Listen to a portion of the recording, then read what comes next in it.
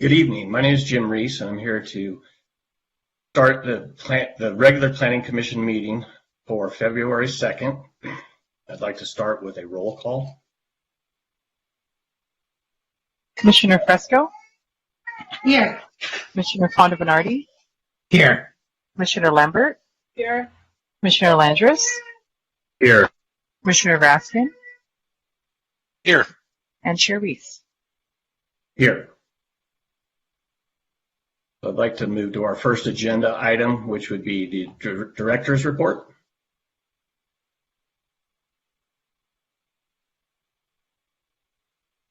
Good evening, Commission. Not a lot of updates since we just met last week, but upcoming on your February 16th agenda, there's a major modification in map for 1124 7th Street, and then also a discussion on SB 9. Council actions, nothing since our last meeting. Upcoming, the mid-year budget is next Tuesday. And then on February 22nd, the Carlthorpe School Appeal, that's a project the Commission heard many months ago. And then Council's having an SB 9 study session. So your conversation on the 16th will lead into the Council study session on the 22nd. And I'm still waiting for comments on the adopted housing element from HCD. That's it for tonight. Happy to answer any questions you have. Great. Commissioners, do we have questions? Commissioner Lambert? Hi, thank you. David, I have heard through the grapevine that the HCD letter will be out next week. Have you heard that? I have not heard that. I don't know if Jing has any intel. I haven't heard anything. All I know is, their deadline is February the 10th. So to the extent that is next week, I would expect that we would get something right, next week. Thank you. We met our deadline, so they should meet theirs, right? Any other questions for the director? Okay, hearing none, I'm going to move on to Planning Commissioner announcements. And I want to start first with a public comment procedure announcement. I want to note that tonight's procedures for public comment, we will be accepting real-time oral public comment by phone for each item. Please check the top of the posted agenda for each phone number to call once the caller queue for each item is open. The caller queue will be open when each item is introduced, and it will close after the first 5 public comments are heard. Written comments received up until noon today have been read by Commission. Comments received after 12 today will be considered part of the public record proceedings, but may not be posted online with the Planning Commissioner's agenda prior to the meeting. Another announcement I have for you is there is a moderator chat function on BlueJeans. That is for technical help only. The moderator, it is not to be used for public comment. Commissioners cannot see this. We cannot interact with the community. It's only in case you have a technical problem for staff. With that, I'd like to know if any commissioners have any announcements. Seeing none and seeing nothing on our consent calendar or study session, no continued items and no administrative items, I'd like to move into the public hearing. 6A, which is the adoption of resolutions recommending to the City Council that the City Council amend the land use and circulation elements of the general plan, the Bergamot area plan, the downtown community plan, and the City of Santa Monica's comprehensive zoning ordinance and the Santa Monica Municipal Code for consistency with the 6th cycle housing element. This one, I think, would like to turn this, let's see where I want to go first. Let's ask, is there any ex parte? I'm not really sure we need ex parte, but let's do it just in case.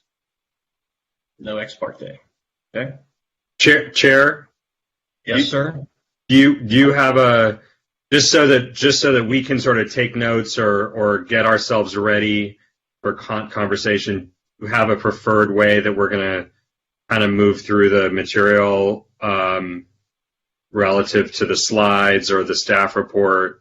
Yeah, Commissioner, I was just about to get into that when we started the staff presentation, but let me ask Commissioner Raskins for if he had a question as well. Oh, just for the sake of transparency, I think we've all had many conversations about this. The public business is not a quasi-judicial action. I don't think we need to get into specifics. Okay, great. All right, so Commission, we have a lot of work in front of us tonight, so we should go through a roadmap of how we want to go through this. And kind of what I would like to do is go through the staff presentation and go through public comment and hold our comments until afterwards as a way to try to move through as expeditious as possible. But I don't want to stifle debate, so if you guys have something, if you have any disagreement with that path forward right now, please let me know. And it's not hard and fast rule that if there are critical issues that you need to ask questions about, we can do that, but I really, really would ask you to limit those. Being no opposition, okay, staff, so I would appreciate if you go through with your presentation. Great. I will get started, and Ross or somebody. Okay. Great. So good evening, Commission. We're very pleased to be back here again to present the first phase of the Red Lines to implement housing element programs. As an overview, I think we just want to be clear that tonight the implementation actions in terms of proposed changes to the zoning code and land use and circulation element, Bergamot Area Plan, Downtown Community Plan, are really related to the programs that are listed on the agenda, as the first phase of the elements. The purpose of this first phase is really to establish that basic foundational framework to implement this new adopted housing element, which is substantially higher arena, than we've ever planned for, and really contemplates a lot of changes in building envelopes, so the height and FAR across the city, and we want to make sure that we are spending the time that is worthy to do that before we delve, in future phases into detailed standards. I bring that up because there's obviously a lot of interest in this process. We've received a lot of public comment throughout this process, and tonight, attached to the agenda and the correspondence, there have been comments on other aspects of the zoning ordinance or plans, that maybe necessarily haven't been raised previously or maybe not directly related to these phase one programs. And I want to assure the Commission that those comments are noted. They will not be lost, that they will be reviewed in due time, but given the speed at which we must be moving, we really need to divide these and stay focused on the purpose of this first phase, which again is that big picture establishing of the framework. So tonight we will provide a presentation here with an overview of how each of these phase one programs are being implemented. We're not going through each of these page by page in terms of the red line. It's really kind of a summary of the changes, just so the Commission understands what the changes are doing. And then ultimately, we are looking for your feedback and recommendation to the City Council, and whether staff was able to be responsive to the direction that the Planning Commission has given previously. Next slide, please. So the presentation tonight includes, as you heard me say, the zoning changes. There are also a handful of other clarifying amendments that were related, and these are really just clerical, non-substantive revisions in terms of the R1. I think we have discussed those back in September when we first presented these. This is not at all a revision or a revisiting of R1 standards. These are simply things that we have seen in implementation, things that were really, really not clear and have caused problems in terms of plan review. And the other one is has to do with very specific council direction on home sharing and accessory structure requirements. So that was a Council 13 item direction, and we are bringing that forward at this time as well. Next slide. Next couple slides really walk through, you can see tonight, this is what we will be talking through. We have a deadline in our adopted housing element of March 31 to be implementing these programs. I won't read through all of them. You can see them right there on the screen, and they're in the report and published on the agenda. Next slide. And then phase 2 includes, I guess, what I'll call some of these more specialized programs. For example, the moderate income housing overlay, the housing on community assembly sites, and things like that, that are kind of programs unto themselves that are in that April to July timeframe. You'll see there the AHPP, the second part of the AHPP actually is a little bit ahead of the endpoint of this phase 2. So next slide, I think we can show you kind of how the schedule might pan out. There's the phase 2 deadline is June 30th, 2022. That is related to the AHPP, and that is unique only to the AHPP.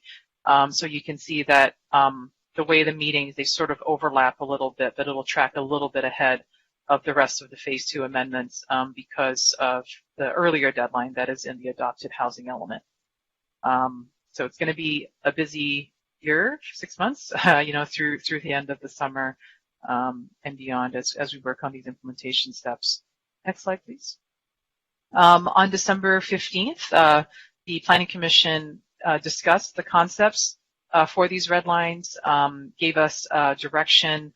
During that meeting, there was also requests for additional analyses in a variety of ways. So we kind of looked at all of the different ideas and requests for analyses and kind of consolidated them, based on what the comments were into 4 additional analyses that HRNA has conducted, and those are attached to this report.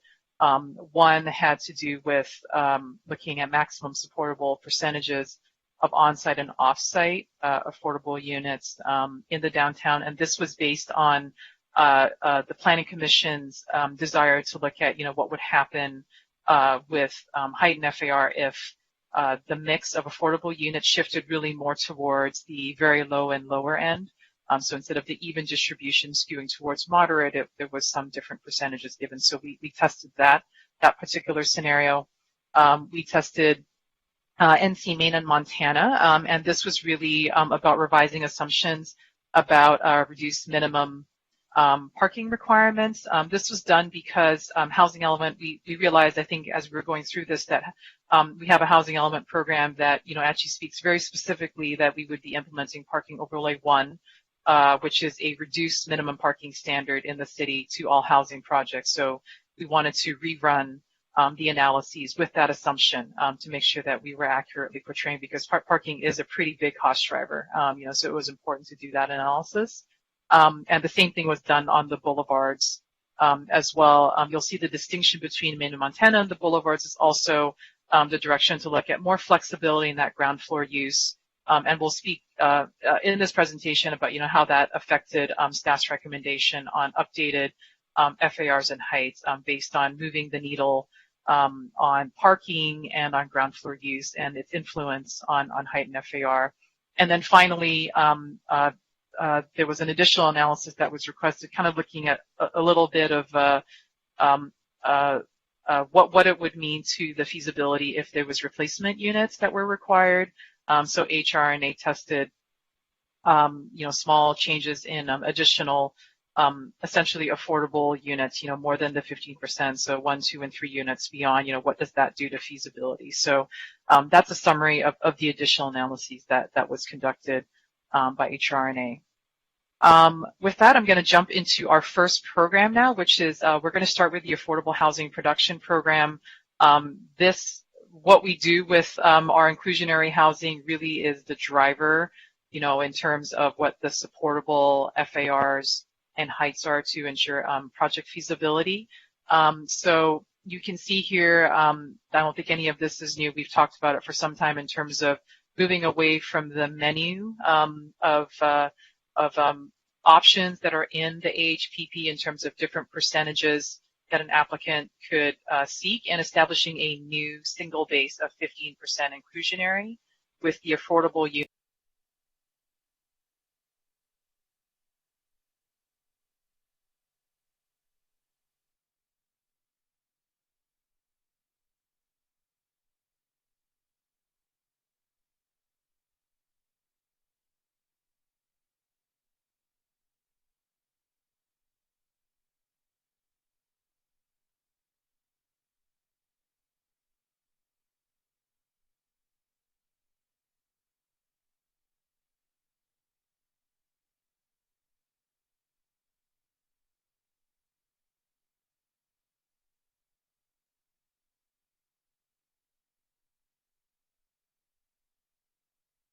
Danielian and HRNA had done on the R1, R2 analysis, finding that, 6 units is really the minimum necessary to support an on-site unit. So that made sense to increase that. And I think the commission had talked previously about, potentially getting more units as well, because what we're seeing is people are building just below us. We're getting 3 unit projects, and now, you may get 5, but it's at least a couple more units.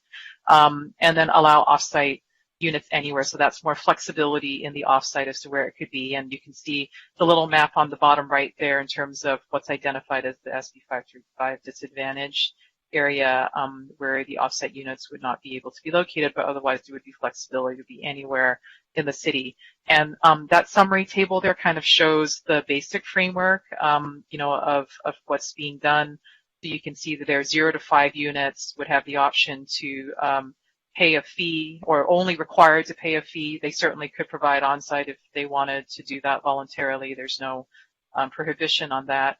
For projects of 6 to 19 units is when the on-site requirement would trigger, but the difference there is that instead of even distribution, there would be the choice there to be just, anything up to 80% AMI. So they could, for example, choose just one affordability level. And then for projects of 20 plus units is where, you'd be required to provide the units and then have the even distribution as well. So that is the basic proposed framework for the AHPP now. Next slide. Moving into just the DCP, and this is the DCP is kind of very unique affordable housing requirements that are just different than the rest of the city, primarily because there's still going to be tiers proposed going forward. And so the biggest change here is eliminating, this is really for tier 2 and tier 3, that sliding scale affordable housing relative to height scale that was adopted with the DCP. So now it will kind of normalize, just like the rest of the city, based on the inclusionary requirements. So, we had done that testing before in terms of what's the height and FAR necessary to support different percentages. So here in the DCP will also be the base 15%. And then I'll get to that table in a moment. And then the same flexibility in offsite. Next slide. You'll see here what the Planning Commission's direction was in terms of the baseline percentage. So you'll see in that first row, tier 1, tier 2, tier 3, it goes up in increments of 5%, 15, 20, and 25. And then the shifting of how that is distributed. So in terms of the 15%, for example, it's 10% very low, 5% low, 0% moderate, 20% is 10% very low, 5% low, 5% moderate, and then 25% is 10% very low, 10% low, and 5% moderate. So that is the updated analyses that were tested.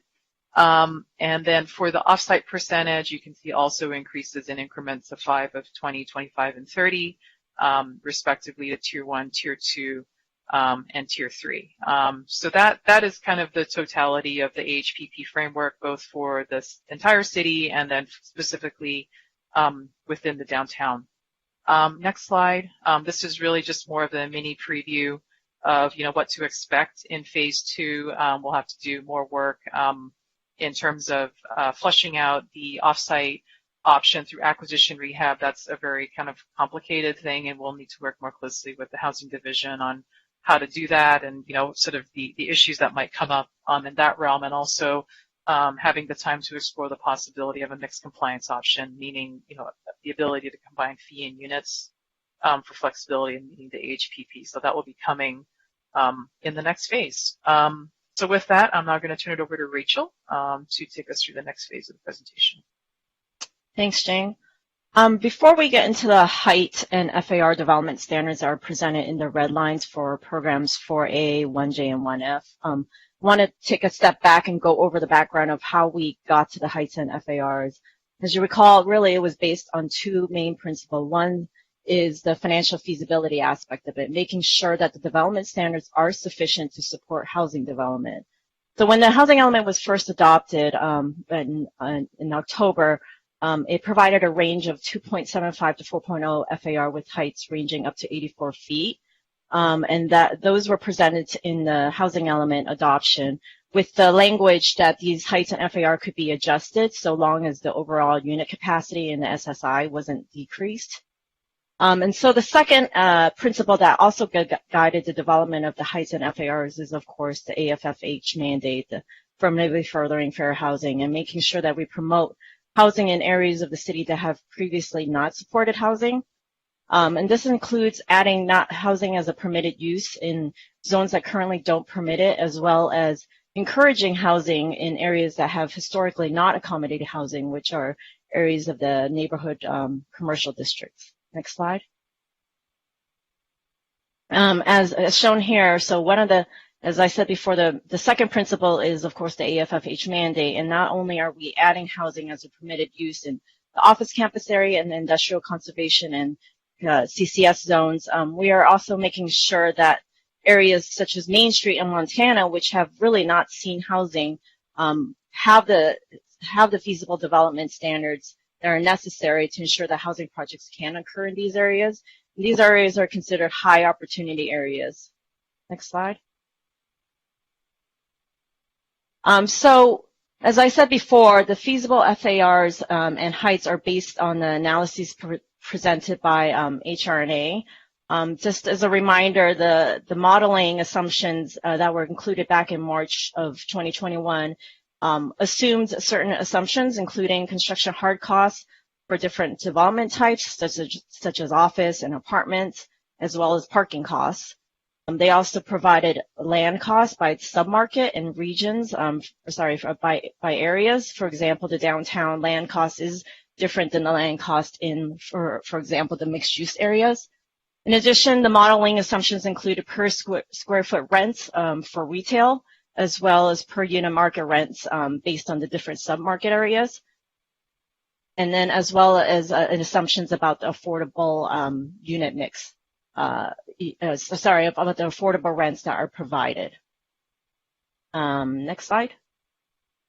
Sorry, can you go back to the current slide, Ross?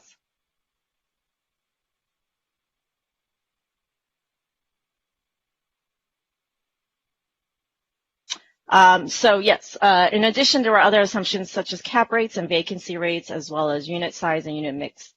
And so the first analysis was done back in June 2021, and that really assumed, our current parking requirements, assuming citywide parking rates, which are actually higher than what we're proposing, which is the parking overlay 1 rates. So in the most recent analysis, we assumed parking overlay 1 rates, as well as a different kind of assumption for ground floor usage. Back in June 2021, we had assumed all commercial on the ground floor.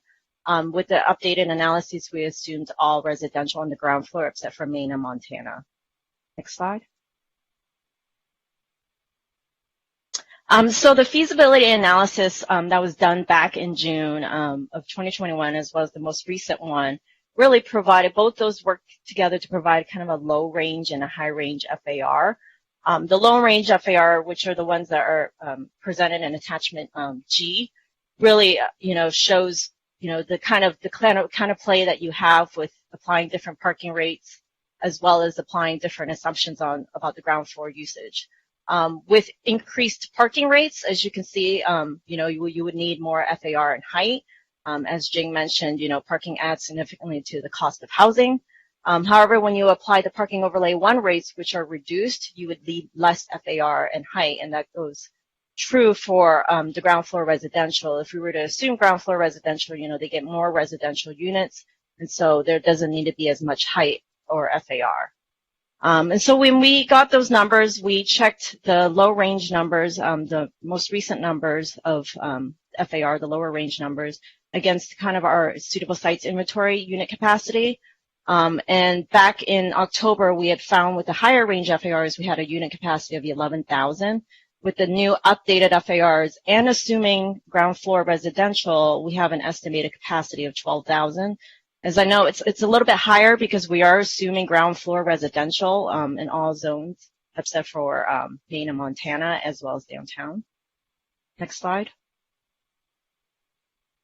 So with kind of those two feasibility analysis in mind, we looked at, adjusting those based on really two steps, a methodology. First is identifying a midpoint FAR between the low and the high range. We did this because we can't assume that every SSI site will develop with all residential. We also can't assume that they're going to develop with all commercial. You know, there's going to be some sites that develop with residential and some that develop with commercial. And so we figured that the midpoint would be kind of a good basis to start. And then after we did that midpoint FAR, we established a midpoint FAR. We looked at these midpoints and looked at it with respect to, you know, the AFFH lens, you know, making sure that the new, that the FARs, you know, really move towards ensuring new housing choices and affordability in high opportunity areas. This includes areas, you know, such as Maine and Montana, and making sure that we're not concentrating height and FAR in the areas that have higher rates of poverty and an environmental unhealthy neighborhood. Next slide. So this table kind of illustrates where we started. The first column shows the original FARs and heights that were done back in October that are provided in the housing element. The second shows, you know, the most recent analysis, assuming all ground floor residential, as well as, you know, the lowered parking rates. And as I said before, there's the step one, which is really the midpoint, and you can see, you know, the 2.38, 2.13 numbers, which is really a midpoint between the high and the low range. And then the step two is that we reviewed all these FARs through the lens of AFFH, looking to make sure that we are not, you know, that we are providing increased housing as necessary for, or increased FAR as necessary in areas where we really want to promote housing. Take, for example, Montana, you know, we started off with the 2.25. The revised analysis showed a low range of 1.75. The midpoint was 2. And then we landed at 2.25 because we did want to encourage, you know, more housing in that area just to give it more flexibility. So that's where we landed at with the 2.25. Next slide. So this map shows kind of staff's recommended FARs and heights. The darker green shows the higher heights and FARs, whereas the lighter green areas show like the lower FAR and heights. Next slide. Similarly, this shows the DCP in the BAP area. As you could see, you know, the DCP, you know, the higher heights and FARs are largely concentrated in the core and in the transit adjacent zones, and NV, which is consistent with the DCP. And then within the BAP, you know, we have the 2.75, which is a slightly higher FAR per Planning Commission's direction back in December, that we increased the FAR at BTV to 2.75, and so you'll see this kind of slight variation here. Next slide. In summary, you know, as I said before, Planning Commission had directed us back in December to increase the height in FAR in the Bergamot Transit Village to 2.75 FAR and the height of 65 feet. We've done that with the 2.75 FAR and the height of 60 feet. And then TCE also directed us to decrease the height in FAR on Main Street on Montana, as well as increase the height in FAR in the IC. Staff does not recommend decreasing the height or FAR on Main Street or increasing it within the IC due to inconsistency with the housing element and AFFH concerns. As we've indicated before, the housing element was adopted with an action to promote housing choice in high opportunity areas such as Main Street. Next slide. So this table is basically what you have seen in your attachment to the staff report. It goes through the existing Tier 1 and Tier 2 FARs, as well as the FAR and heights that were provided back in June 2021, and the green represents the most recent, you know, the low range FARs, and then the last column shows the staff recommended FARs, which is basically a midpoint between the two analyses. Next slide. And this is the Bergamot Area Plan heights and FARs. As I said before, per Planning Commission's direction, the 2.75 reflects, you know, the Commission's direction that the BTV have a slightly increased FAR and height. Next slide. And the DCP really hasn't changed at all. The only change that we made was adjusting the height upwards to 60 feet to kind of reflect the same height that was provided in the mixed-use boulevard zone for a 2.75 FAR. Next slide. And with that, I'm going to hand this over to Ross, who's going to go over the specific kind of development standards that are being proposed. Thanks, Rachel. So now that we kind of covered the FAR and height increases, we wanted to kind of give a summary of various development standard revisions that we are proposing to incentivize housing and to remove barriers to these types of projects. So the first was to define what we are considering a housing project. Planning Commission gave direction that they thought it was very important to be consistent with the HAA definition of a housing project. So this would be specifically the non-residential uses not exceeding 33%. So the proposed amendments reflect that and mimic the HAA definition, as you can see on the right-hand side, that the new housing project definition would be anything consisting of the following: all residential units, mixed-use developments consisting of no more than 33% of non-residential uses of the square footage, and transitional and supportive housing. And the really important reason why we felt it was necessary to establish a definition of housing projects within the zoning code was so that we could know, so the developers would know which projects were getting to take advantage of those new FAR and heights that Rachel just mentioned. The second part was requiring specific requirements for multi-unit dwelling projects. So we specifically are using the term multi-unit dwelling project instead of housing projects to make sure it captures all types of residential. So not just the HAA compliant housing projects, but maybe a project that is 50% residential and 50% commercial, or even our R2 projects. And a lot of these requirements came out of what was already required through our Tier 2 standards. So this would be unit mix, which I will go into a little bit more detail in the next slide, augmented TDM requirements, and a brand new requirement of an air quality assessment. So these would be for projects within certain distances of the I-10 freeway.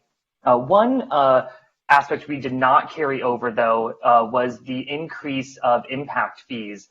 So traditionally, the Tier 2 requirements did an increase of 14% on the project that is above the Tier 1 standards. But as the citywide is getting rid of the tiers, we will just be applying the base impact fees to these projects until future feasibility analysis can be conducted to see if those fees would be appropriate to be increased. As far as unit mix, as I mentioned, we heard from Planning Commission back in December that they recommended that maybe unit mix should only apply to 100% affordable housing projects, both citywide and in the DCP. There was an additional layer in the citywide projects that maybe it should only be within areas of desirable amenities such as schools and libraries. Staff, however, is not recommending completely eliminating the unit mix except for 100% affordable, because we feel like it is important to still keep a high inventory of these larger family-sized units through all projects that are being developed. And instead, we are recommending a reduced requirement, so not an elimination. Citywide, as I mentioned, it would be a reduced requirement, and it would only be for projects for 50 or more units. And you can see in that top table, the new reduced percentages would be 5% for 3 bedrooms, which currently we would require 15, 10% for 2 bedrooms, we currently require 20, and we are retaining the 15% limit for studios. As far as downtown, the bottom table is only for Tier 2 and Tier 3 projects. So if you are a Tier 1 project, you would comply with the citywide requirement. So, though, however, if you go after the Tier 2 and Tier 3 standards, it is a similar reduction, if you will, but still a little bit higher number. So it's 10% instead of the 5 for 3 bedrooms, 15 for 2 bedrooms, but we are retaining the studios at 15%. And then there are provisions to ensure that the affordable units kind of match a similar breakdown of unit mix. The next topic is in regards to restrictions on ground floor residential and the requirements for active ground floor design and use. The Planning Commission was very supportive of eliminating the requirement for commercial pretty much citywide, except for within certain places within the downtown, specifically within the Bayside Conservation Zone. So that would be the Promenade, 2nd Street, and 4th Street. And there was direction to review the appropriateness of maybe retaining commercial at certain specific corners within the downtown. So the proposed amendments citywide did remove the requirement for ground floor commercial, except for on Main Street and Montana Avenue. And then in the downtown, we are proposing to still encourage pedestrian activity, specifically on the edges and within the core of the downtown. So this would be in the OT, WT, LT, and BC zones, which there's a map in the next slide that will illustrate this a little bit better. And then we reviewed allowing more ground floor residential in the NV and TA zones, except for in very specific locations on the corner. So this next slide, this map kind of illustrates all that wording a little bit better. So the area that's kind of shaded in red would still require ground floor commercial. So as you can see, those are along the edges, along Wilshire, along Lincoln, within the Promenade, 4th Street, 2nd Street, and along Ocean Avenue.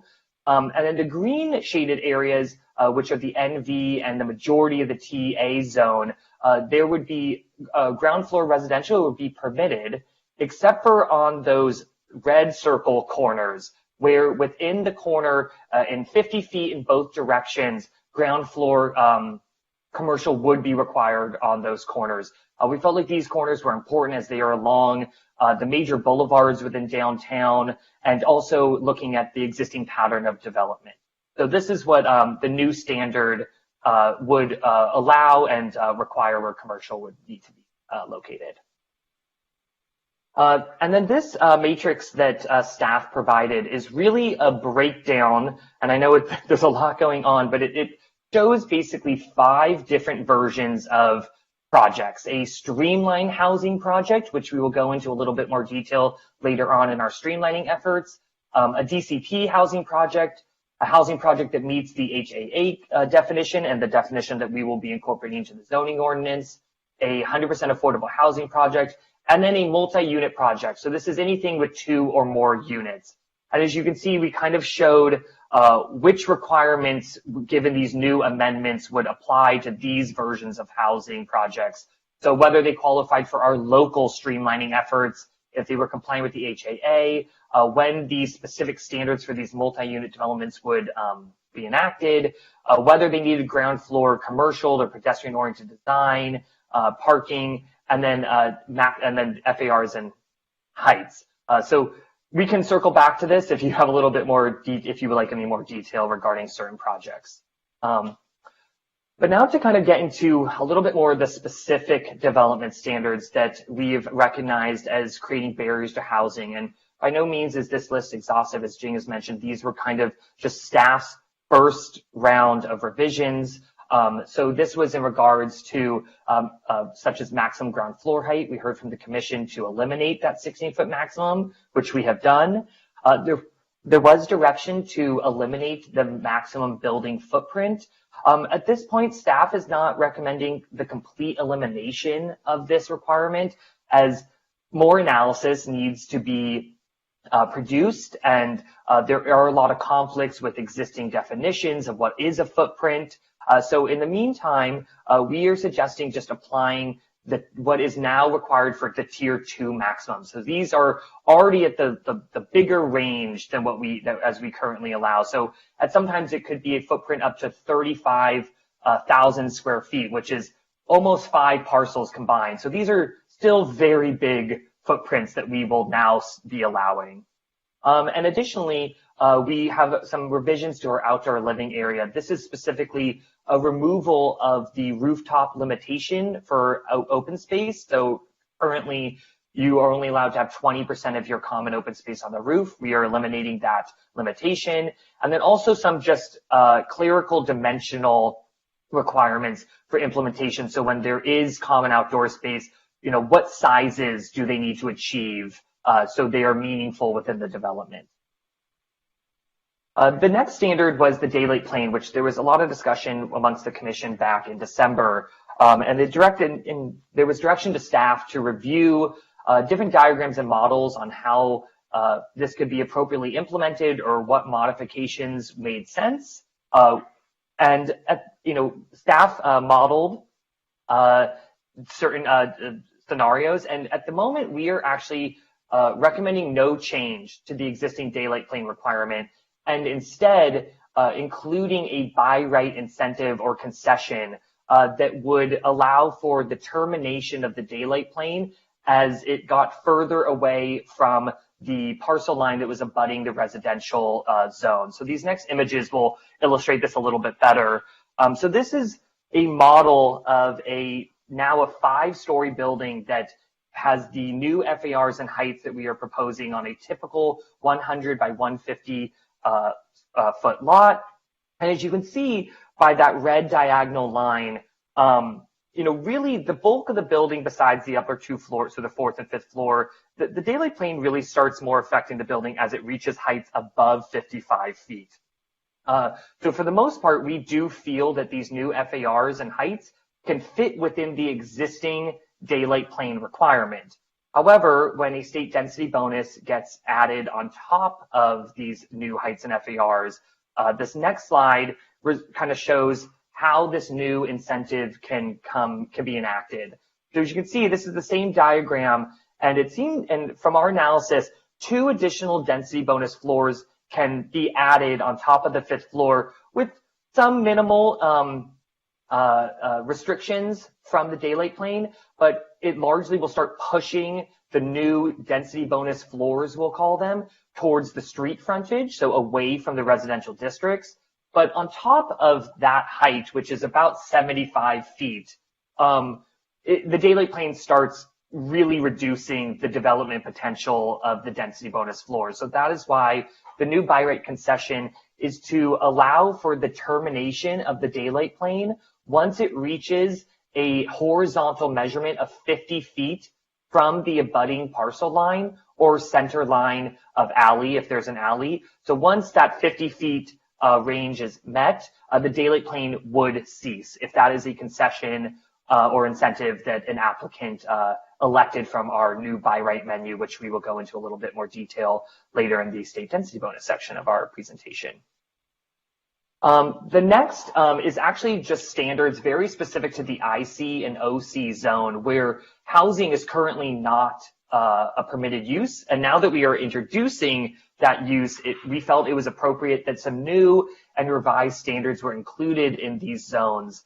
So this was the removal of the maximum ground floor height to be consistent with the removal in all of our other zones.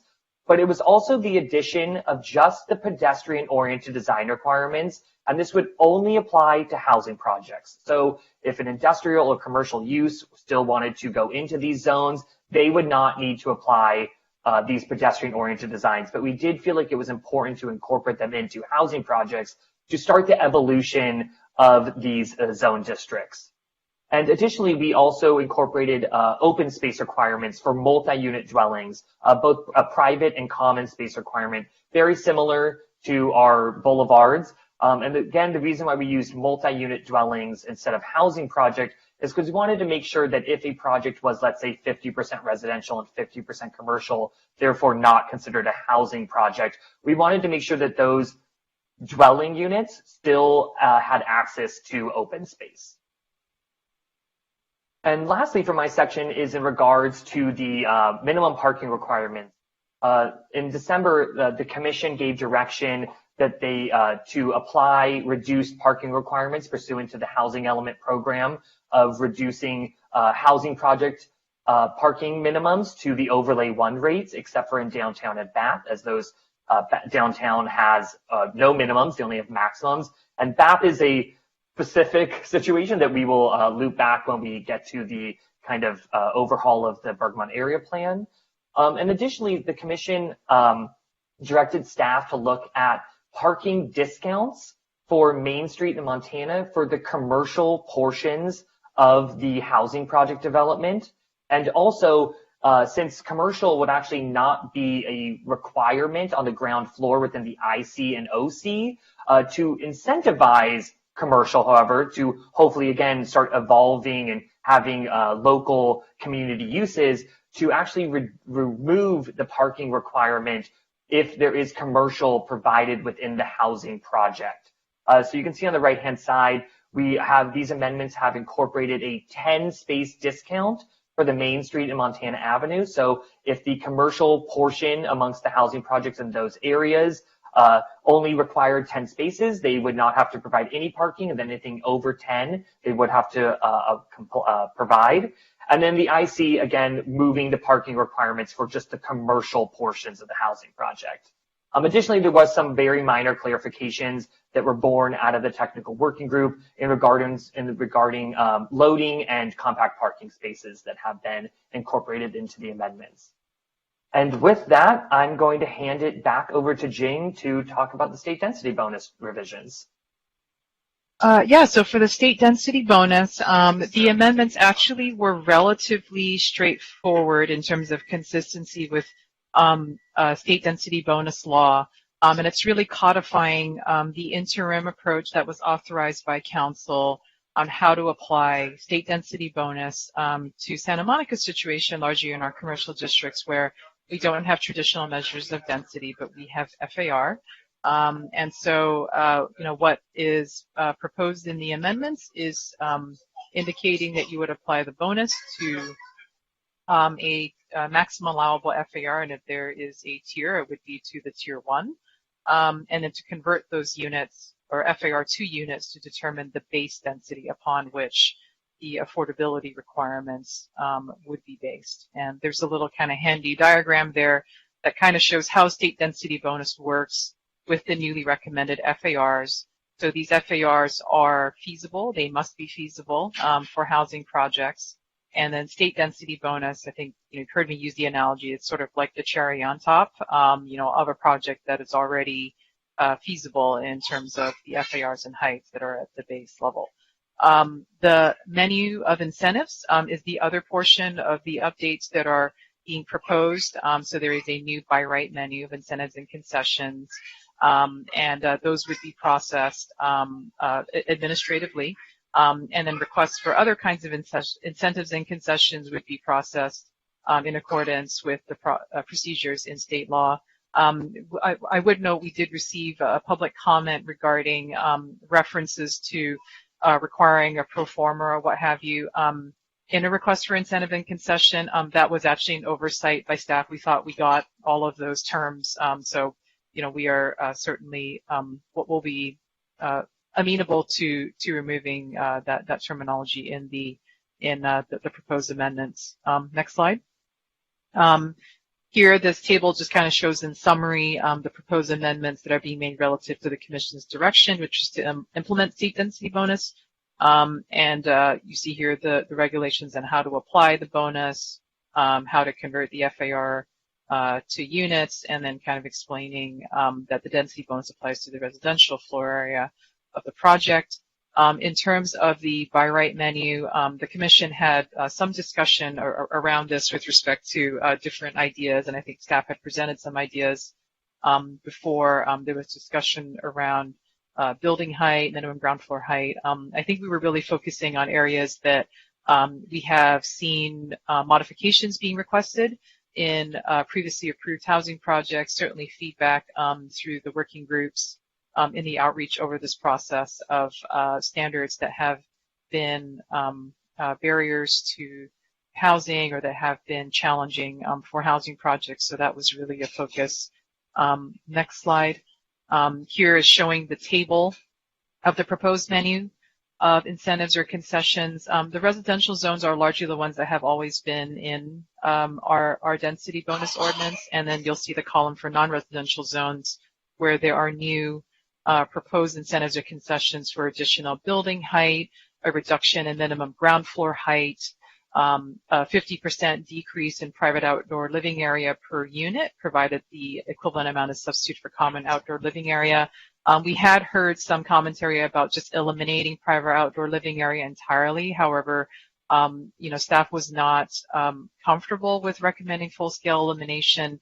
There have been prior discussions, from Planning Commission and City Council regarding quality of life in units, accessibility to outdoor space for each unit. So we felt that was a very important principle to continue. A 5% decrease in unit mix requirements for the market rate units. So this would be on top of the already proposed reduction in unit mix requirements for multiple unit dwelling projects. There'd be a 10% decrease in the residential parking requirement and long-term residential bicycle parking, so that's pretty self-explanatory. And then, as you heard Ross mention, in lieu of modifying the daylight plane standard, allowing that as an incentive or concession to terminate the daylight plane requirement beyond 50 feet measured horizontally from the parcel line abutting the residential zone or center line of the alley. And this was after analyzing this with assistance from John Kaliski and Associates as to, whether a bonus could be accommodated within the existing daylight plane standard, and then, if it went beyond that, it certainly looked like it would start to cut in. So that's where that proposal came from. With that, I'm going to turn it over to Steve to close out the presentation on streamlining. Great, thanks, Jean. So Program 1A is to allow for by right approvals for housing projects. And this program intends to provide certainty for housing providers by allowing a ministerial approval process. This would be for our 100% affordable housing projects, code-compliant housing projects, even those granted modifications or waivers for the zoning code, code-compliant downtown projects, also with granted modifications that do not exceed Tier 2 maximums, and these projects would still be subject to some form of design review. We are also proposing to establish a new streamlined housing project definition for housing projects to qualify for the streamlined process. It's an extra incentive to include a higher percentage of housing in a project where the non-residential uses do not exceed 25% of the total floor area, and that's compared to the 33% provided in our new housing project definition. And this 25% is consistent with prior council direction for housing projects. How these allowances are also available currently through our interim zoning ordinance that was recently extended by City Council on January 5th. And this is to allow us to make this IZO and its processing thresholds permanent as part of the zoning code. And to also to note that City Council did make one revision to the IZO the other week, and that was to exclude housing projects on sites greater than 1 acre in size, meaning those projects would go through discretionary review. The proposal would also incorporate the streamlining changes made in the DCP back in August 2020, which revised the review process for Tier 3 housing projects from a development agreement to a development review permit, providing even greater certainty in the review of our larger housing projects in the downtown area. Next slide. So this slide is to provide some context of streamlining as well as state law. SB 330 and SB 8, as we know, limits the total number of hearings and includes modifications to the Permit Streamlining Act timeframes to process applications. The city would also would be subject to SB 35 streamlining if the city does not meet its above moderate RHNA or also the lower income RHNA by the reporting periods as established by the state. So these are parts of the state law that we will need to be aware of and keep our eye on. Next slide. So here's the list of sites in the city that are over 1 acre in size, not including city-owned sites, and this is really for reference. And these are sites per the SSI. We can surely come back to the slide if we need to. Next slide. So back to this, the new streamlined housing project definition would include any project with residential units only. It would include mixed-use projects with non-residential uses not to exceed 25% of the total floor area, and also limited to the first 2 floors of buildings greater than 2 stories in height, and also transitional and supportive housing. Next slide. So the proposed amendments would make the IZO permanent. It would also maintain the community meeting held prior to the application filing as it currently exists. And it would also remove the unnecessary deed restriction requirement that is duplicative Chapter 6.22, which is the residential leasing requirement. So this is more of a cleanup item. And I've already mentioned the last two bullets on this list. Next slide. So moving on to Program 1B, which is to streamline the ARB process for housing projects. This would allow for smaller housing projects up to 10,000 square feet to be reviewed by at the staff level. HRNA analyses do show a minimum of 6 units necessary to support on-site affordable with projects roughly 10,000 square feet in size. So this threshold, as recommended by the commission, makes sense. And the board review will have board review for larger projects that would happen concurrently with the entitlement review process instead of after the project is approved by the Planning Commission, as we are accustomed to. So these concepts were discussed with the Planning Commission back in October. For development review permit applications, it would involve a single formal review by the ARB that would happen prior to the Planning Commission's consideration of the project. And this would allow for a more streamlined and predictable process. For AA applications, ARB review would be concurrent with AA review, but with a decision issued prior to that AA approval. This way we can front load the design review and also allow the ARB and the public an opportunity early on in the process to provide input where design changes can be incorporated and of course checked for zoning compliance as part of that AA approval. Next slide. So the number of hearings would still remain consistent with state laws, such as SB 330. And also as an updated proposal, we would retain the existing appeal procedure to allow for ARB appeals to go to the Planning Commission. And also to note, as the city becomes subject to that SB 335, the appeal process will then need to be reevaluated at such time for its appropriateness.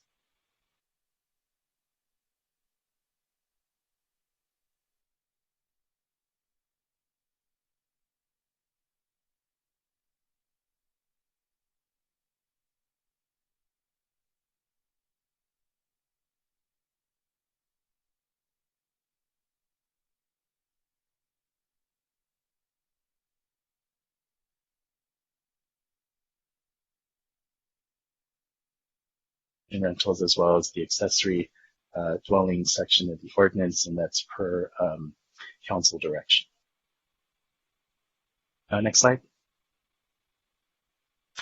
So this brings us to our recommendation. So we are recommending that the Planning Commission adopt the following resolutions, recommending that the City Council adopt resolutions for the LUCE for consistencies and goals and policies, consistent with the programs of the housing element, to amend the DCP, the Downtown Community Plan for consistency, also with the goals, policies, and programs, amending the Bergamot Area Plan for consistency with those goals, policies, and programs, and also amending the text of the zoning ordinance, as we have talked about through our presentation, as well as the clarifications and corrections to the R1 and the accessory structure standards.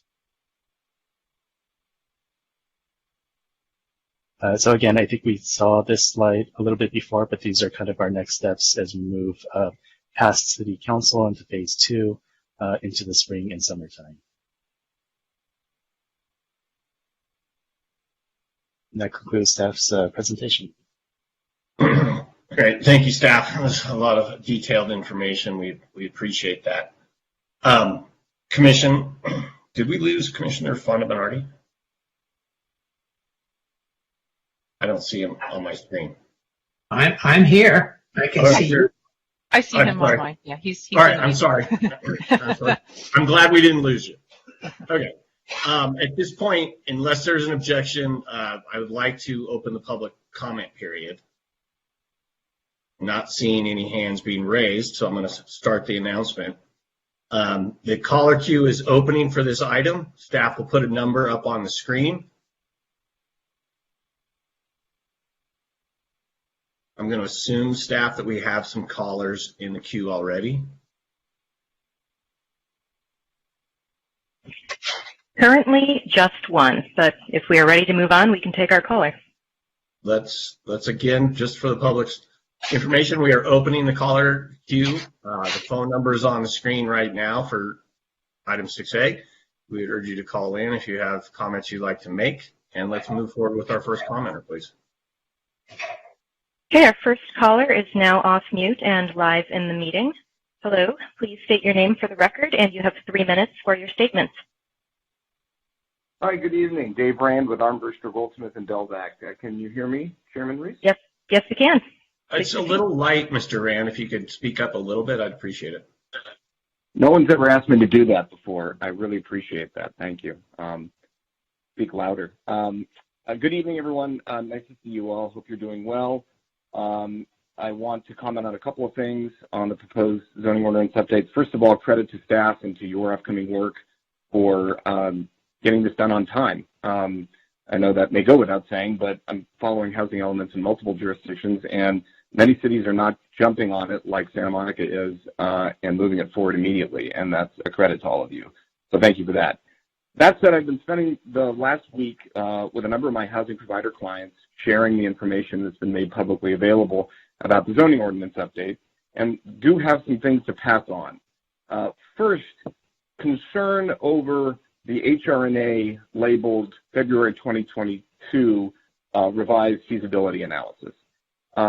I hope this isn't what I'm fearing it may be, which is a downzoning of the upzoning. This looks to me like a justification for reducing FARs that is frankly a significant stretch. In the Housing Element Production Working Group, we talked about reducing parking requirements and liberalizing ground floor uses to allow residential on the ground floor as helpful means of housing production and of cost savings. There's no debating that.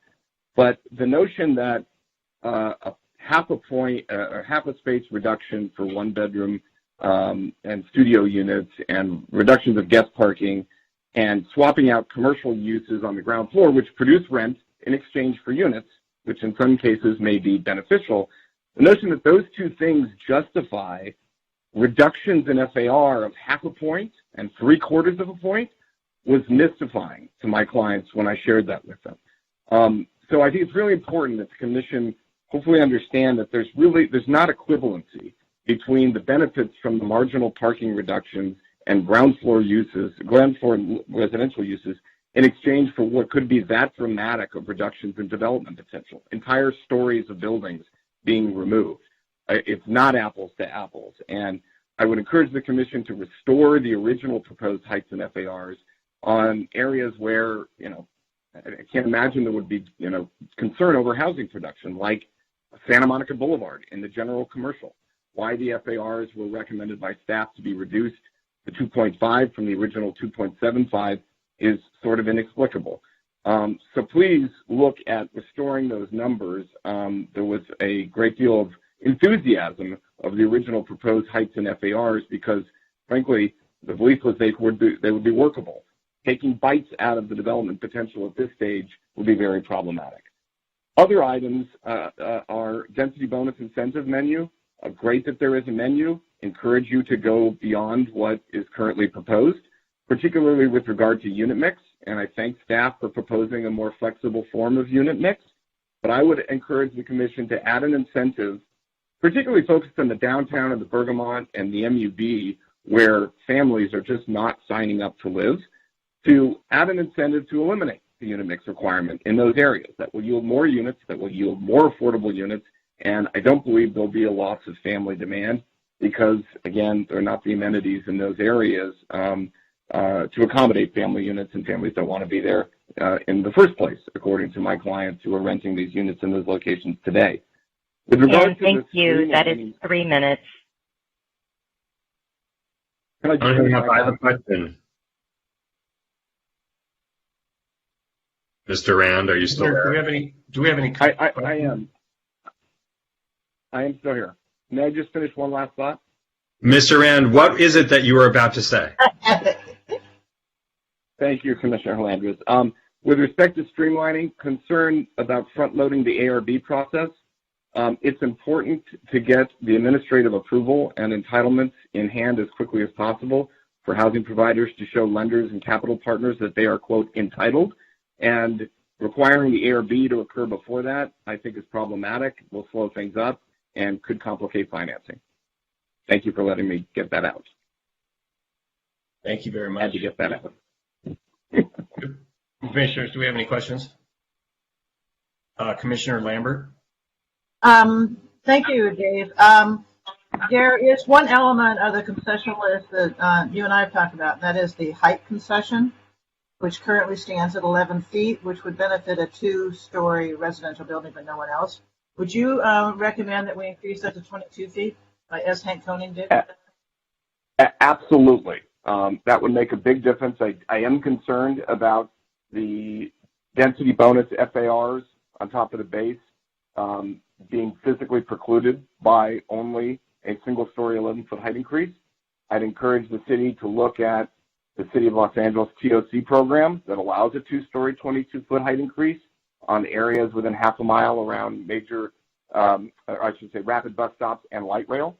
And given that I believe most of Santa Monica and most of the areas you're looking at producing these units would qualify for that level of transit proximity, I absolutely would encourage a 2-story 22-foot on-menu incentive in lieu of the single-story. Okay, I have one final question. What would you recommend from the standpoint of exemptions from these zone changes? I'm sorry, Commissioner, I don't follow. Exemptions from... What projects do you believe should be exempt from these zone changes, specifically pipeline, application submissions, et cetera? What would be your recommendation in that regard? Oh, I thank you. You're speaking to applicability. I think it would be very important to have a very clear statement that all of these changes are not necessarily applicable to approved projects and projects that have pending applications on file or that have filed SB 330 preliminary vesting applications. I think a clear statement up front that, any of those projects could voluntarily opt in to the new regime if the applicant deemed it appropriate. But I think it is important to have a clear applicability provision that does protect those projects that have been, where investments have been made and that have been proceeding and resources have been expended in reliance on prior rules and regulations. Thanks very much. I have another question. Commissioner Landers, go ahead. Thanks. Mr. Rand, I know you are speaking as a former member of the production working group and as a and because you have a number of clients with housing project interests in Santa Monica, I'm wondering if you're willing to put on your housing partnership hat for a minute. Sure. Is that your question? Yeah, that's part one. And if you're willing, then we have, when you look at these red lines, obviously we want the affordable housing, we want the zoning for the affordable housing to, particularly the development standards, to pencil. There's a blanket exception that's up front that in the draft ordinance to sort of exempt the affordable housing on the city-owned lots, but it doesn't necessarily exempt 100% affordable on the non-city-owned lots, as far as I can tell. As you read these red lines, is there anything that jumps out at you as potentially hindering financing of affordable housing projects because of rules that are limited, that are unnecessarily limiting? I don't think so. I mean, this city, the staff, all of you, does an incredible job of protecting 100% affordable housing projects. I mean, truly, there is no city I know of that operates as forward-thinking as Santa Monica does when it comes to 100% affordable housing. One concern that I did see, and I know was shared by some of the affordable providers, is the moderate affordable requirements for off-site, since TCAC tax credit finance projects can't accommodate moderate income units, but it looks like that has been resolved from the latest red lines, and that the off-site requirements for off-site projects would now only have to be at 80% or lower. I hope I'm right about that. If for some reason I'm not, and there's still a moderate income requirement, that would definitely be something to fix. But I'm sure the staff is all over that, and that to the extent that problem was raised, it was definitely addressed. So I really can't think of anything, Commissioner. Okay, that's great. In Mr. Koenig's letter, he referenced a missing reference to 30% housing on one of the many pages of the many copies of that letter we received, and I don't know where it is, and I'm planning to ask staff about it. But it's good to hear from you that you don't see any big red flags, so thank you. Mr. Rand, hold on a minute. Commissioner Lambert has another question for you. You're on mute. You're on mute, Leslie. Sorry. Extremely low income, 30% is not part of the state density bonus program, is it? It is not. But the definition of very low income units cross-referenced in the state density bonus law, the cross-reference to the health and safety code, does include deeper affordability levels. So a very low income unit would include a 30% AMI, extremely low income unit under the state DBL definitions. So, but you're right, Commissioner. It's not one of the percentages keyed to the density bonus. You're not required. You're not required to include extremely low. Correct. That's correct. Okay. Thank you. Okay, I think those are all of our questions for the commenter. So we'll thank you very much, and we'll ask for our next commenter. Okay, our next caller is now off mute. Hello, welcome into the meeting. Please state your name clearly, and you have 3 minutes for your statement.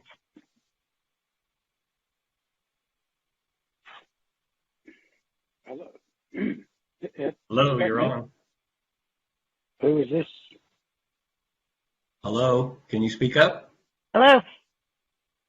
You're live in the meeting. It's time to begin your statement.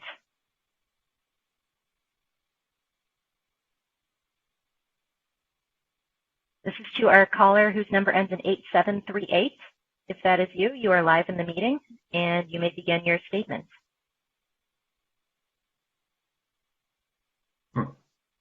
Why don't we put that call? It sounded a little like Mr. Koenig.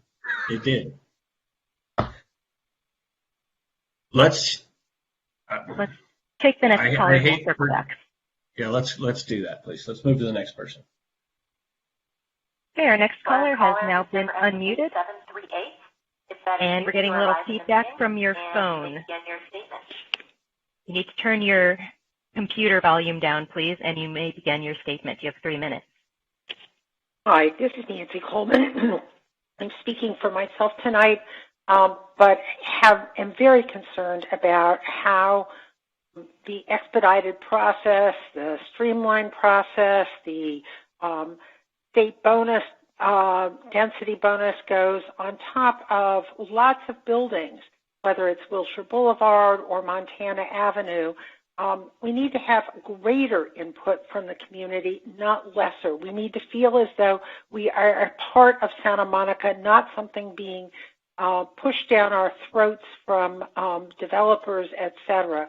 So I will ask you, please, to look at the streamlining to actually see whether or not we need to include Tier 2 in streamlining, and Tier 1 needs to not be, Tier 2 needs not be have reduced fees, but have accelerated fees.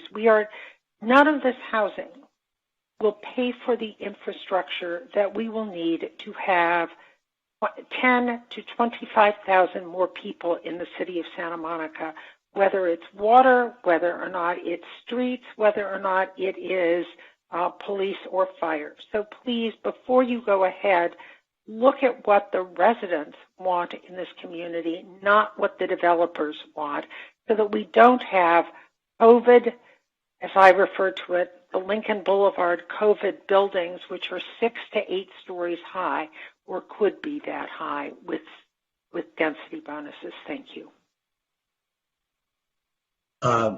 Speaker, we have one question for you, Commissioner Raskin. Okay. Nancy, thanks so much, and apologies for putting you on the spot. I'm just curious for ARB streamlining, if there's if there are any properties you would exempt from that based on size.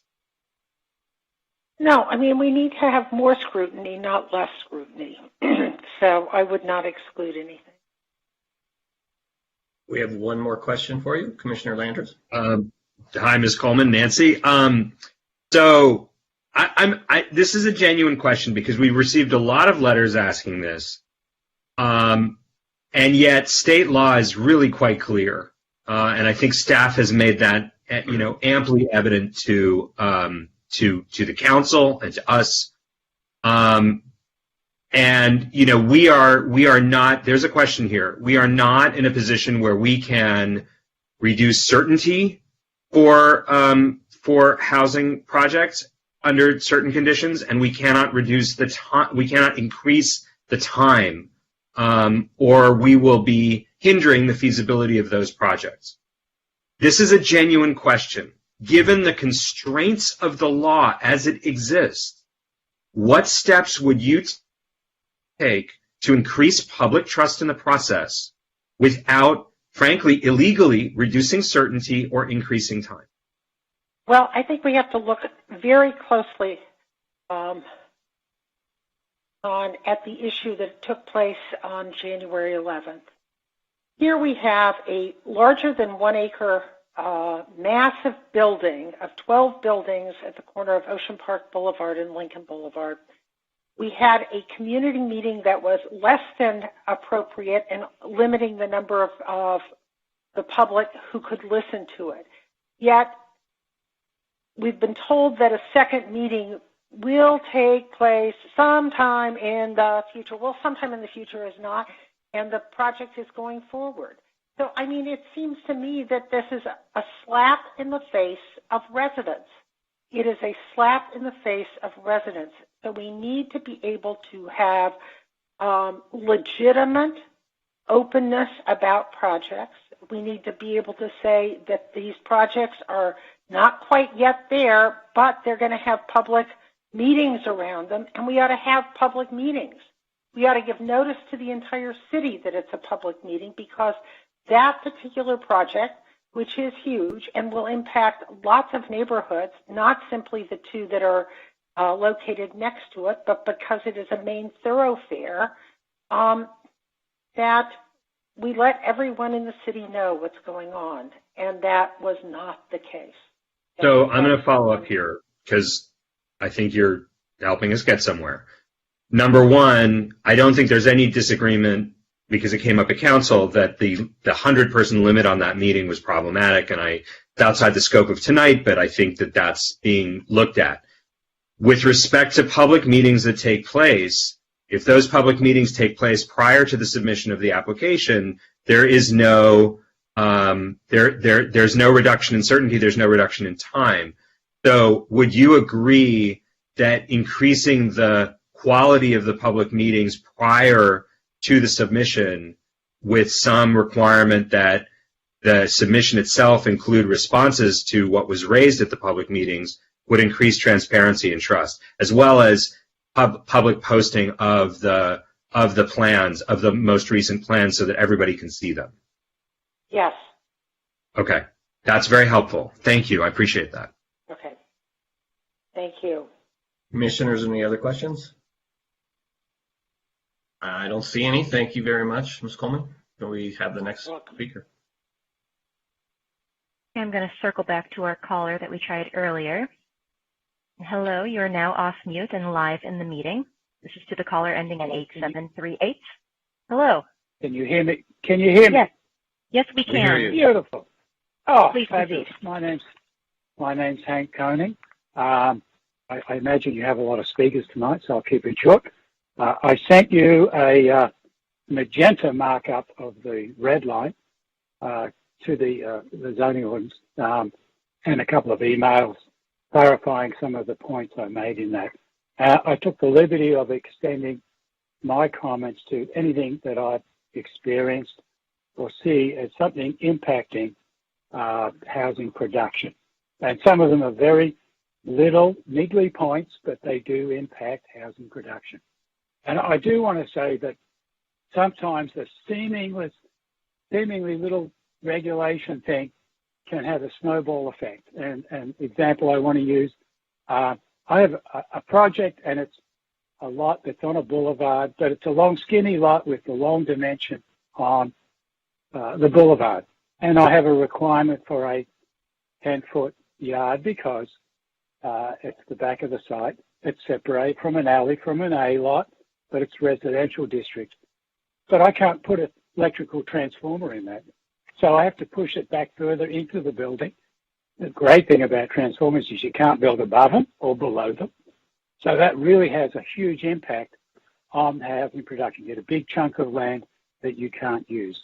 You can't realize the housing potential. So I just want to say, look, unintended consequences are very difficult to completely avoid, but we should do our best to minimize that. And I'll leave it at that and answer any questions you may have. But I do want to thank Commissioner Landris for sending or including in the package those wonderful articles about happy cities. So thank you. Okay, well, Mr. Koenig, I believe we have at least one question for you. So from the happy author himself, John Landris. Not the author, Patty Rios, author. I know. No,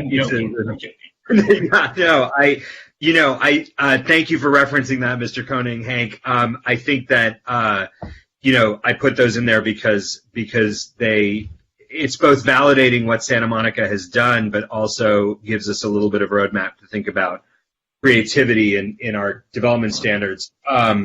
I have a couple of questions for you about what you wrote, and I will, your colleagues so helpfully included multiple copies of what you wrote. So we have a 375-page public comment packet. I would say 307 pages of which you produced. All right. So I would like to ask you about the relationship to feasibility on a couple of items. One is you heard the staff's presentation on the daylight plane. You offered an alternative approach to the daylight plane, and I was wondering if you could explain that a little bit in a little bit greater detail. Yeah. First of all, I want to say it was a great presentation by staff, and I think they're moving in a very positive direction.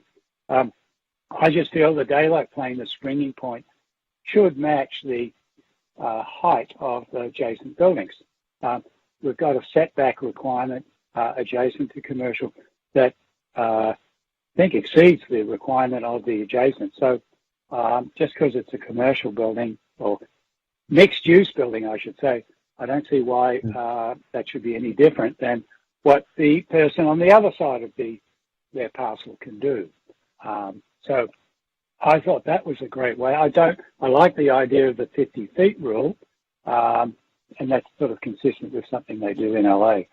So if you're next to an R2 lot, that may be a different daylight plane springing point than an R3 lot or an R4 lot. Okay. Could I ask answer your question? Yeah, it does. Thank you. Could I ask you then to expand on your comments related to parcel consolidation and also building footprint and how that impacts the feasibility of projects? Well, I can't remember the numbers. You had a limit on the parcel consolidation. I think 15,000. 15,000. Yeah. If you look at the layout of the boulevards, for instance, they're typically 150 feet by 150 feet. There's a depth of a lot, and it's 3 lots, right, to the alley. So if you limit it to that, you're going to have one lot that's 50 foot wide. Basically, very difficult to develop as a mixed-use project. The parking is very difficult to do. I wish the study that was done by John Kaliski looked at that stuff, how you do parking. He's got 2 levels. I suspect that 3 levels maybe, even with the reduced parking requirements, because you've got a huge amount of bike parking to accommodate and a lot of mechanical stuff that goes in there, okay? So So I don't know what you do with that remaining 50-foot lot. I guess you're going to have just existing buildings sit there. So that's a bit of a challenge that way. And also in John's study, they've done an ideal lot. It's flat, okay? And so he's got a height limit and he's got 14-foot height on the ground floor. But if you've got a downward sloping lot, now all of a sudden my average natural grade drops down. And now I can't get that 14-foot ground floor. But I need 14-foot clear for the loading, so I can't accommodate that in a 14-foot ground floor.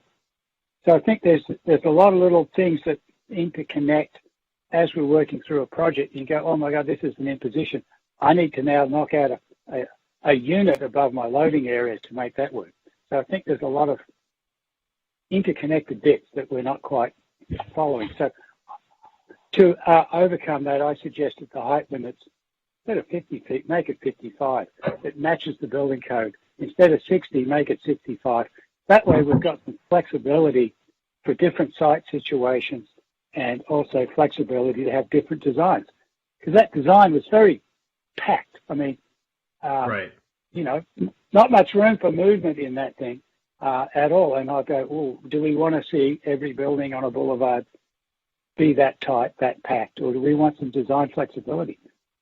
So you answered my last question before I got to it, so I appreciate that. But my third question, which is now, well, I wanted to hear you mention the footprint issue because you made some references, you made some suggestions that the maximum footprint would actually hinder unit production in some of our larger projects. But then the other thing I wanted to ask you to comment more about were these slope issues.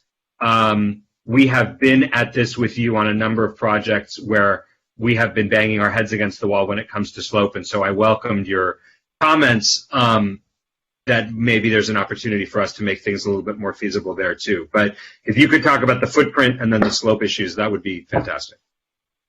Well, the footprint issue is challenging. I don't know if you're familiar with our project at Fifth and Broadway.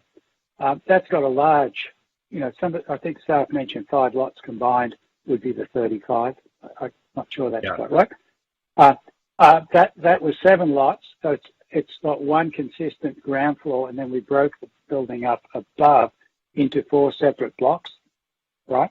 So I think the footprint, I think that's where what you're going to see. And you've got a commercial building, and it's 35,000 square feet, but you could build a building next to it with 0 setback. So it basically reads as one. I mean, this is an aesthetic issue, right? So I think it should pertain to the stuff above, because I think that's what you're going to see. That's what the neighbours are going to see, and you could do it with the continuous, separate buildings that have 0 setback. Okay. So I would rather see it say, okay, we should break up the massing above the podium level, because that's where you're going to have the commercial stuff. The 500 Broadway example, that's what we have. So I think it's a bit limiting doing that, and I don't think it's going to achieve what the aesthetic results that are desired. Okay.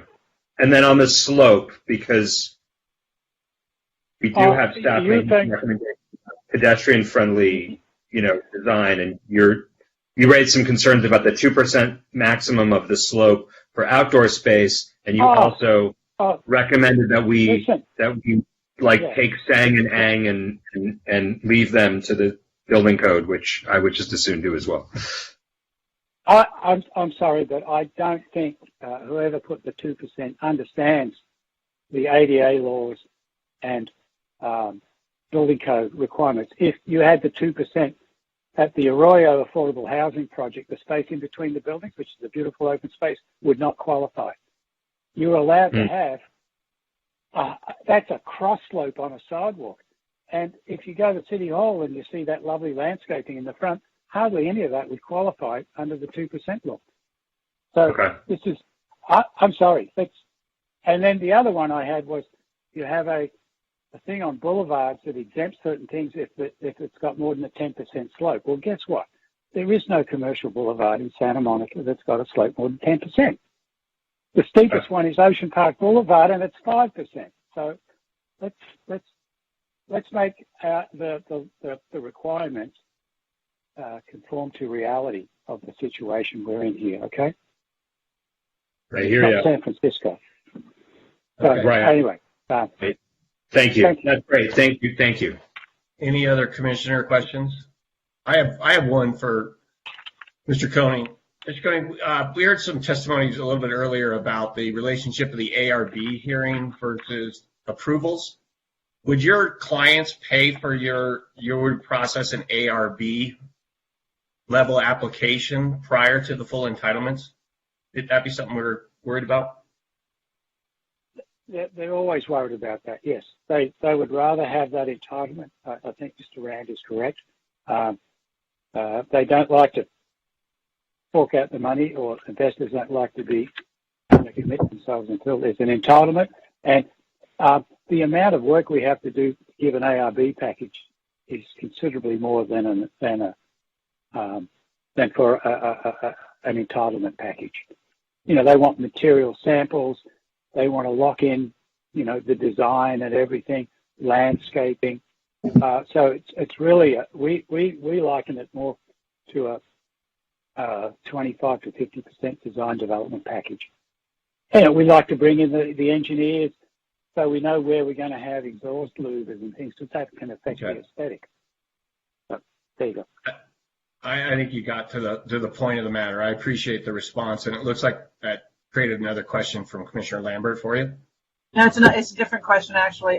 Hank, I think in your comments you recommended that we include a 22-foot height bonus basically in the concessions. Is that correct? Well, look, we had a height increase under SB 1818 density bonuses that allowed a 35% increase. And, okay, you could add a floor, but now we've got a 50% increase. You've got to fit it somewhere, and so you need more space. So the extra 2 floors. Now, I do want to clarify something else, if I may, on the John Korlisky report, that when we talk about high-rise construction, it's not measured like we do for the height of a building to the roof. It's to the highest occupiable floor or level. So you could do a 65-foot building if you've got a 10-foot floor minimum on the top floor. You'd be under high-rise, unless you put a roof terrace on the top. Then it would kick in the high-rise. So I just want to clarify that point. So I think some people are like, oh, well, if you go 65 foot height limit, you're going to be in the high-rise category. It drives your costs up. Not necessarily the case. Okay. Okay. Thank you. Yep. Okay. Next commenter, I think. Okay, and actually we only have one caller left in the queue. So I just want to make a final announcement. If anybody else is interested in calling in, now is the time. Please do so immediately. Otherwise, the queue will be closing after this last caller statement is complete. So with that said, we are on to our next caller. Hello, you are now live in the meeting. You have 3 minutes for your statement, and please remember to state your name clearly. Good evening, Commissioners. This is Stephen Summers with Crest Real Estate. First, I wanted to thank you all for your time, and also thank you to planning staff for a very thorough and well-prepared presentation. I have 2 comments to make. First, I would recommend providing additional incentives related to the daylight plan. There are several narrower parcels that have lot widths of much less than the 150 feet shown in the exhibit presented by staff when discussing the daylight plan incentive earlier in the presentation, especially when the residential parcel which creates the daylight plane requirement is to the side of the property being developed rather than to the rear. I would recommend including an incentive that provides a 20-degree increase in the angle of the daylight plane as an alternative option to the currently proposed incentive where the daylight plane ends after 50 feet. I'm currently looking at potential development of a 50-foot wide parcel, and the daylight plane requirements make development on the 4th and 5th floor very challenging. It's almost impossible on the 5th floor, and the currently proposed incentive where you only receive the daylight plane benefit beyond 50 feet would have no impact on a parcel like this and limited impact on parcels that are 75 feet wide or 100 feet wide. Wider parcels might still opt for the incentive currently presented by staff, eliminating the daylight plane past 50 feet. Second, for the general commercial Santa Monica Boulevard area, I would recommend increasing back to 2.75 FAR. The objective of this ordinance is ultimately to promote housing, and I don't see a strong reason for this zone to have been reduced from the 2.75 previously proposed. Thank you for your time. Great. Thank you very much. Do we have any questions of the caller? I do not see any, so I thank you for your comments tonight. Melissa, you're telling us we have no more callers at this point? Nobody else has joined the queue. Okay. Commissioners, I find that a little surprising that we only have 4 commenters. Chair, since we haven't had 5, should we start the clock, or maybe we should leave the public hearing open in case somebody calls late? You seem to be able to read my mind. What I'm going to suggest is that we open our queue, put the call up, the number up, and we take a 5-minute break. We come back, and if we have callers, great. And if not, we move on to our questions. How's that work for everybody? Great. So I have 7:08. Let's try to be back here at 7:15 realistically, and we'll do the rest of our work. Thank you.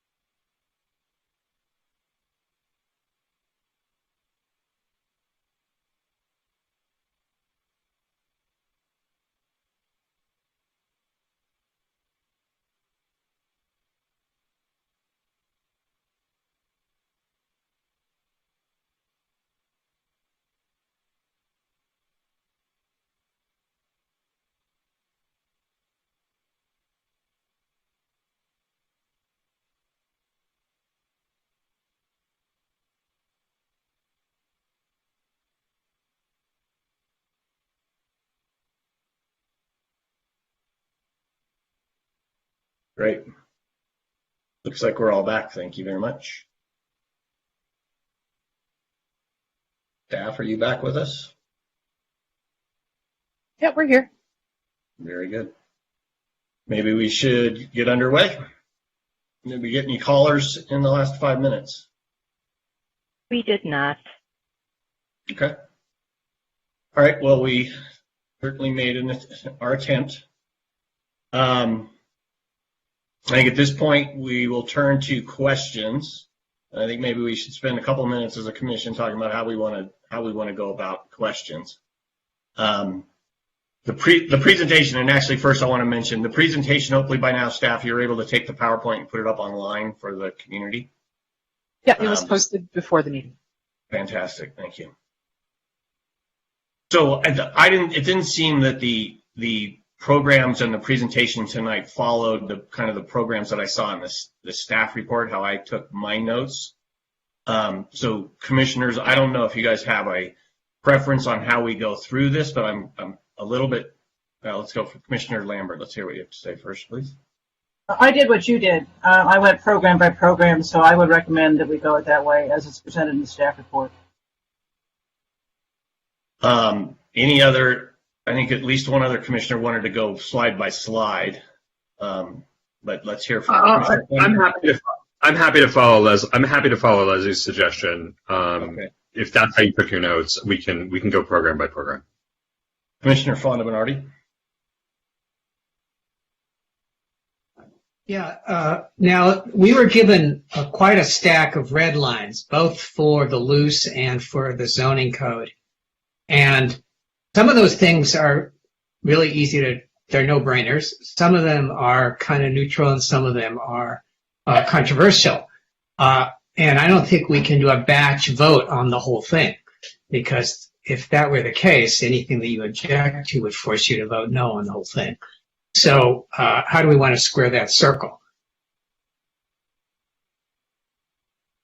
Well, that's what I guess we're trying to.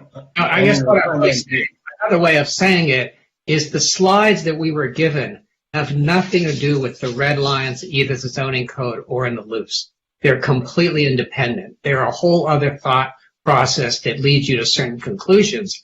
But when you look at the text of the red lines, there are things that are embedded in there that are not good. And so there are almost two different things. The reasoning that we got to that was an excellent staff presentation is completely coherent and of itself. But the actual text, the implementing text of the loose and the zoning code are different. They go and point in different directions, or in directions that maybe are not where we want to go. So I understand it's a little unwieldy. Do you have a suggestion on which path you would like to go? Well, unless I think we should go, if you want to go through all the slides that the staff gave us and ask questions and have discussions there, and then we're going to go back through all the red lines and have a similar discussion, maybe not, maybe a different discussion. So that would be one way of doing it. Okay, Commissioner Fresco. You're muted. Sorry, the way my brain is wrapping around this is that we have to vote on resolutions for each area plan and then the zoning ordinance. And so it seems like that's how we should discuss it. Because then at the end of each discussion, we could even make a motion. We would recommend these changes to this plan and with these additional comments or however we want to work it.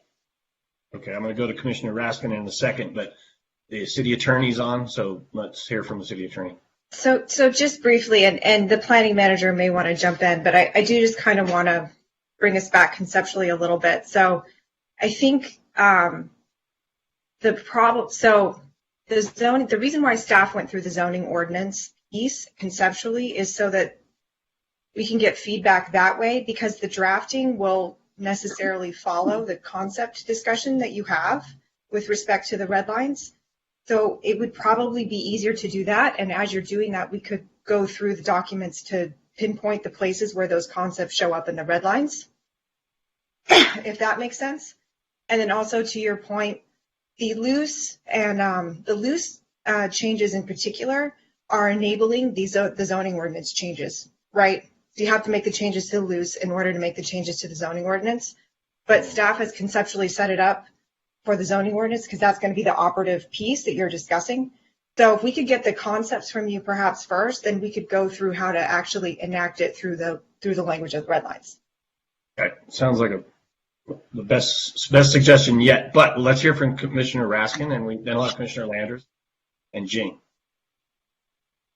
Yeah, I tend to agree with our Deputy City Attorney. I'm not quite sure if you're envisioning this to be a one-night or two-night process as we go through it. Of course, we'd all like to get through this as quickly as possible, but I do think we are going to have to get into the weeds a little bit as we get into the red lines, and it is what it is. Yeah, I agree, and I would be surprised if we could get through it in one night, frankly. Commissioner Landers?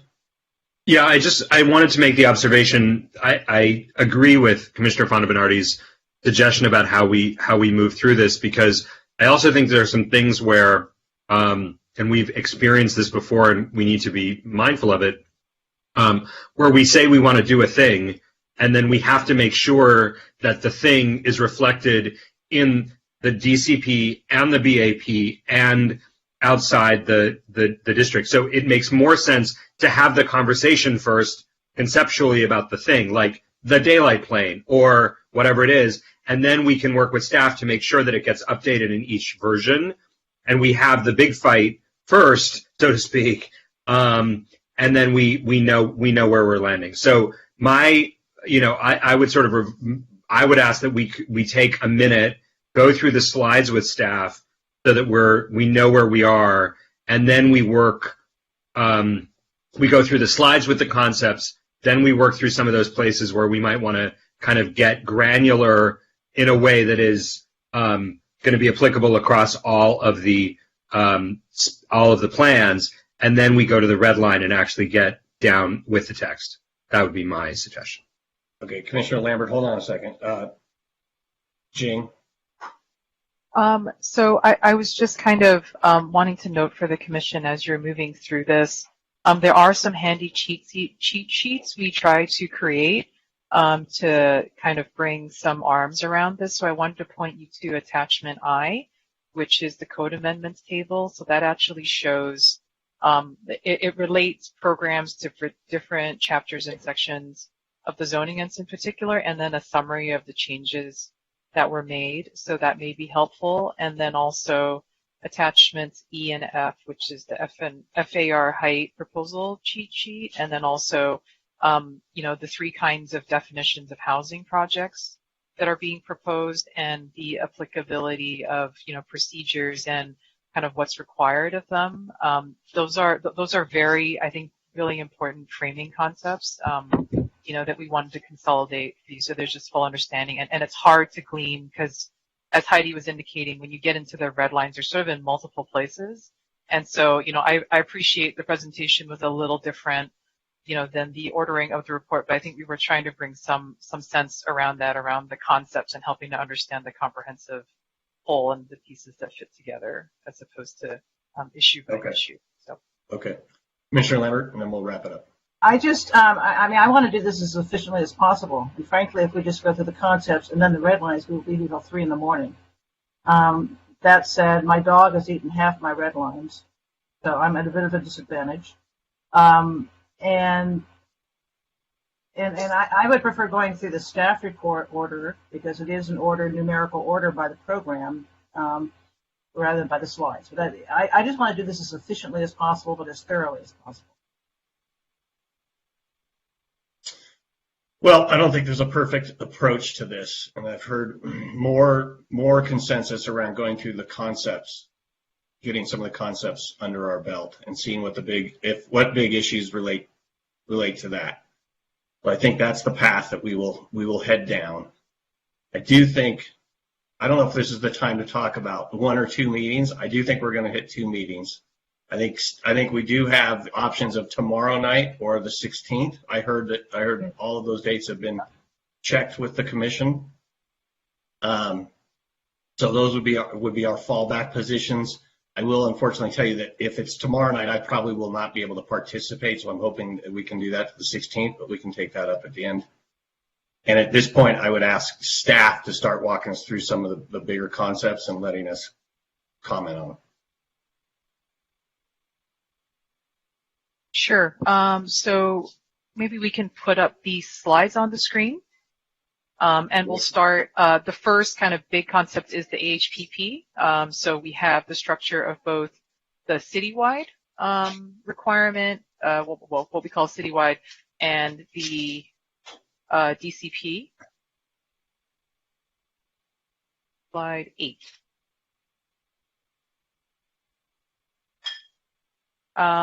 So here you can see this is program 2C in the housing element.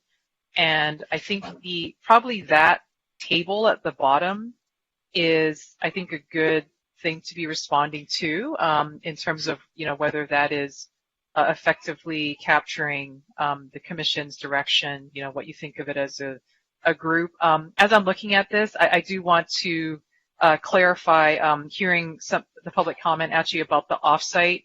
I'm realizing here that in the 20 plus unit, that line, it actually should be that even distribution is for the on-site. For the off-site, that would be the up to 80% AMI. So apologies for that oversight there.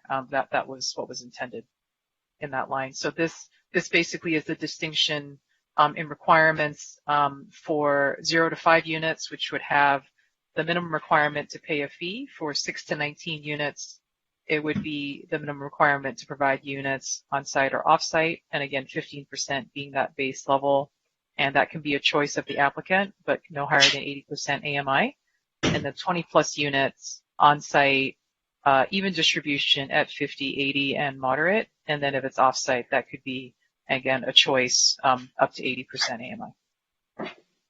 Great. Okay, Commissioner Lambert. I'm fine with this. It reflects exactly what we talked about. I have a question. I think I know the answer to, but in the case of a condo project, can't the affordable units be rental? Is that still the case? Correct. Yes. Thank you. Okay. Any other commissioner comments? Commissioner Landers.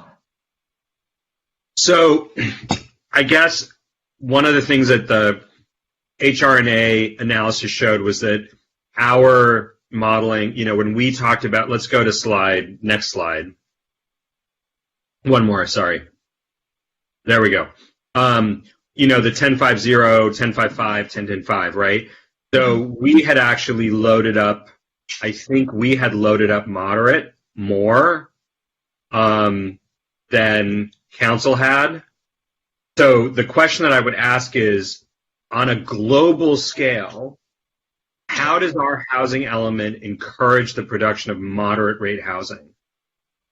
Which in Santa Monica, I would say, is above 80 but below 100, right? Right, yeah, up to 120, yeah.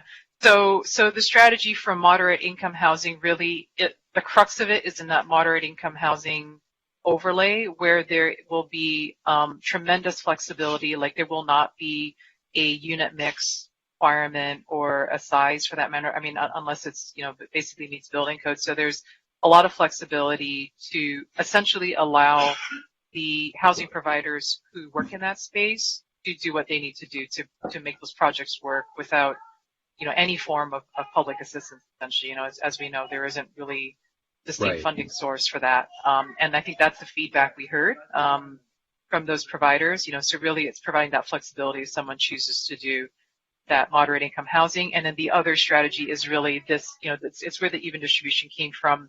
I think your recollection of the Planning Commission's direction to skew towards moderate was probably an earlier iteration. In December, you clearly voted as a commission to skew that towards the very low income. Towards very low, okay, yeah. Yeah, towards the lower end of the spectrum. So that's what was modeled here. Okay. And I will note the slide you're seeing here is just for the downtown, to be clear. Right. Right? Okay. Okay. No, I'm remembering it's in the staff report. What page of the staff report is it on where you put up, you put up both. You showed what we recommended and then what council. It is, I apologize, I'm not able to download the report from the internet, so I have the Word version. That's okay. And it's, I think it is, oh gosh. Page 11, it's page 11. Yeah. Not getting the page number. Got it, right. That was we were 10-5, 10-5, 10-10-5. And they were 5-5-5, 5-5-10, 5-10-10. Yeah, no, that's right. We went the opposite direction of council. We leaned toward the low and the very low. I think we, especially given it's leading into discussion, but I was just going to say, I kind of want to stick with ours because if you look at the housing, if you look at our RENA, we have some pretty significant we have some pretty significant commitments on the lower end of the income scale. So, yeah. Okay, cool. Thanks. Any other Commissioner Raskin? And then Fauna Bernardi after that. Yeah, so, I mean, in light of the HRNA analysis, I wonder whether, why not go with the numbers and go with, pushing the envelope further to what, is feasible. A little bit of a rhetorical question, but I think it's appropriate to ask that now. This is for the offsite DCP. I think that this was really trying to find a balance between, what you saw there of what could be supported at 42% for offsite inclusionary. I think that we were trying to find something that wasn't something kind of in the middle between what is required for existing, what was modeled and kind of the feedback we had heard from housing providers. Understanding that there can be variation, there is variation, from these models and what projects may happen in real life and, different circumstances of things. So just leaving that little bit of wiggle room, to ensure feasibility, particularly with offsite, wanting to make sure that there's, and these are just minimum amounts, certainly it doesn't prevent what we've seen before, which is sometimes, someone consolidates multiple projects together, or they could do more, so I think we were trying to provide also the incentive for someone to do offsite as well. But your point is well taken. Commissioner Fauna Bernardi was next, and then Commissioner Lambert. Yeah, sometimes it's hard to know what we're looking at. I'm glad you pointed out that this is the downtown formula, if you will. But I did remember in one of the concessions that we are required to give is a 5% variation in these percentages. It's unclear to me where that, because it seems like we've dialed up the percentages and that concession lets people dial them back down to where they are today. Is that a correct understanding? I'm not sure I'm understanding, but there is no variation being offered on this. I thought there was one concession that you could reduce, you could alter your percentages by 5%. It's the bottom line. 5% decrease in unit mix requirement for market rate units. What is that? So you can only change it for the market rate units, not for the affordable units? Is that? No, yeah, that's unit mix. This is the affordable percentage, not the affordability mix, like the distribution of the affordable units. So that's not the same thing. Explain that to me again, please. You were saying that. So we're talking about the inclusionary requirement for a downtown project, right? That's the slide that we were on. Yes. So the base, like the minimum requirement, 15, 20, 25, I'm just going to use on-site as the example, tier 1, tier 2, tier 3, that is not allowed to be changed. Okay. That is the minimum requirement. What you're seeing on the screen about unit mix is just that. It's the unit mix of the whole project. It has nothing to do with the inclusionary requirement.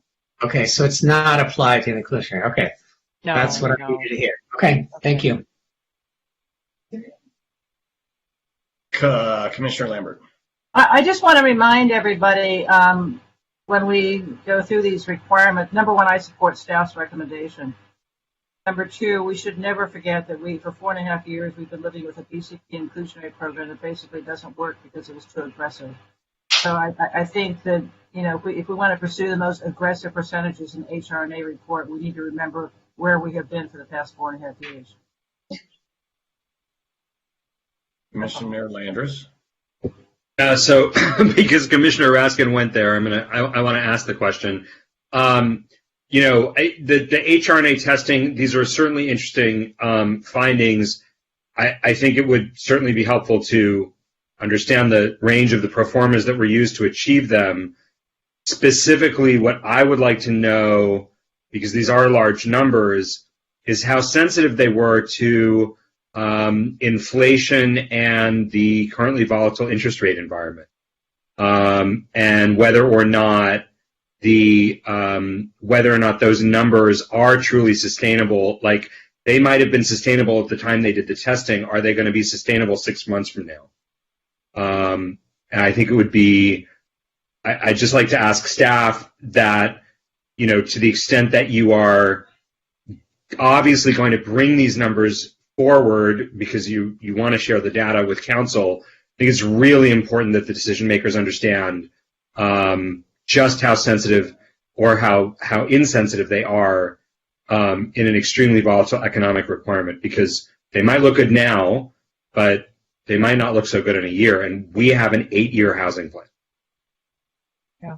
I'm going to have someone from the HRNA team. Wonder if you can just address that. I will say, generally speaking, as you're well aware, when we do these analyses, they're never sort of extremes on one end or the other. They tend to have an approach that accounts for that sort of variation. But perhaps Paul or someone on the HR team can speak to that. Good evening, Commissioners. This is Paul Silver, partner with HRNA Advisors. As we noted in our summary of modeling assumptions that we presented to the technical working group about a year ago, almost, all of our modeling assumptions are based on pre-pandemic economic circumstances. So we tried to make sure that we were not accounting for what was happening during the pandemic period, and therefore the assumptions are more closely associated with first quarter of 2020 market conditions, and that includes all the modeling parameters. Inflation per se is not one of the modeling assumptions. Okay, can I follow up with that, Chair? Yes, please do. Okay, so Mr. Silver and Paul, help me think about this. The world has changed substantially. In the context of what we're looking at, we have broken supply chains. We have substantial inflation. We probably have some serious labor inflation. We have interest rates going up and not looking like they're coming down. And I'll be frank, the risk of getting this wrong is that we won't produce, and then we will get SB 35, and then Santa Monica will lose all of its discretionary, we'll lose a lot of discretionary control. So do you have any information you can share with us based on the work that you've done more recently, maybe not for Santa Monica, maybe for other people, that give us a sense of, where things are headed? Because now that you share that, I'm extremely nervous relying on I'm just really nervous relying on pre-pandemic economics. Well, as I think Jing tried to say, we cannot account for year-to-year variation that will undoubtedly occur over an 8.5-year planning period. We don't have any better crystal ball than you do. But we do follow a lot of the economic trend information emanating, from everyone from the Congressional Budget Office to the Federal Reserve to, the UCLA Anderson quarterly economic forecast.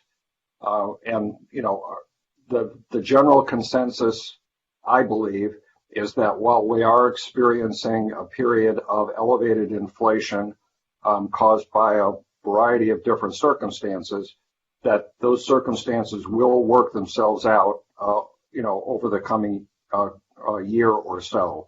So we would not expect all the supply chain problems that are, causing inflation, and we would not expect, all of the labor shortages that are driving up, wage rates to continue indefinitely. We, like the pandemic, we view it as a temporary economic problem that will sort itself out over time, and that, developers looking to build, will accommodate circumstances as they always do.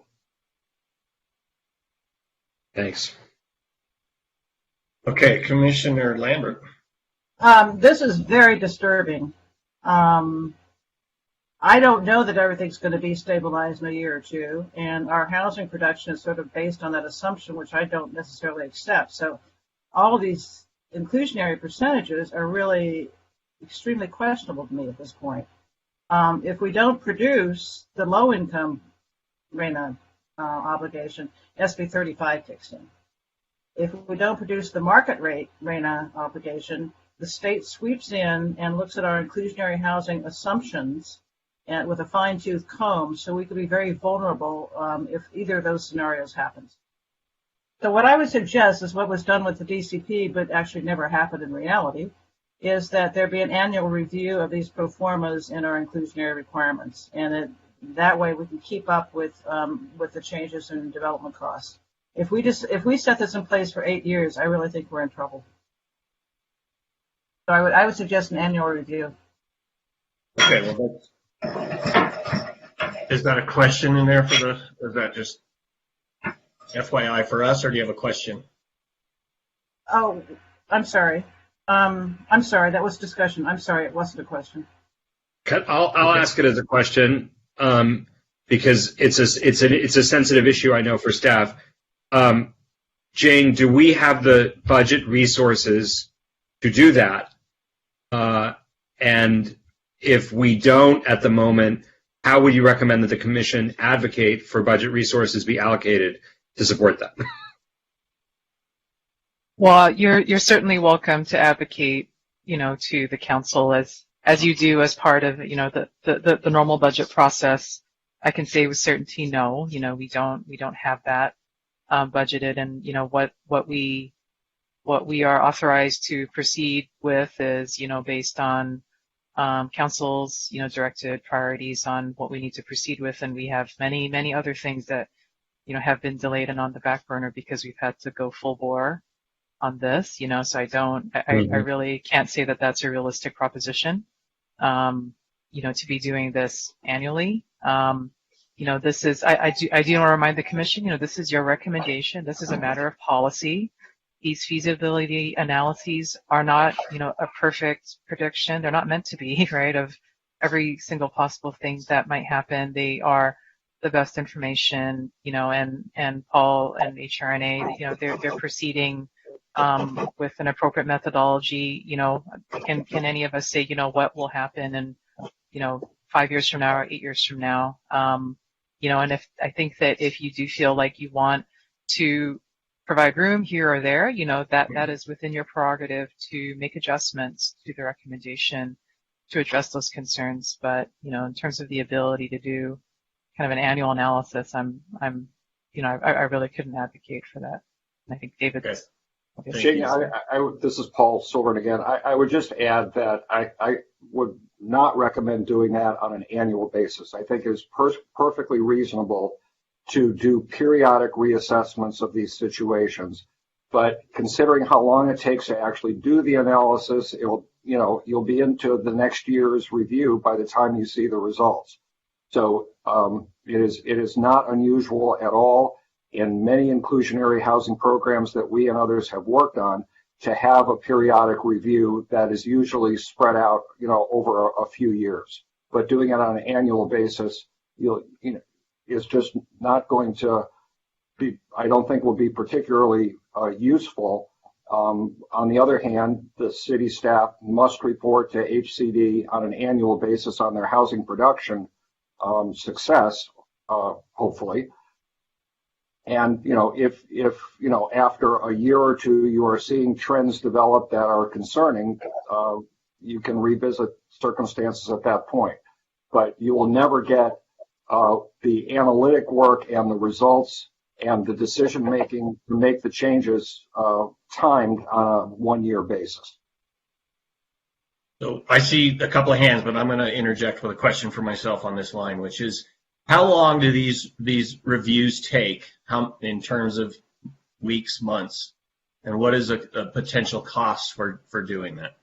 Well, it depends on how much analysis you're talking about. I mean, we've spent 2 years and a lot of budget looking at every commercial street and planning district in the entire city. So if you were to do a comprehensive review like that, it couldn't be done in a year. And secondly, we're talking substantial budget. $50,000, $200,000? No, I mean, over the course of 2 years, we've probably spent a couple of $100,000 doing this work. Is there anything that you would do today in a study? If you started your study from scratch today, what would you do anything differently with your assumptions? Well, every time we do this work, we do a refresh on all of the underlying market metrics. The cap rates, the rents, the land costs, and so forth. And it takes quite a bit of time to assemble that information and then vet it with, local knowledgeables like the development community. Okay, we have other questions for you. Commissioner Fonda Bernardi. Yeah, this is more of a perspective, and I'll go into a question. So first of all, there are two other variables here I think that are very important to consider. One is that the AMI is going up because people are getting raises. And so it may be that, yes, inflation is going up, but then, affordability is going up because people have a little more money in general. So that's one thing to think about. The other big variable is, remember that all of this zoning and changes were pegged on the suitable sites. And that's historically a wild guess, because 2/3 of the development that happened in the last cycle happened on the unsuitable sites. So if you built the whole model around suitable sites, and then 2/3 of your development is happening elsewhere, it gives you a lot of leverage on your problem.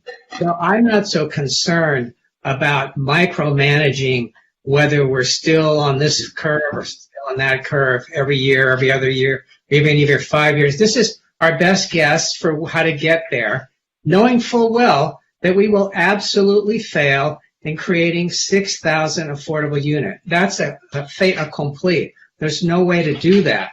We're dreaming about it. And so at a certain point, whatever the penalty is that the state is going to impose, they will impose it. They will have to impose it unless they change their minds, which is always a possibility.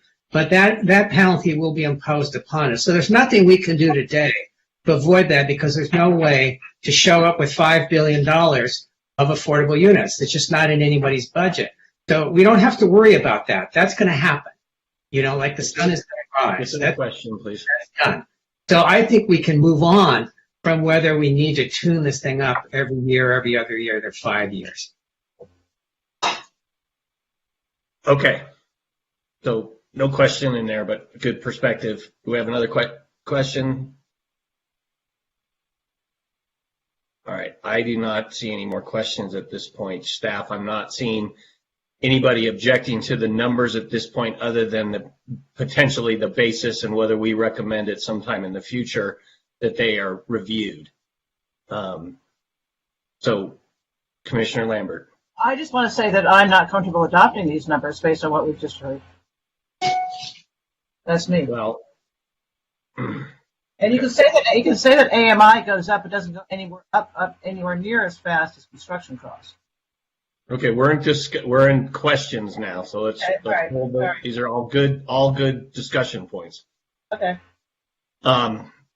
So planning staff on this round or on these concepts, have we muddied the water enough for you, or have we given you some direction? No, that's fine on the AHPP. Okay, then let's move on to the next one. Have that. Hold on. Could I just? Yeah, no. In the spirit of what Heidi suggested, and I don't know whether we're gonna get through this all tonight or whether we're gonna come back tomorrow. I think there may be a recommendation coming from Commissioner Lambert, which I would certainly second if it did, that there be some periodic review, perhaps tied to our biennial requirement, like where the state is going to judge us for SB 35 on a biennial basis. So, but somewhere between 2 and 5 years, following sort of Commissioner Fonda-Bernardi's observation. So if there's a way to draft that as a suggestion ahead of getting there, like I just would parking lot that, because we're going to need language for what that might look like. And I know that previously when council did the DCP, they adopted language requiring periodic review, and so I wonder whether we could simply mirror the language that they used. Because it was drafted by whatever it was. I'm just saying, why rewrite? Like, let's not draft this. Let's not write it from scratch. There's language. The question is now: are we going to make these motions right now, as one slide by slide, or wait till the end?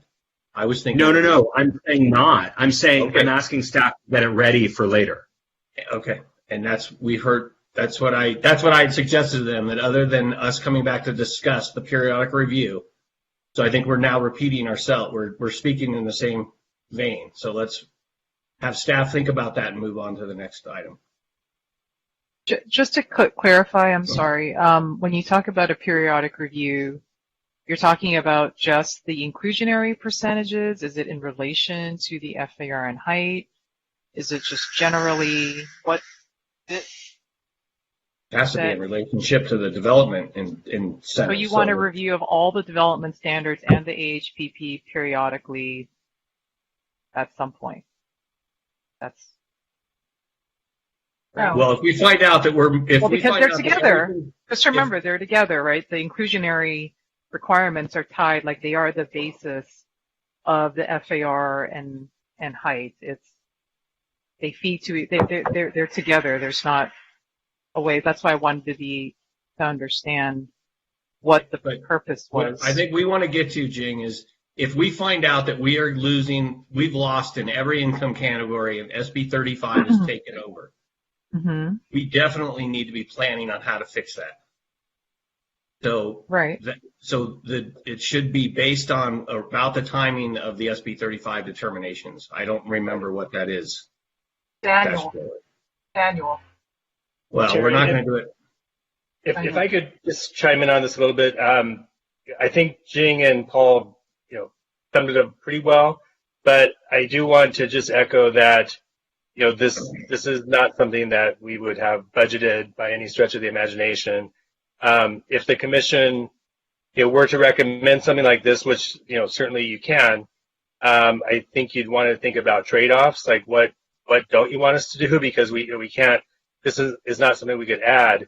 I think Mr. Silver made a good point, and kind of what you were just alluding to. If in fact we weren't producing the numbers we needed to be producing, then we would have to look at our standards and figure out what's missing, what's not going right.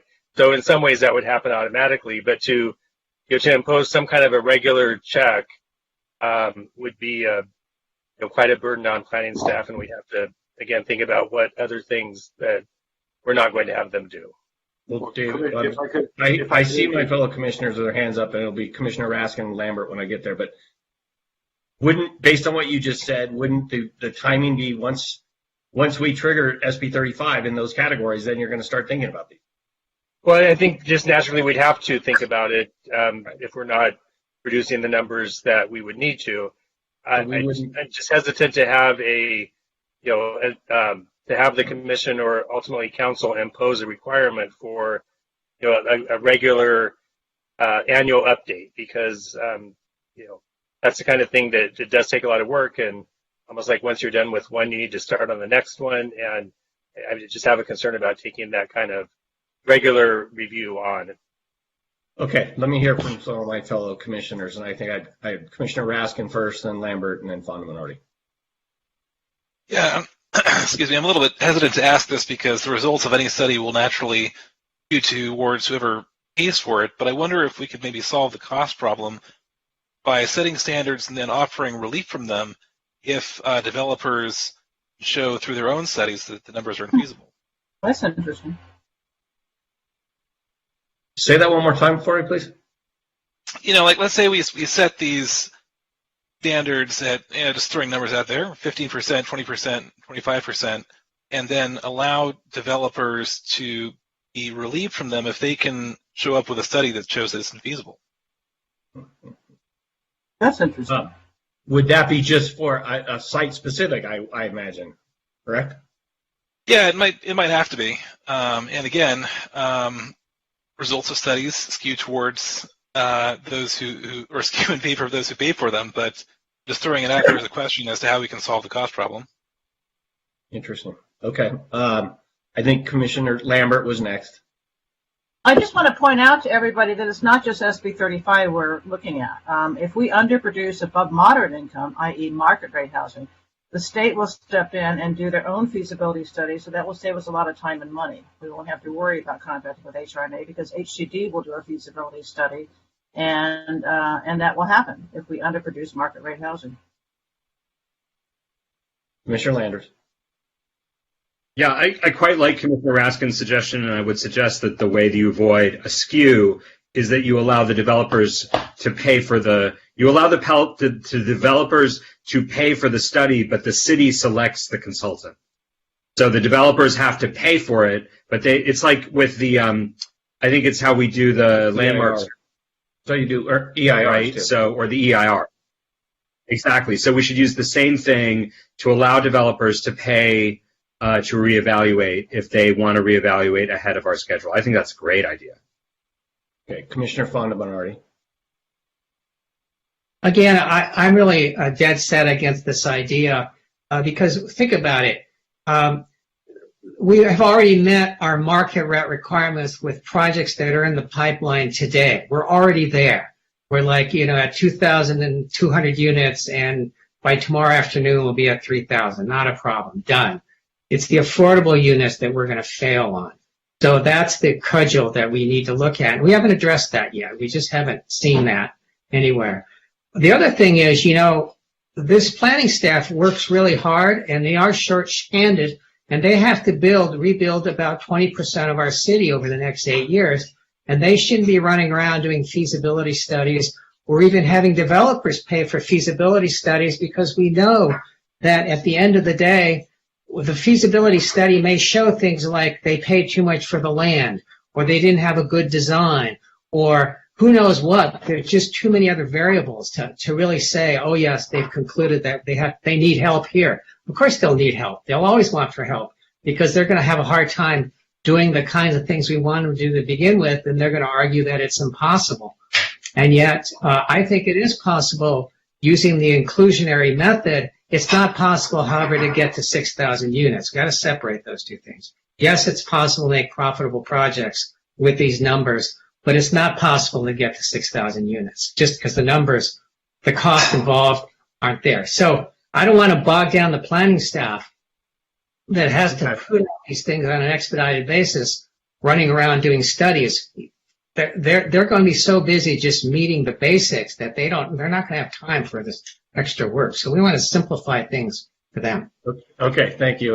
That's very clear. Any other commission comments on this? Okay, I think we've heard a lot. I think it's realistic to have it done every year. I don't think it's realistic to put this on the back of the staff. And I do think there's some challenges with Ellis's suggestion, because I do think these things get skewed. So that is making me lean towards Mario suggestions at this point. So I think we need to wrap this up, and what I'd like is somebody to make a motion on, one of the options we have in front of us, which is leave it as it is, set if some standard in terms of how many years it needs to be updated, or allow developers to do it and see how the vote goes. And if we don't have a motion, then we can just move on to the next item. I would move. I'll try to put a motion together. I think we should at least review. I think we should review it at the midpoint of the cycle. I think we should approve. We should recommend the staff affordability numbers, and with a mid-cycle, with one mid-cycle review. And I think we should ask that the city explore an option allowing developers to fund but not control a feasibility study if they want one done to challenge it. I second it. Any discussion on this item? Commissioner Fresco. The one thing about the downtown standards, when we over-included, it was pretty obvious immediately because a lot of activity that was happening stopped dead. And I think if these numbers don't work, we're going to know pretty soon. I think a lot of people are waiting for these numbers to come out so they can see what they can do. So I don't see a huge emergency that we have to schedule things. And I think this more organic process is appropriate, and I support the motion. Any other discussion on the motion? Let's have a roll call vote on this then. Commissioner Fresco? Yes. Commissioner Fonda Bernardi? No. Commissioner Lambert? Yes. Commissioner Landris? Yes. Commissioner Raskin? Yes. And Chair Reese? I will support it. Yes. Yeah, if we violated a rule that we've tried to avoid, which is voting on something that's not written in front of us.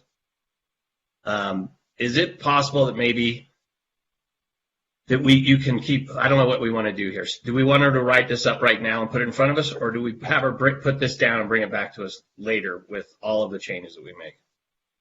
Can I respond to that, Chair? Yes, sir. I think that I think what we've done is we've taken a straw poll on the tiering because we're going to have to vote for that in the red line.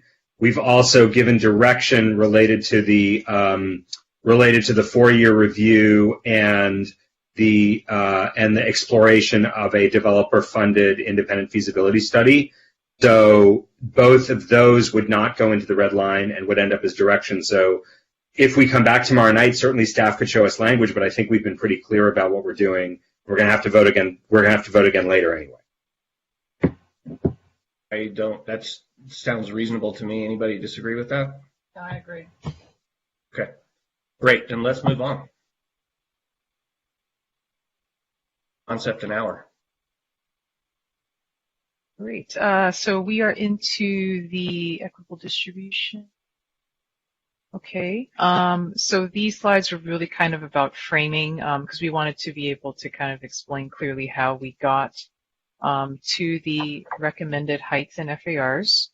And I guess maybe it may be helpful to get the Commission's feedback on the methodology, and I'll point to slide 16 for that in terms of establishing a low and high range. And the reason we even, we're looking at it from this perspective is because the housing element program, and I think the Commission supported that language, was the ability to adjust up or down. And so, in realizing that the model assumptions all included the existing parking, minimum parking requirements and not parking overlay 1, which is, what is required by the housing element program. That's why we reran the analyses, wanting to understand the impact of reducing minimum parking and then also that ground floor use piece. So, the results, are what they are, and it we weren't kind of trying to lead anywhere either way. I think we weren't. It just kind of, the results were what they were, and got interpreted as like it looked like it was establishing a lower end, and it was helpful in terms of advancing the commission's desire to have some variation, I think, in height and FAR across the city, and I think this allows that flexibility without violating those principles in the program about financial feasibility, remaining within the range that was contemplated, and an overall unit capacity for the suitable sites inventory. And then maybe the next slide is a good, which is the heights and FARs, I guess. Slide 17. I don't know if that's visible, but you do have this table as an attachment, so if you need something bigger. Maybe we'll pause there for your discussion. Okay. Commissioner Landris and then Commissioner Lambert. Okay, to the tune of we don't talk about Main Street. Can we talk about Main Street? I don't know if anybody's seen Encanto. Okay, so we need to talk about Main Street. So I'm going to ask staff to explain to us why our request to protect the frontage on Main Street was not separated from our desire to expand heights on the city-owned parking lots. And I'll just throw out also, let's start there because my other concern is different. Let's talk, and I'm happy to, let's have a discussion about Main Street.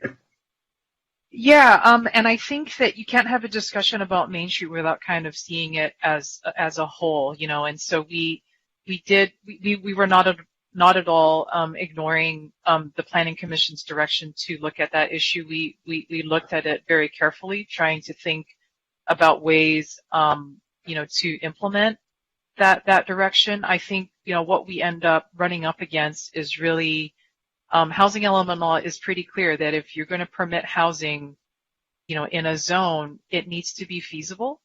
And, the analyses are showing that, there is a minimum level of FAR and height necessary to make it feasible in neighborhood commercial Main Street, and that's really part of the issue here from a feasibility perspective, and then from an affirmatively furthering fair housing perspective, it's not an area that has seen it. I will say that being said, we've shared with you before that the existing parcels on Main Street are not, they don't really lend themselves to a lot of housing. They're not particularly large. Our SSI doesn't include a site on Main Street. It's not that we didn't look. We looked at even the parking lots and the like, looked at common ownership. They just didn't quite pass through the filters in terms of identifying sites for the inventory. They were maybe too shallow. They're maybe not quite big enough in terms of a suitable site, relative to other areas of the city. But it didn't mean that, if you're going to permit housing there, it meant that the standards still had to be feasible. So, a couple of things that, would affect height and FAR, is always the inclusionary requirement. And then, we even thought about, is it something to do with minimum parking? Do you eliminate minimum parking on Main Street? I'm saying that out loud, not having not discussed that with, with the broader community, and, certainly it's the coastal zone, so that's a whole set of issues unto itself. But those are, we did look at this issue pretty extensively to try and figure out, how can we think about it, in different ways. And, ultimately that's the background, of where we landed, where we did, with the understanding that, there aren't that many sites on Main Street, that may even be able to use this height and FAR. I think in the moment since, we talked a little bit this, conversed or emailed this afternoon. I think another thought was, and we haven't looked at this too carefully, but, maybe an overlay, if you're wanting something more surgical, could be a tool that we could look at. We haven't quite explored that in detail yet, but that may be something that we could explore further as well. Okay. Commissioner Lambert. I have a and then number of Fresco and Fonda Minority. I have a number of questions about Main Street. Isn't it true, or did I misread it, that in the SSI, when you came up with 600 units along Main Street, it was actually the parking lots you were looking at? Is that correct? The city-owned parking lots, yeah. The capacity is the city-owned parking lots, yes. And Rachel, is that? I just want Rachel to confirm that. Is that right? That is correct. Sure, it is, yes. right? Yeah. So the 65 feet FAR, whatever it is, that wouldn't apply to the parking lots, would it? No, R3 so and the R4. city-owned sites, yeah, these are development standards for NC, neighborhood commercial. The parking lots are actually zoned R3, R4. Right. They're city-owned sites, and as you recall, the methodology for determining SSI capacity for city-owned sites was super different than the private property sites. We assumed like 150 units per acre. The proposed changes in this round of Phase 1 amendments exempt city-owned sites if they include 100% affordable housing, so that there can be flexibility, in terms of the standards necessary to make it work. So it was a different approach for city-owned sites. And then I also have some questions about the conclusions in the staff report about Main Street, one of which is that it's sort of an area that has not been a housing area, but it's actually surrounded by residential neighborhoods on all sides. And furthermore, and that somehow affirmatively fair housing the objective is met by this change on Main Street, when in actuality Ocean Park was historically redlined. So how did you come to the conclusion this is part of affirmative marketing? Well, I think it's a distinction between what was, and we've had this discussion through the course of the housing element that, understanding the history of redlining was a starting point, but also socioeconomic circumstances changed, in some areas of the city over time. And so, we were looking at the circumstances as they are now. And this strategy was really about, it was foundational, right, in terms of how we approached this, was allowing housing in every area of the city. And, you could say the same thing for Montana, that's surrounded by residential neighborhoods, as well. But for those, same reasons, or really any of the boulevards, they're all surrounded by housing, because we have housing everywhere in the city. I think, focusing specifically in that commercially zoned district and, whether there was capacity and the ability to introduce housing and to make it feasible if somebody wanted to pursue a housing project there, that was something that was discussed earlier on and was a guiding principle in the housing element in terms of permitting housing and making sure it was feasible where it was permitted. I guess the other point I have, this is my final question. Isn't there quite a bit of housing on Main Street? There is housing on Main Street. It's not that there isn't. There's I don't know how many units, but there's definitely housing on. I think it's largely in sort of the ends where it was. There's that big Elks building or whatever it is on the south end. Nina would know. Yeah, I think it was largely on the MUBL zoned parcels. Well, the Elks Clown building. The Clown building, of course. I forgot about that. My impression, my memory of where the Planning Commission was going was we were looking at the parking lots, not the facades on Main Street, as Sean pointed out. So I'm not really sure how we got here. Well, again, explaining that, where if you're allowing housing as a permitted use, housing element law is clear that it needs to be feasible. So if there's concern about that, is your thinking around prohibiting housing as a use on NC Main? Maybe. Okay. Commissioner Fresco? One of the things that is jumping out to me now, I have other things that I thought about earlier, but what I just heard is that we have to do this 65 feet on Main Street because wherever we allow housing, it has to be feasible. But what 65 feet means on Main Street, especially in conjunction with all the other things Jing said, and the fact that it's a coastal zone amenity, it's a historic resource gold mine, and it's pre-COVID, it was a vibrant business community that means a lot to our neighborhood. housing just isn't feasible on Main Street under these circumstances. And maybe that's something we need to come to terms with. It's simply not feasible, and we shouldn't allow housing there. That said, citywide, the housing that is around our boulevards, we're enhancing those neighborhoods, or those enhanced neighborhoods are being enhanced for us by the ADU laws and SB 9 and, all that kind of stuff. So that's kind of being taken care of.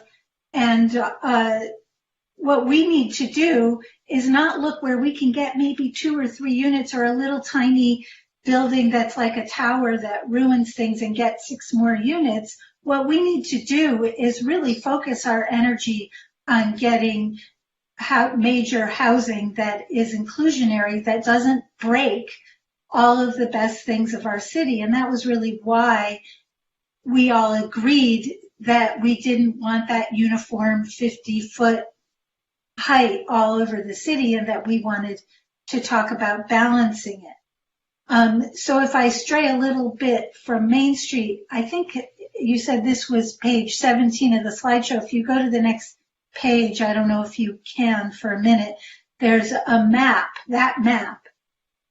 And during the staff presentation, this map made a big impression on me, because what we're looking at is the most dramatic change are happening on Main Street, and that change would break it, and in the IC, which, according to all of the information we read about redlining and segregation and low opportunity neighborhoods and all that kind of stuff, that's where we're putting our biggest guns, is right in the middle of the city next to the freeway. It just seems like the methodology, while it seemed really sensible and logical as presented, it just isn't working when you look at the map of the city. In my view, the boulevards, as our loose came out and said originally, are the real high opportunity places. There's nobody living there already. They're ripe for... Nina, get to a question, please. I thought we were in discussion. I think this is questions of staff. Okay, well, then my question is, do we have to allow housing on Main Street if it's not feasible? That's my question. That was succinct. Thank you. I think as we've explained, that if you're going to allow it as a permitted use, it needs to be feasible. I think that if the commission was thinking about prohibiting housing, it would probably require that we need to amend the housing element. We'd have to amend our adopted element, because obviously it presents its certain concepts for consideration. So we'd have to look at that, what it means for what was presented previously to HCD. Okay. Nina, did you have any other questions at this point? Not actual questions. Much to say, but not in the question order. And what you have to say is important, and I do not want to cut that off, but the appropriate time. I started this, and I had a second question that was not about Main Street, but Wanda Bernardi was my next person with his hand up, but I will come back to you, Sean. The thing that struck me is that somehow the filters that are being used have said that Montana, which I feel is a street substantially the same as Main Street, is somehow so much more feasible that we can do the exact same thing for 10 feet less in height and the proportional FAR.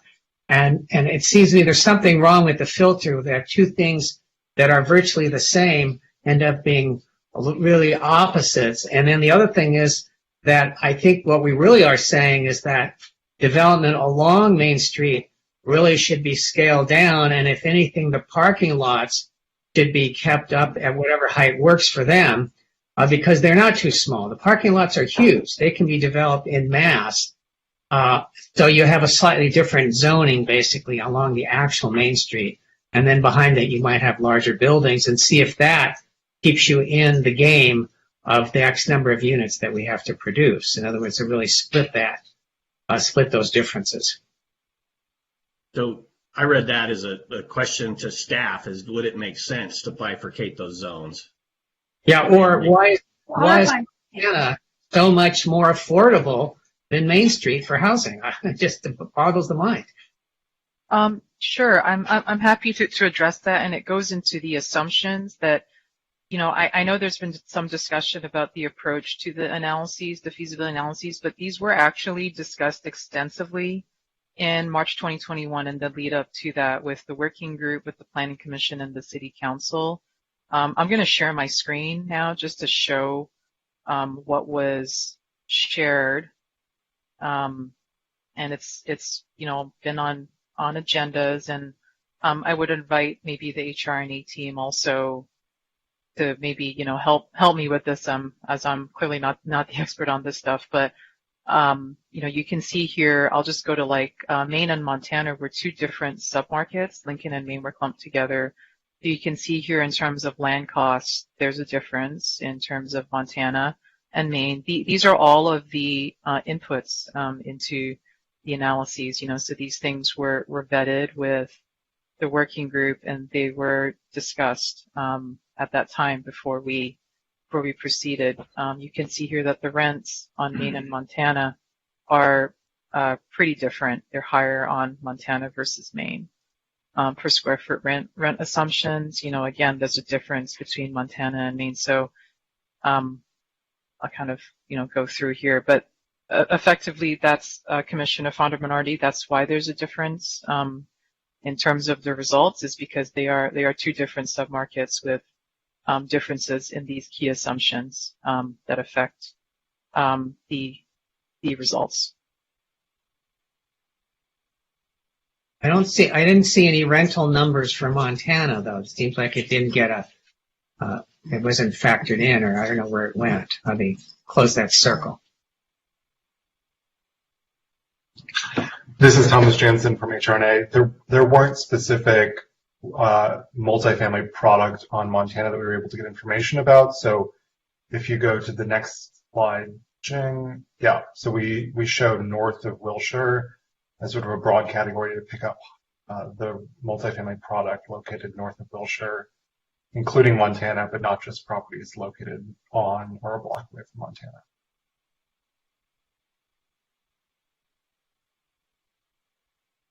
Okay. Well, anyway, somehow I'm wondering if the math is skewing the result, and maybe there's something else that's having more impact.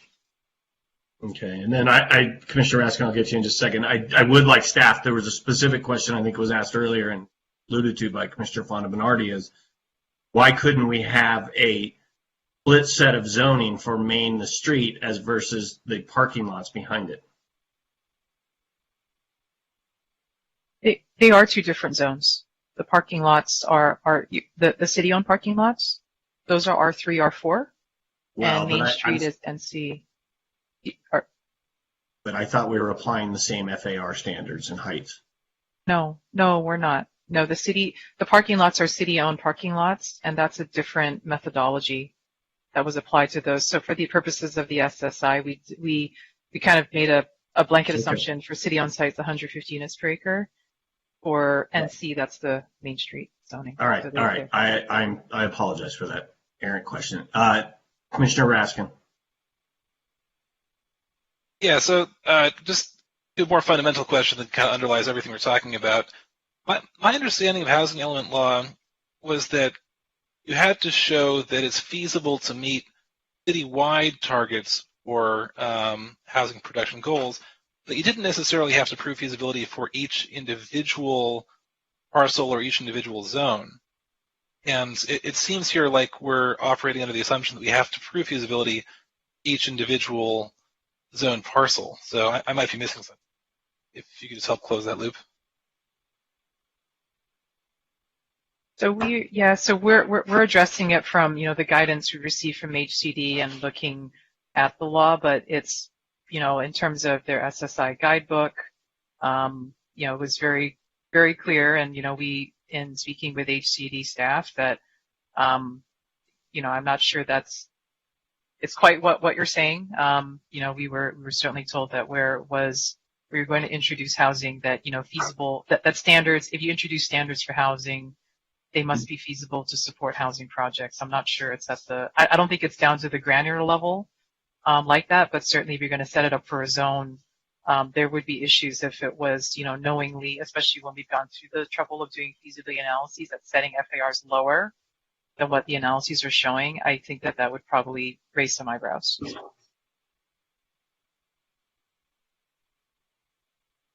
We're asking you I have to follow up?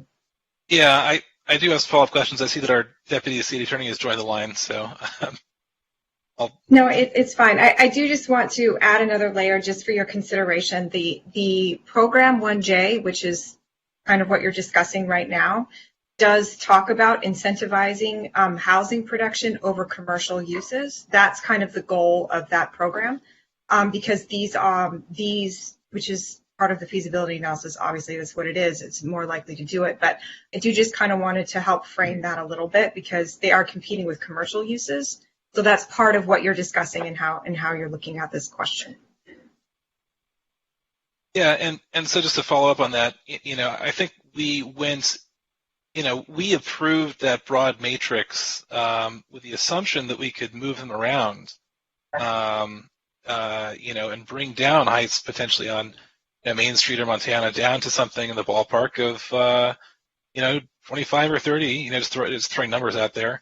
And, that's kind of question 1A, and question 1B too is, as well taken as Nina's points are, I thought that we did move around the development capacity a little bit more towards the IC when we last talked about this to accomplish that goal, but I could be wrong about that. Commissioner Landris. Okay, so Ellis, when we had the whole conversation about moving FAR and height around, it was on the understanding that the entire element had to be feasible, not that every single site had to be feasible. That's number one. So I'd love to actually get clarification because we voted a particular way based on a particular interpretation, and council followed, and I think we need to get clear on that law, irrespective of, to a certain degree, irrespective of what HCD staff. I think we need to get clarity on the law there. I do know that the state is not looking super favorably at HPOZs, at historic preservation overlay zones, because they're so frequently used to stymie housing production. So I would be looking for a way to rezone and I'm asking staff, what's feasible. The question mark at the end of my sentence is like, what if this works? So not that we would have a Main Street zone that allows a lot, but then, protects the historic properties, but rather a Main Street zone that has, that is appropriate and then allows more housing where we want more housing. My concern about the R3 piece, Jing and I discussed this before the meeting, is that my understanding is that the R3 and R4, there's one parking lot that's R4, those heights are like 45 feet, which is just nowhere near enough, even with the density bonuses, is going to be nowhere near enough for what we need to produce in terms of maximizing the affordable housing production on those lots. So I would be, and maybe this is an argument for why we need to continue the meeting and we have to reopen the public comment. We'll have to reopen the public comment, but I would love to see, an alternative proposal that takes that splits up the city lots from the frontage, that rezones the city lots to a higher height, even 65, 3.0 FAR, and legally allows us to maintain the character. I also, to Heidi's point, again, question mark at the end, it's a great segue into my second question. The feasibility studies that led you to redo the FARs suddenly assumed that all of the ground floor was going to be residential. Not that some of it, I think we're talking about moving from 0 to kind of 60, 40, 46. the slide suggests that the assumption is that all the ground floor is now residential, and that's not healthy either. So I'm wondering if we kind of back away from the assumption that all of the new housing in Santa Monica is going to be all ground floor residential. Maybe we do need to come back up with some of those heights and FARs to allow for more ground floor residential, and maybe that would permit, would give us a little bit more room to work with Main Street, because we want the commercial on Main Street. So can I just respond? Because I think that there's a question mark. Core misunderstanding here of kind of what's being proposed. So okay, point number one, in terms of treating Main Street and the parking lots as two different zones, they are two different zones. The proposed recommendation treats them as two different zones. As city-owned sites, they are exempt from, as proposed, with that provision that's being proposed in the zoning ordinance amendments that's before you, city-owned sites are exempt from the zoning code. That's the idea, because City Council wanted to maximize housing production. So it is irrespective of the maximum density on those sites. Council, I think, has signaled that they, intend to put as many units as possible, on there through a public process. So a sort of rezoning, I don't think is necessary. It's sort of already inherent within what was planned for that. In terms of the, assumption about ground floor residential, that is only one part of the model. That just helped us establish the low end of things, right? And then the high end, because the original analyses assumed, because we had to, right? We want to model what the existing code requires, and we had no, inclination of that's going to change. And there's not a way to be well, half and half or whatever, so that's why you've got a low end and a high end. And so exactly what we did is we picked something in the middle, right? To be it could be a blend of residential or commercial with the flexibility. So we just picked something in the middle. That was step one. And then layer on this affirmatively furthering fair housing actions, to see if it was a southern or northern end, to the extent, zones aren't perfectly geographic, but if it was obviously NC Montana, we're going to shift it towards the higher end of the range. If it was on Pico, for example, we're going to shift it towards the lower end. That was the methodology. So I just want to be clear, what you're discussing is exactly what has already been done, and that's what's being proposed at this point. Great. Thank you for that, for getting us back on track. I appreciate that. Commissioner Lambert. I still want to go back to the question. The SSI includes no facades along Main Street. It's only the parking lots, correct? That's 600 units. That's correct. Yeah. That's a substantial affirmative, whatever it is, affirming fair housing contribution on the part of the city. So, in my opinion. And let's talk about the zoning on the parking lots. If they're R3 and R4, and they're 100% affordable, if that's what we end up doing, they get an extra 3 floors. So we really don't have to worry about the height on those parking lots. Is that correct? Well, she just said, too, that the city council voted to ignore zoning for those sites, too. Okay, so we can do whatever we want on them then. Right. So I just want to understand why we are even talking about the facades on Main Street when the parking lots were the actual parcels in the SSI. I don't know how we got to this. Can you explain? No, I can't explain how we got down that rabbit hole, but I think we should get out of it as fast as possible and move forward. And I think Jane just pulled us out. So let's go on and find out if Jane needs any other direction on this concept for us. Okay, Nina, I'm going to ask Commissioner Fresco, and Commissioner Fresco, I'm going to apologize because not too many people ask questions, and I kind of made you make a question, so I apologize. That was not the path we seem to be going. Go ahead. Thank you. Basically, with what Commissioner Lambert just said, that we are adding tons of affordable deed-restricted housing behind Main Street on lots that are adjacent to it. I mean, how can we... There has to be a path short of starting over with our housing element that might be approved in 9 days if we're lucky. How can we get out of this? Staff, please. So I mean, we are where I think I hear, some hesitation on the parts of some commissioners. I think it's something that, if there is a desire or recommendation to effectively prohibit housing on Main Street, I will say that's probably not without risk, because it would be something different than our adopted housing element. It's not quite what we said. It's not quite what we submitted to HCD, and I don't know what the reaction would be. But we won't know unless we ask the question. If that's the direction that you'd like to move in, given the totality of what's being proposed. Would it be riskier to lower the standards below what the feasibility study says, or would it be riskier to say we don't want to have zones that allow housing where it's unfeasible? I can say I would not be comfortable recommending setting FARs lower, than what our analyses have said is feasible.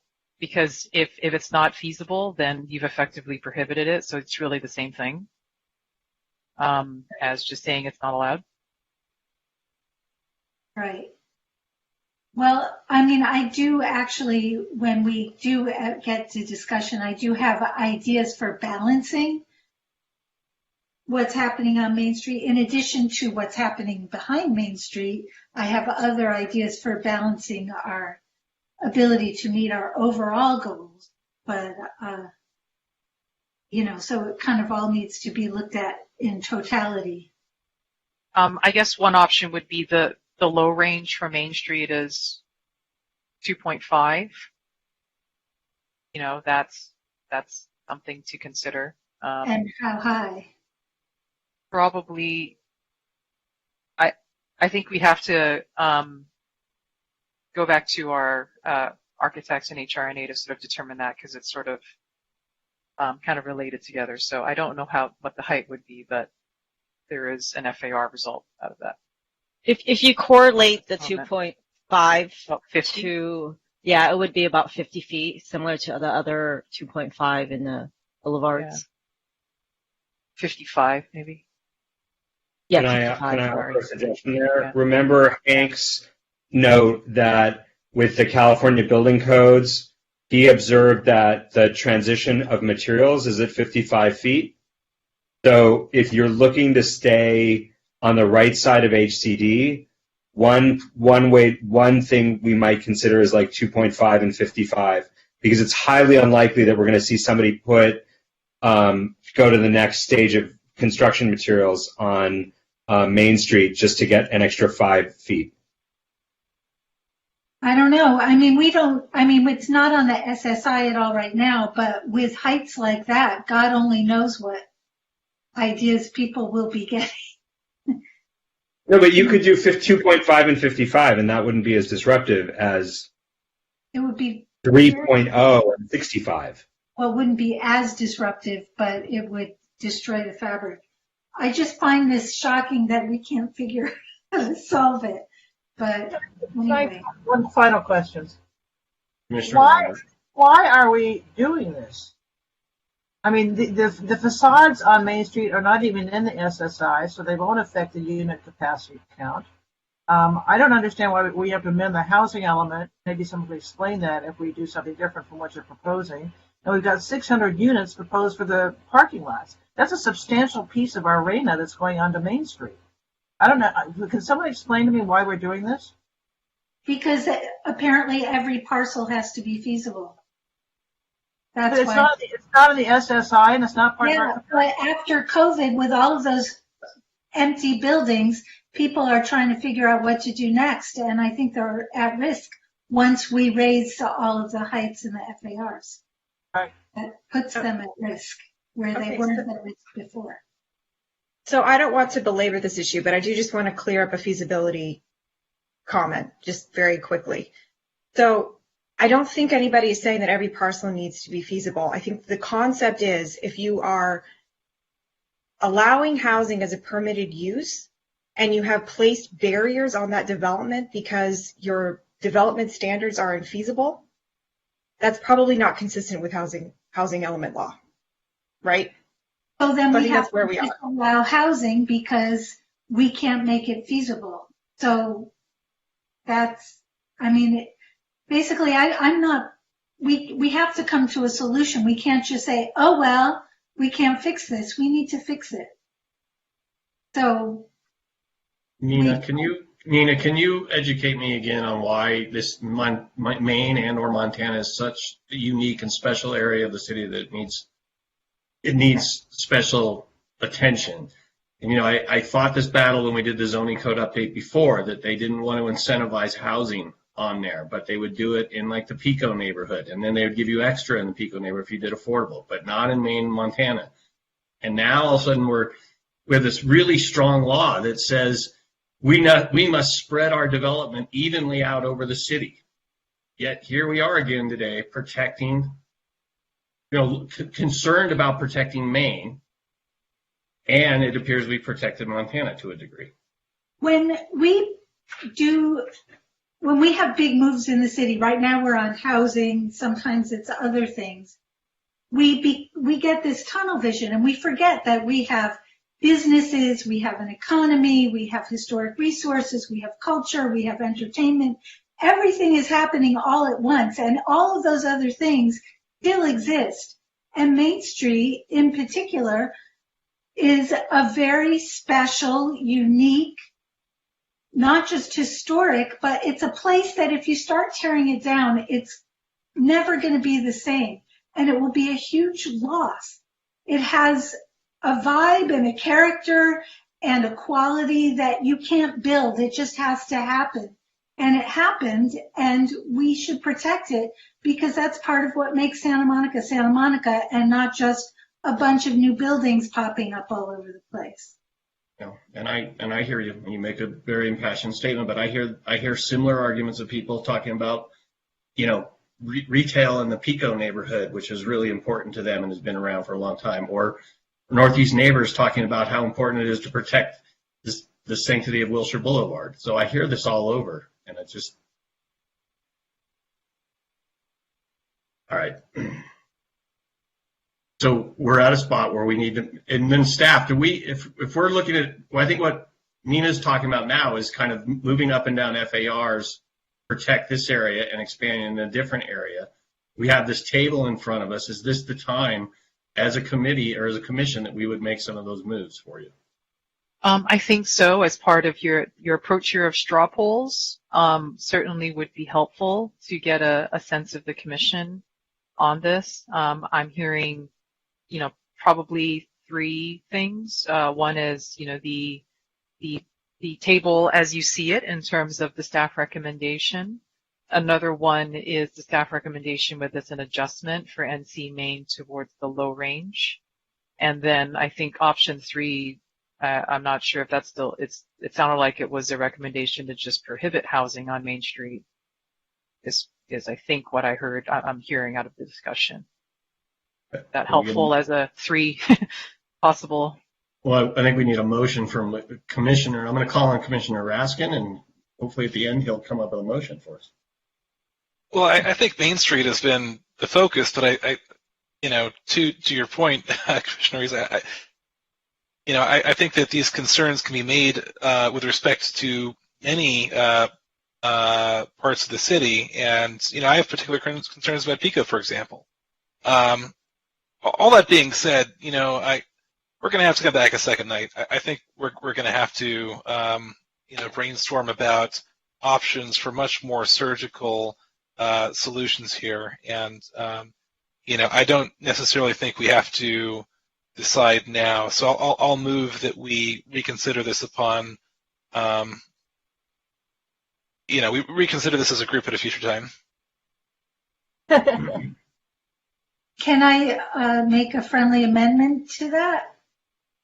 Which maybe I hope is friendly, that if we defer discussion of Main Street in particular, that staff get some more information about ways we can stay in compliance and not bring it all the way up to 50 feet.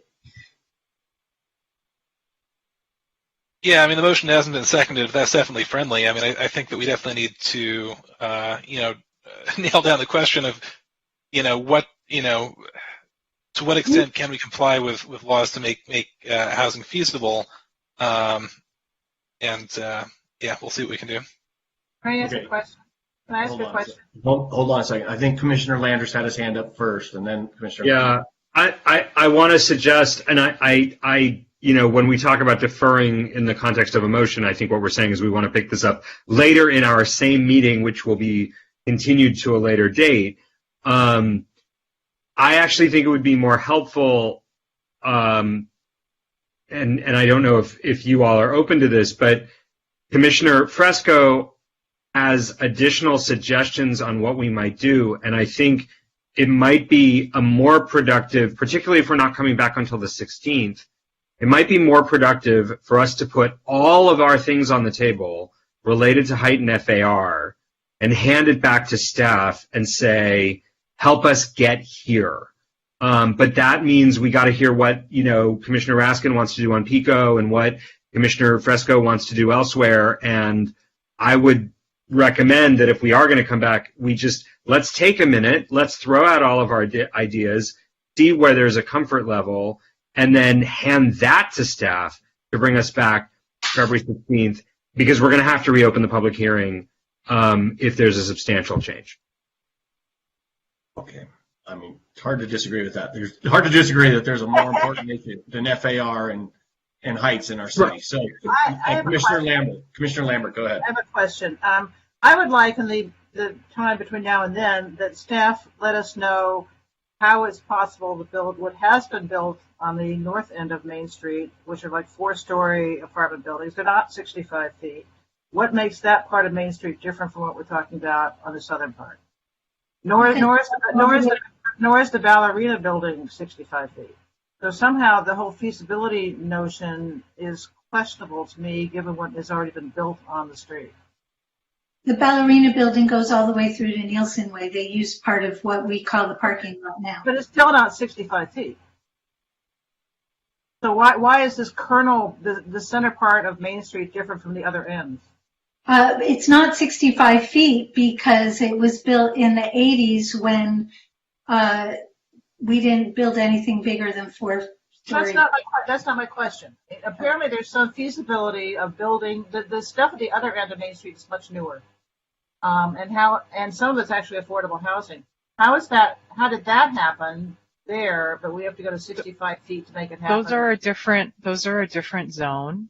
And I will note that the building, well, it is because I think you're asking about, and I'm not sure how, we can certainly provide information, but they're also, one of the projects that you may be thinking about takes up an entire city block, right? That's not what's left, in terms of available parcel capacity.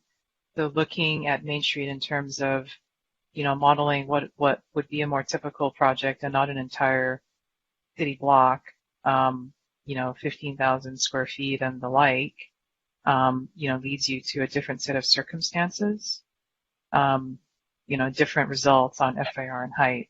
So, and it is MUBL, and that is a different zone. It has different heights and FARs, much more so than NC Main. To the city attorney's point about neighborhood commercial, housing has never been incentivized in neighborhood commercial. The FAR for commercial and residential has always been the same. And, again, that was not a guiding principle when we started this housing element process. Okay, the other part of my question is that, once again, this is not in the SSI, but the parking lots are, and that's 600 units, which is almost 10% of our allocation. Why do we have to do the facades on Main Street in addition to that? I think we've discussed that question in terms of where we allow housing, where you have housing as a permitted use, the standards have to support housing as a permitted use, right? This is sort of divorced from capacity or what have you, the question of just, enabling where you allow it, it needs to be feasible. Gene, doesn't it also really get back? If I heard you correctly earlier, It was because it was in the housing element that we were putting housing there. Correct. Once we put it in the housing element and we were not precise that it was just on the back lots, we've now made it our issue to make sure it's feasible. Where is it in the housing element? Where is it in the housing element? It's in the AFFH strategy. It's in our programs about incentivizing housing and permitting housing where it's historically not accommodated housing, in a substantial way relative to other areas of the city. So it's part of, it's allowing the possibility of housing to be there. We're not, none of this is saying that it's going to guarantee anything, but trying to remove, like we're also required to analyze, the barriers to housing production. So it really is the sort of, combination and confluence of these state law requirements, that I hear all of, the comments regarding this, but it really comes down to if you're going to allow housing as a permitted use, it does need to, be actually possible to do housing there. And, the fact is, like, we walk through the assumptions, right? The economics are what they are on Main Street relative to somewhere else in the city. So it takes what it takes to support housing. History will judge us more by what we destroy than by what we build. I mean, we have to find a way to fix it. I think we should move on, and we should find out if we can, we're going to hear from them soon, and we should ask them. I mean, this is a really important thing. And, there's going to be 600 affordable units behind these facades, and that should be good enough. And especially if we can balance other zones where our SSI actually shows that we have potential for housing. So, there's a couple other zones where 70% of what the SSI is that could have so much capacity that we could end up really, nailing our requirement. I think it could be possible if there's enough wood in the world. Well, it sounds like you have ideas of places where we could raise FARs in other parts of the city. So I would suggest you go ahead and do that. Well, one of the things, just to begin in downtown, I wonder why we don't add Tier 3 to the neighborhood village, because why not? I mean, on the SSI, there's 26 sites in NV and 20 sites in TA. And why wouldn't we just get all that extra capacity on all those sites? And another thing about my thinking on that is that when we get bigger buildings, we get that higher percentage of inclusionary. And so we really get a lot more bang for our buck that way. And we meet our requirement, and we incentivize those kinds of buildings that give us more inclusionary. And, it gives us a much better chance. And on the same note, I printed out a map of the SSI, and I started drawing zones on it to see where was what. And so many of them fell on Wilshire, Santa Monica, Broadway, and Colorado. And so I was thinking that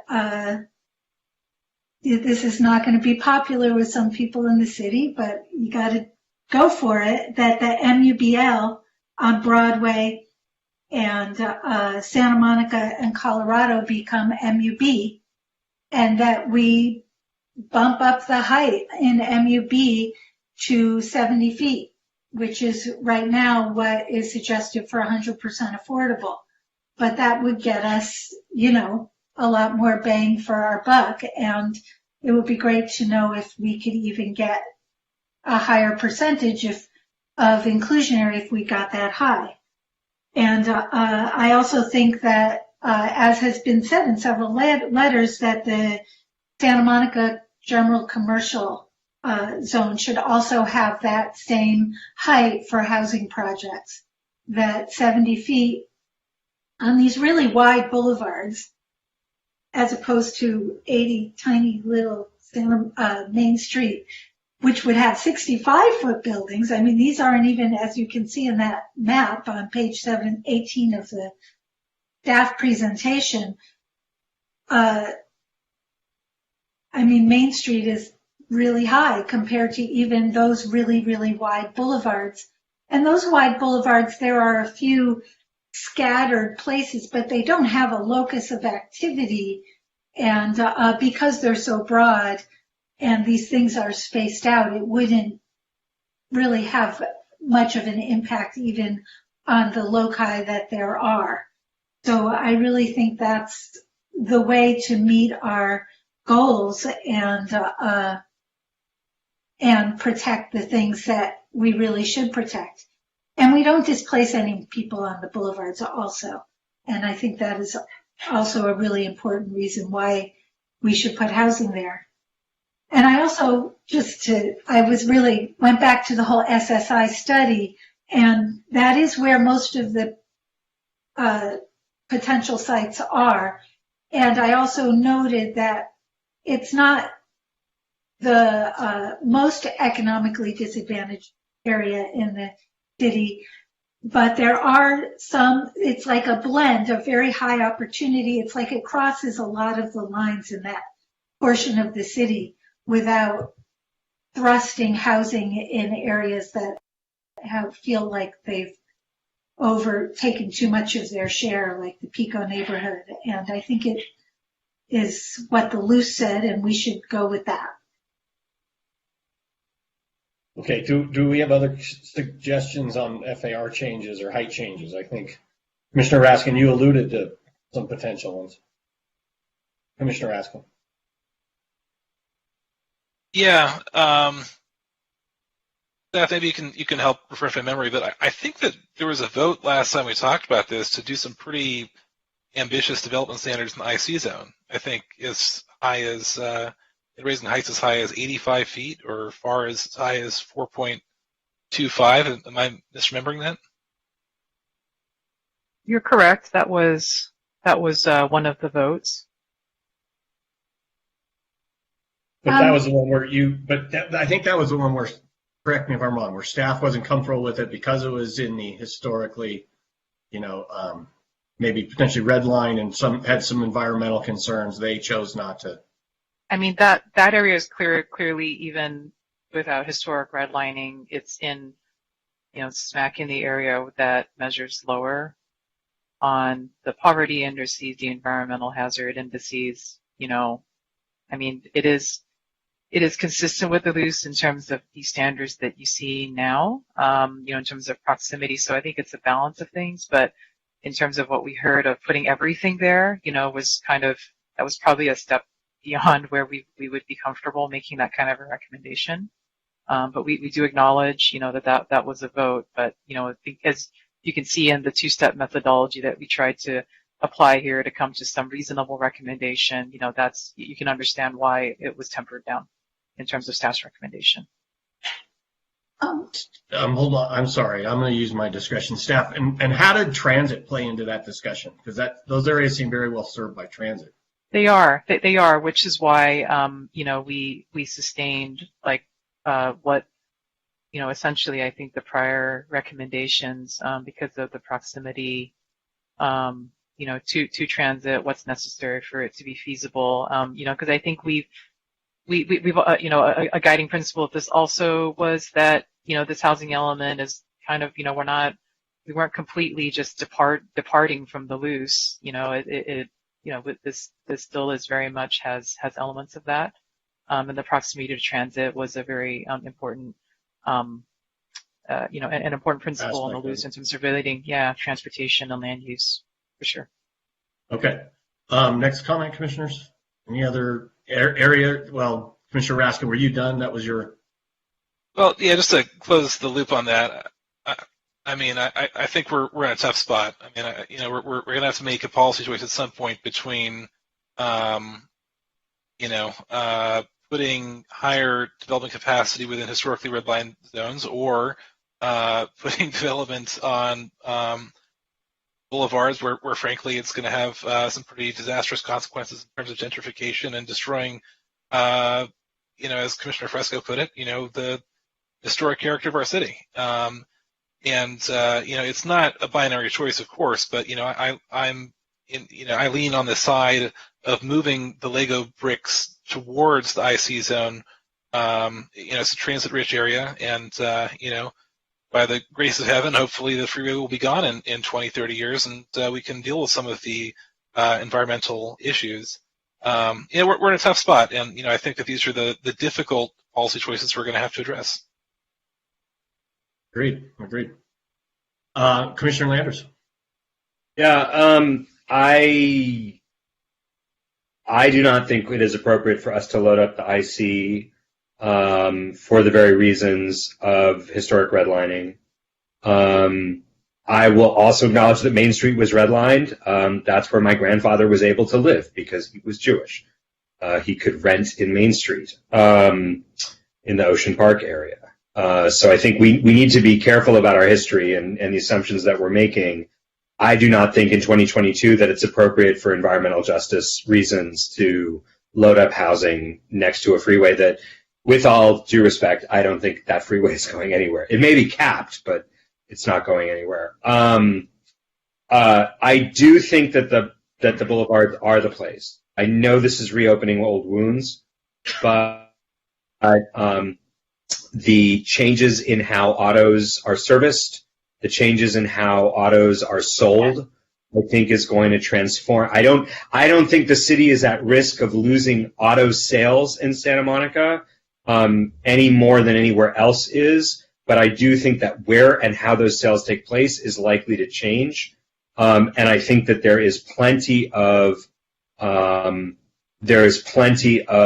real estate on the boulevard, particularly on Santa Monica Boulevard, potentially some parts of Wilshire and other boulevards where we could provide additional capacity that could make up for the real work we need to do to protect Eco and Main Street and Montana. If we destroy the character of the city on the way to building more housing, I'm really not sure what we're doing, and I think we're being presented with false choices.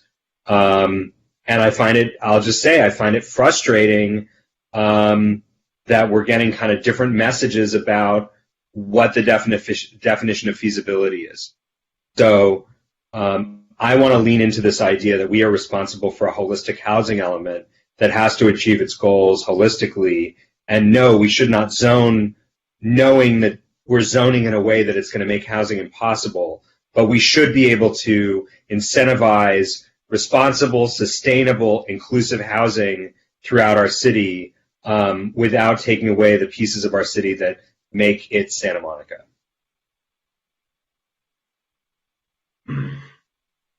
Well, this is gonna be interesting because what we're hoping is that we're gonna kick this back to staff and they're gonna come up with a solution. Well, we kicked this to staff in December. They came up with a solution and we don't really like it. So I think it's easy to kick it back to staff for a third time, but I think we need to make some hard choices and we need to attack them now. And I'm not sure that, I don't mean any disrespecting, but I'm not sure that if we spent the next 100 hours working this out and if staff didn't agree with it or the council didn't agree with it, it wouldn't go forward. I think we need to put our best foot forward with these suggestions.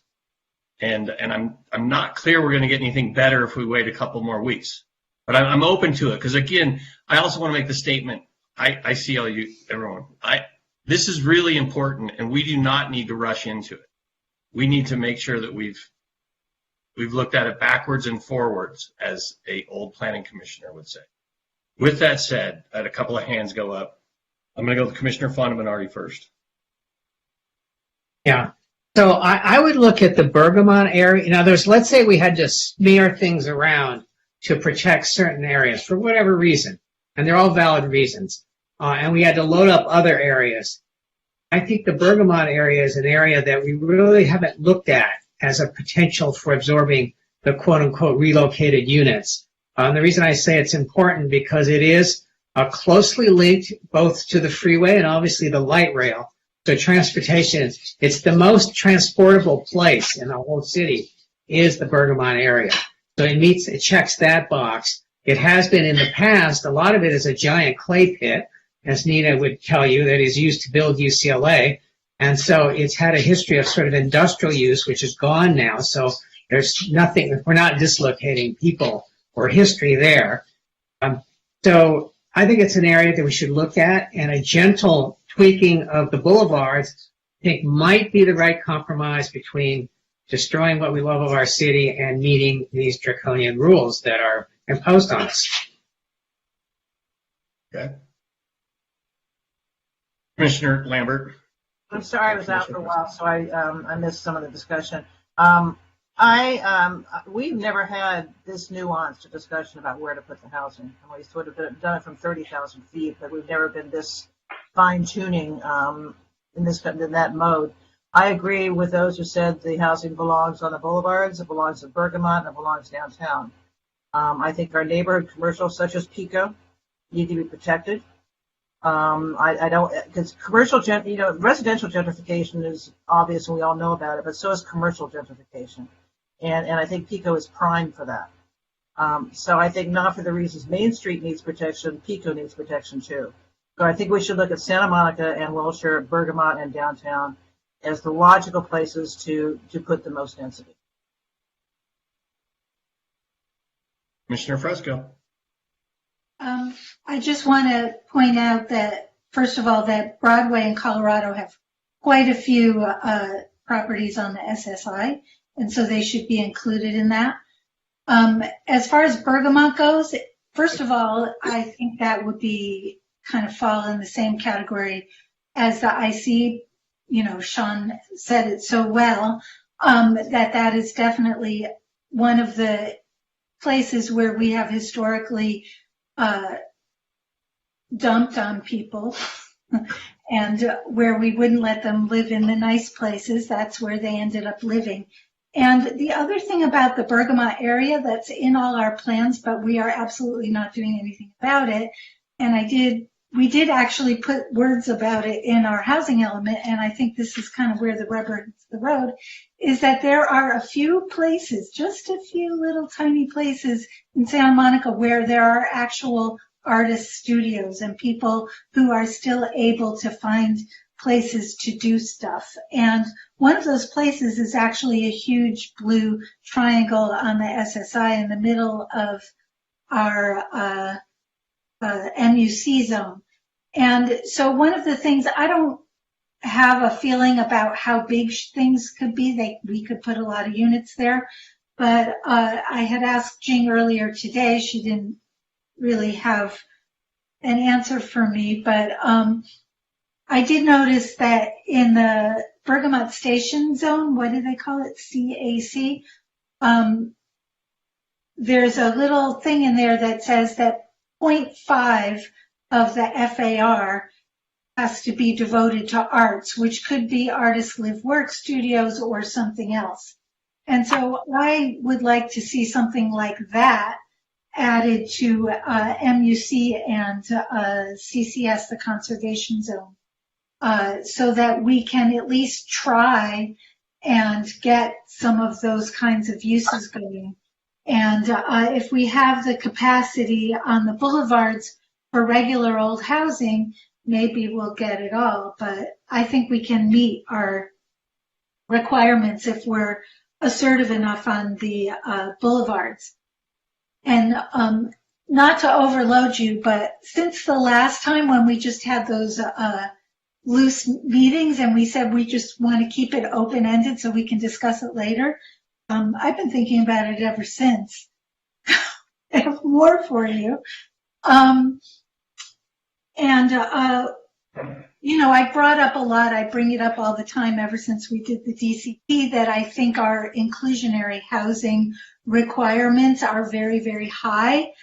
Not housing, open space. Open space is very, very high. And we get a lot of apartment buildings that are like these big hollow donuts. And I keep thinking, especially now, the RHNA is not about how many buildings we built, it's about how many units we build. And if we can get more units in our buildings, were good. And staff wrote a concession about open space for the individual units. And I had this idea that maybe part of that concession would be that if that property is within 1,500 feet, which is about 3 blocks from a city park, that they don't have to replace it because there's a park nearby, and that gets our people into our parks and outnumber the homeless people, and then the parks become a nicer place too. So those are some of the other ideas. And also, if we do put housing in the IC, and I'm not sure, bulking it up there is the right thing to do. It does put our city's ability to have new incubator businesses and industries trying things out and making noise and smoke and dust and dirt.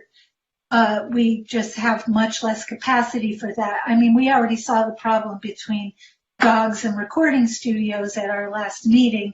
Imagine if there were an apartment building on that block too.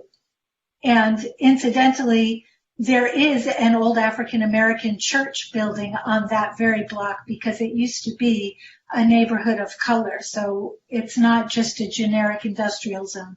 That is where one of the few places where we let people live. So we have to be careful about prioritizing that neighborhood. And so one of the ideas I had about that was that in addition to air pollution mitigation, that we put an extra requirement for sound mitigation so that people who live there can live amid industrial uses. There's a cement plant around there. There's dogs barking. There's trains going by. I mean, it's noisy. So we have to do something more if we're going to actually use it for housing, which seems a little dicey. Which you would prefer not to do. So I'm trying to find a consensus, and I hear some consensus on boulevards. Yeah. And I hear and I don't hear don't hear consensus on the IC. I think there's it's 2-2, maybe I don't know where Commissioner Fonda Bernardi is on the IC. If you had highlighted to me, I didn't catch it. I would be for bulking it up. You are or not? I am for bulking up. We had it protected, though. We had a little staggered area in relation to the freeway. I don't want to put people right on the freeway, but I think we're going in the right direction. Okay, Commissioner Lambert, where are you with the IC? I'm not into bulking it up because I think we're basically building housing in a toxic waste land. That said, I think it would be really a good idea. I don't know how you feel about this, of actually coming up with some concrete ideas about what FARs and heights do we want to see on the boulevard. I want to find out where we have consensus. Okay. And it's 3-3 on IC, so that's not gonna go. But I'm just gonna say for the record, I think it's a mistake. We have transit there. We're not going to displace people. We can build buildings that don't create, shadows on other people. There are jobs in the area, so now we are putting people near jobs and transit. So when I hear that there's environmental injustice, I think, well, VMTs and greenhouse gases are really important to us, and putting people near our transit with jobs is critical to environmentalism. And in terms of toxic waste, if you're going to buy a piece of property, you're going to do a phase 1. You're not going to buy it if it's toxic. And if you're going to buy it, and if you want to go forward, you're going to do a phase 2 to clean it up. So I think we're really missing the boat in the IC area. You just changed my mind. Well, I would follow if we had the freeway exclusion zone. Like I like Mario's distinction. So can we ask staff to pull up a map really quickly so that we can point to what we're talking about in terms of a exclusion area? Give us a moment for that. You're talking about the kind of distance from the freeway, is that right? Well, we want to see the kind of the IC area, the Bergamot area, and see its relation. Yeah, we can show you a map of the IC area now because that's in the slideshow. But we do have a map before of the distance because it was part of an IZO, and I can bring that up. Just give us a moment. How do you guys feel about extra sound mitigation so humans and businesses and industries can coexist? Say that one more time. It's noise mitigation she's Noise talking about. Oh yeah. Yeah. And it makes sense. I mean, it's at some point we got to. Nina, as long as we allow murals. Not on new buildings.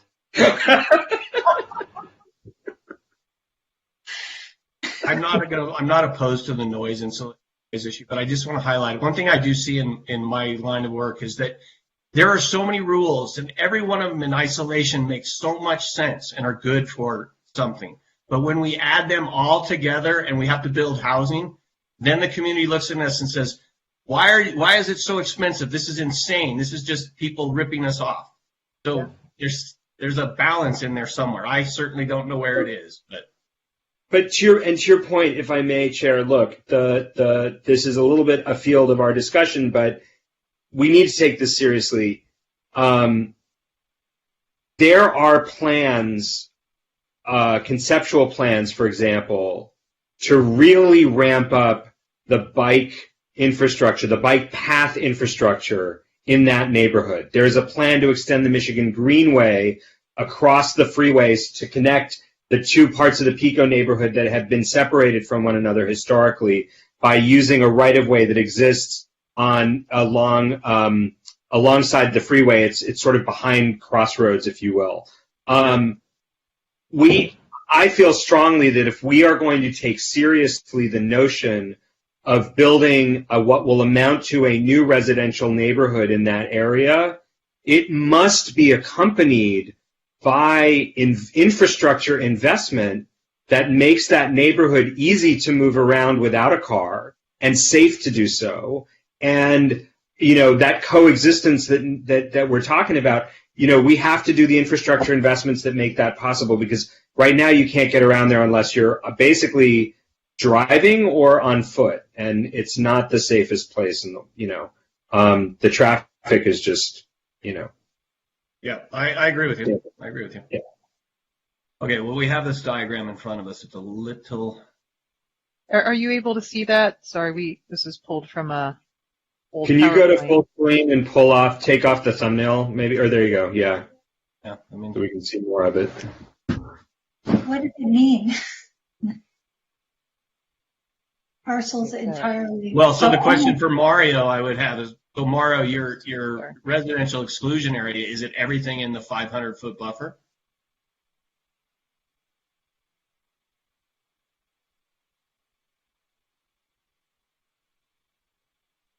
There's nothing left. Right. Well, it's interesting because, and Ellis, Jim and Ellis, I don't know, because you know this neighborhood. If you look at the south side of the freeway, if we encourage a lot of development there, we're going to encourage a lot of displacement there, because there are older apartments just south of the freeway. There are a number of, the home prices already exploded, but so I worry about the 500-foot buffer relative to the south side of the freeway, because I think we end up displacing a lot of people. I don't think we're talking about the south side of the freeway. I think we're just talking about the IC zone. Yeah, we are. In the green. Yeah. Oh, in the green. Yeah. Okay, yeah. Sorry.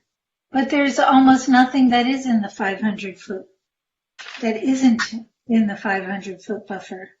And if they're required to do a health risk analysis on air quality, then the green zone is not just the IC. The IC is bigger than that, right? It extends all the way to Colorado. Yeah, sorry. There may be a more clearer. A little more. It goes to where those, I'm pointing, you can't see. Well, what about can we just pull up a zoning map off our website? Well, the housing capacity map in the presentation shows it pretty well. There's the zone. Is that better? The blue is the IC zone, and the red is the buffer. What's between the freeway and Broadway? What's that zone there? It's the old right-of-way. Yeah, some of it is like MUBL along Colorado. Yeah, on both sides of Colorado, Mm-hmm. and then in the eastern half of the city, on both sides of Olympic Boulevard. Oh, you mean up in this area? Yeah, all the way to the Well, east tree. And Ross, did you? Oh, I think It's do you have the then zoning map. That's Maybe it might be helpful. Yeah, for us to put up the zoning map. If that's what. Maybe that might be more helpful. Mhm.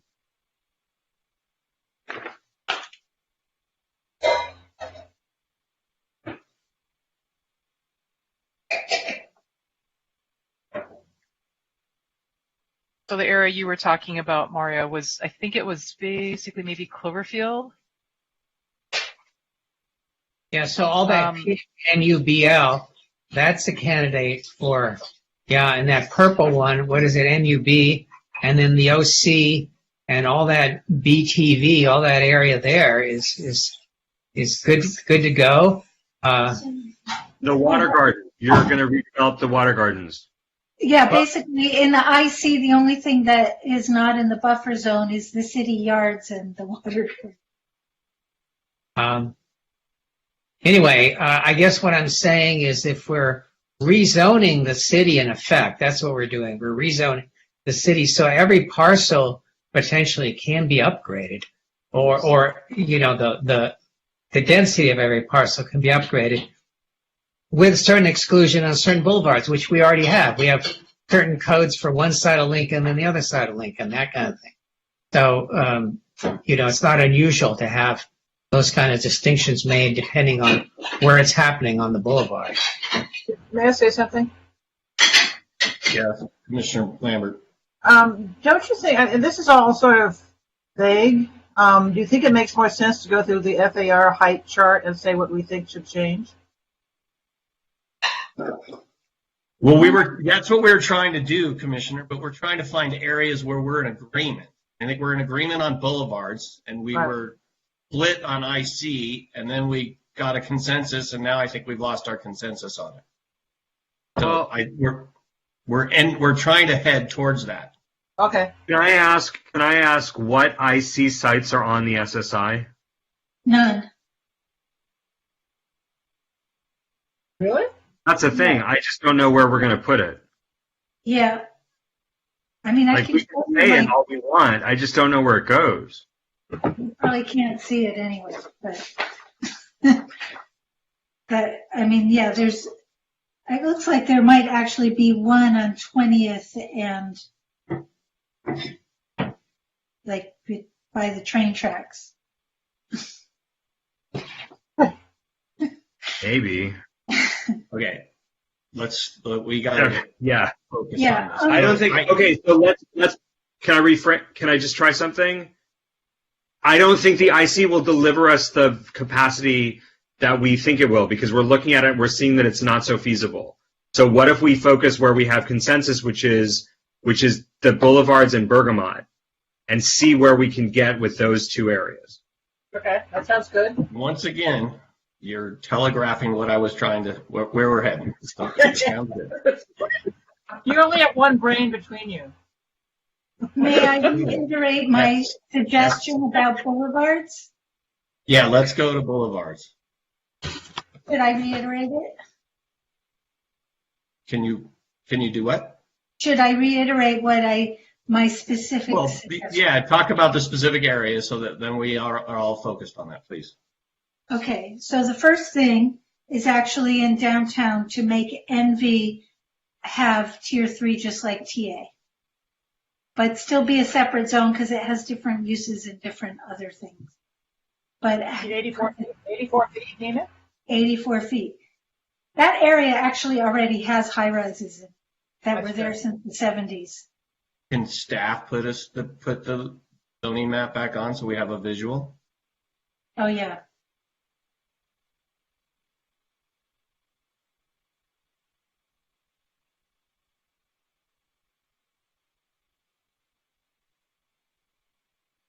It's the yellow there.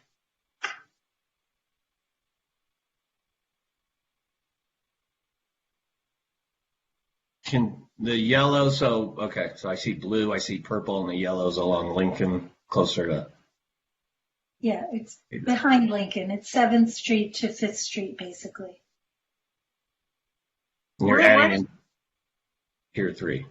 Where does the tier 3 end? Where does the transit Tier adjacent? 3 is only in the blue where it says TA. So this would be adjacent to transit adjacent. Right.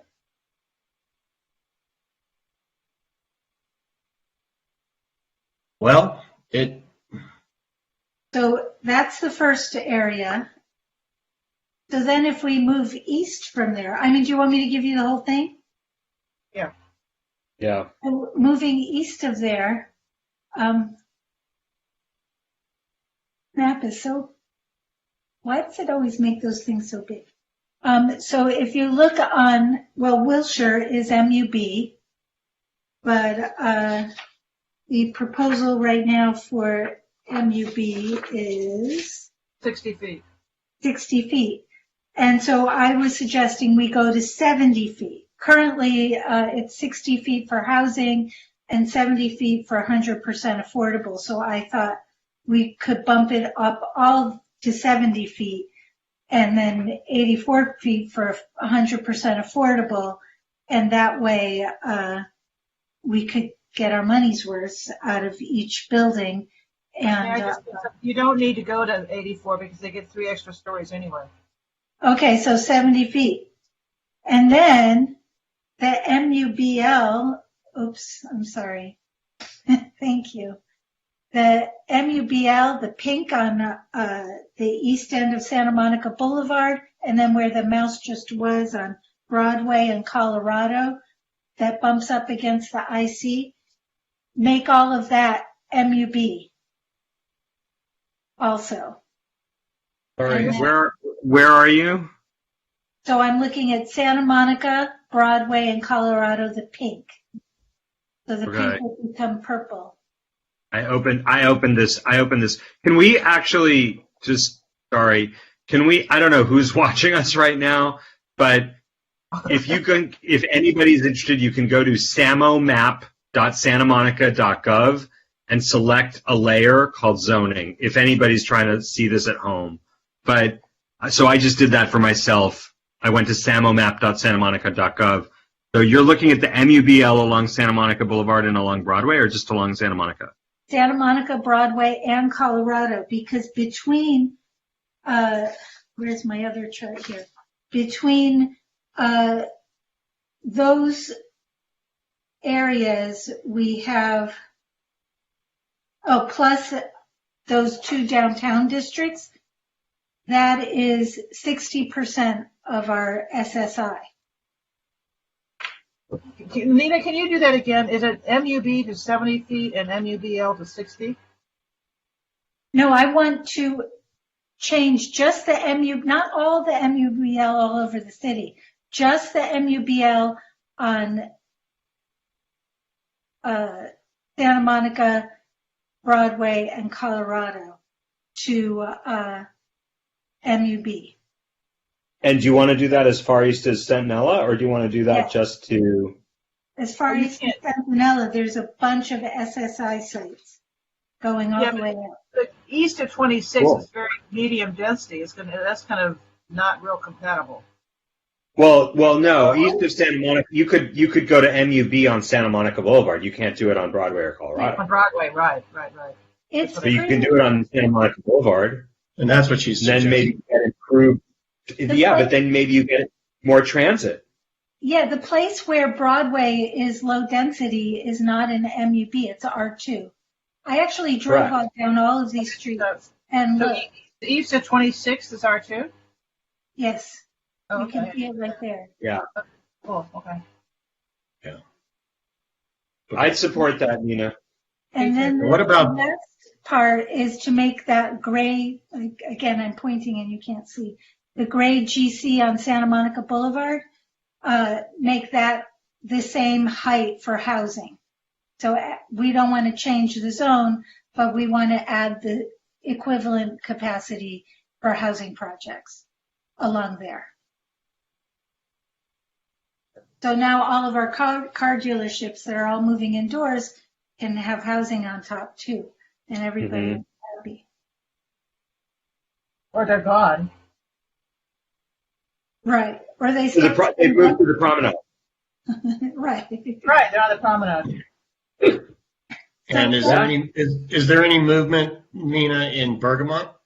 So in Bergamot, I don't have a strong feeling about density so much as about creating some kind of incentive for artist housing. I just really feel like there's something that we're going to lose there really easily. There's a really fragile thing going on there. Well, that doesn't mean we can't have density. Yeah. Yeah, I don't have a problem with density. Okay, so there are 3 big sites marked MUC. The one that is opposite Ishihara Park is mostly taken up by a metro rail yard that that's a long story. Right. Then you have the MUC portion that is No. The Bergamot is in MUC. That's all industrial buildings in that section. Yeah, that's what I'm saying. But there's an MUC. Well, bear with me, because so that's out. There's no feasibility there. The triangle MUC is new roads, and there's like a standalone building, and that's where we put the 295 parking spaces underground a few years ago. That's not. There's a whole bunch of artists there too. Right. The artists, I think, are in the CCS. No, CCS is all film production studios because they're arts, but they're rich people. I went to a framer there in these tiny little bungalows. Oh, really? Because I drove around there. I didn't get out of my car. It was cold. There's a cool bungalow thing. Okay, but that I don't want to lose. That's what I'm saying. All right, but let's talk about Bergamot. We were talking about Bergamot. You guys have moved into the MUC. And MUC No. But Jim, where I'm getting is that I think that big box of MUC east of Stewart, on the Stewart side, it's all commercial, but on the other side, that's where we approved a Stanford in Pennsylvania project. I don't know if we can do this. If we split that zone, and we made sure that the Stanford side of that MUC box was incentivizing housing. There's a bunch of places that could be housing on that side. That's what I was getting at. And then there's Bergamot Transit. What is it again you want to protect in that big box? Say again? What were the uses you wanted to protect in the big box so you would bifurcate it somehow? But what were you Well, doing? no, I'm saying it's infeasible because there's brand new buildings on the Stewart side, that there's that long I don't know who the new office building is in the corner. Giant. There's a gas facility there. There's the gas facility. That's where West Side Ballet is. Right. That little Yeah, there's a But on lot. the back side they're already developing housing because there's the plan to extend Pennsylvania into Stewart Street as like a bikeway. Right? They want to open that up eventually. So are you arguing to not touch this then? No, I'm arguing to split it and to upzone the backside.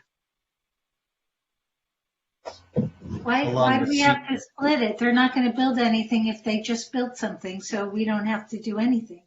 We can Okay, so then just upzone it. Let's just make sure we maximize housing there. But how can we also keep it an arts community? Not in the MUC. The CCS is the arts community. MUC is where the triangular part is where there are actual artists who are making things. Okay, can we rezone the box? Don't touch the triangle or the box by Ishihara. Can we rezone the MUC that is between Stewart and Pennsylvania? Could we rezone that as BTV and upzone BTV?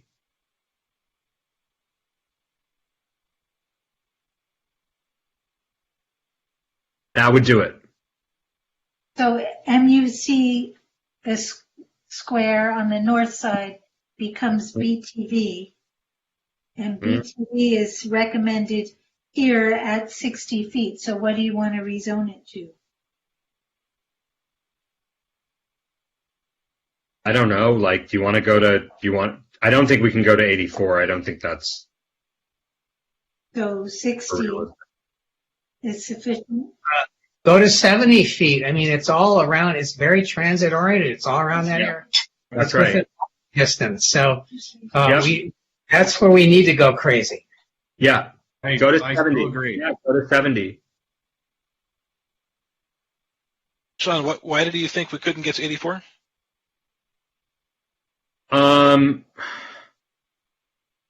You know what? We could go to 84.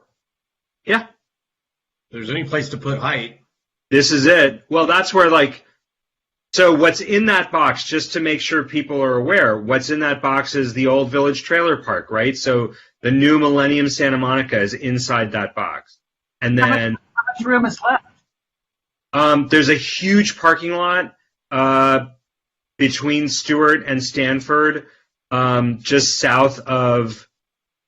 like north of the West Side School of Ballet. I always wonder why it's not housing. There are a couple of parking lots on Stanford in Pennsylvania. There's a big parking lot at, I wonder if these aren't even the bungalows. There's a big parking lot at Nebraska and Stanford. I think that's where you go to return your cable box when you finally cut the cord. Yep. So yeah, I think that's the place to go crazy. Plus because the problem with the Bergamot Transit Village is that there's very little left there to develop except for those two parking lots, right? We just approved that CLT building on Pennsylvania and 26th, and there are three parking lots east of that site that could easily become housing opposite the new SMC site. I think we've already met our RENA, you guys. Yeah, well, that's what we're here for. Let's build an infra. The SSI has two huge blue squares in the MUC that you just suggested changing to BTV. Okay, so it seems to me that there's some consensus on this commission. Well, there's consensus on this area, but I see Heidi ghosting in, so let's talk to Heidi for a second. So just quickly, so I think this is all a very robust discussion, but I do just want to kind of remind the commission that part of what every underlying zoning decision is made is that it's going to be subject to rational basis. Just want to make sure that we understand all of your reasoning for picking recommending different heights and FARs in different places. So I just don't want us to lose sight of that, because when we bring something back to you, we're gonna want to be able to support your logic. So if you could help us with that when you make your final recommendation, that'd be very helpful. Thank you. The state is making us a rational basis. Well, she's asking. I mean, no, look, we have to be compliant. We have to make our RENA. We want to value a Santa Monica that is diverse and inclusive and maintains its historic character and also evolves to meet the needs of a new century. So we feel that given the transit adjacency and the sustainability opportunities that arise on these sites, the presence of parking lots that we could substantially incentivize to turn into housing, taking cars off the road because we're so close to a transit site. I think all of those are extremely rational reasons that this is the right place to put housing. In addition, we avoid displacement because we're not putting housing really next to, we're not going to create either commercial or residential displacement by locating the housing here. In fact, we're going to create more opportunity. And these are a range of opportunity zones and amenity zones. And we're not focusing on any one type. It's near schools, it's near transit, it's near jobs. Okay, Commissioner Raskin. Yeah, I'd be curious to hear Commissioner Fanabanardi's perspectives on this, but look, if we're really trying to get the best bang for a buck, how high and dense are we willing to go here? I mean, why? I'm a little hesitant to build a monolith in the corner of our city, but I'm curious what our limits are here. Well, so you and I know how I feel about, net zero buildings not going over 3 floors. We're following an old model. The old model is this. When you have a pretty nice city and you have to absorb development, you put it in one area and you say that'll be a slightly different city. And that was our downtown. And that's what we've done for the last 30 years. We've sort of driven development downtown. And now what we're doing is we're extruding downtown along the big transit corridor, and we're building up basically a spine of high density and fairly low-rise neighborhoods around it. And that spine, I think, is very robust and a good place for it. And what we really want to do, the next step of this, is to possibly rezone those areas where we have these very high buildings next to R2 lots. We should have an intermediate zoning there for, let's say, R3 to have a transition, so you don't have 84-foot buildings next to, 26-foot buildings, or even across the street from 24. I think that's a finer grain, but I think at this point it's a numbers game. We have to show on paper how we have the zoning and the capacity in the SSI and in all the little tweaks we've made to meet the numbers, knowing that the numbers are not going to be met the way we think they're going to be met. They're going to be met in all kinds of different ways because we're already there as far as the market rate ones. So what I'm saying is what we're really doing is saying, let's build a really strong, dense, let's call it a spine for our city, and then we're going to plug in the ribs and the arms and all that other stuff. But we're really building a strong spine, and it's got to be big. There's no other way to handle the numbers. I have a question. Commissioner Lambert. I feel like I have just dropped into an alien planning.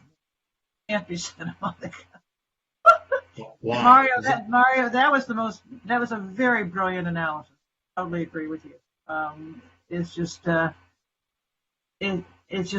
fantastic, very smart. My one concern is it would be really useful to see the adjacencies of the areas we're talking about. Well, that's what I'm saying. The next level, I don't know what they are. I haven't walked the areas. Yeah, the next level for us would be to look at those transitions and make sure that there's a step down. Just like right now, there's a step down in Lincoln. On one side of Lincoln, you're at this, and on the other side, you're there, and then you're down into the flats. And that transition we need to look at, but not today. Well, Commissioner Raskin and then Commissioner Landers. Well, so yeah, Commissioner Fundamentati, getting back to the question I raised earlier, if we're going to try to prevent the canyonization of boulevards by focusing development in the Bergman area, if we follow that logic, then let's go up to 200 feet. Oh my God. Well, again, these buildings are going to shade their neighbors.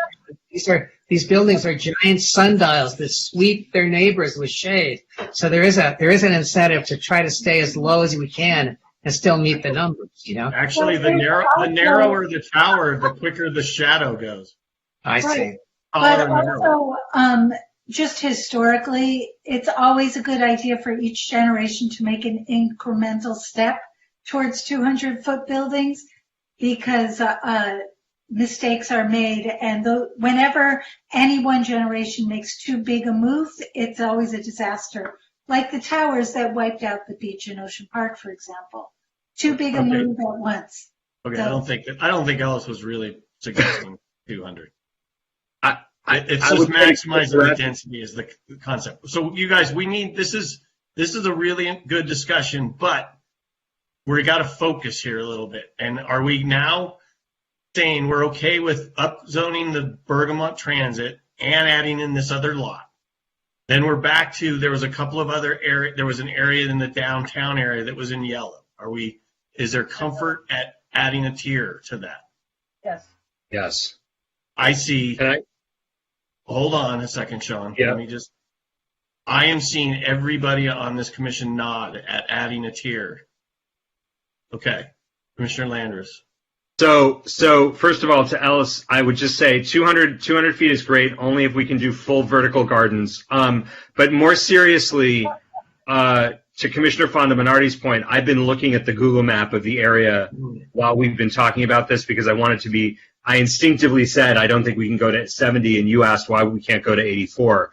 what I am observing, and I would say this, is that all of the lots we're talking about in the Bergamot Transit Village, at least, are already contained by commercial lots that exist that are a barrier between them and the nearby R2.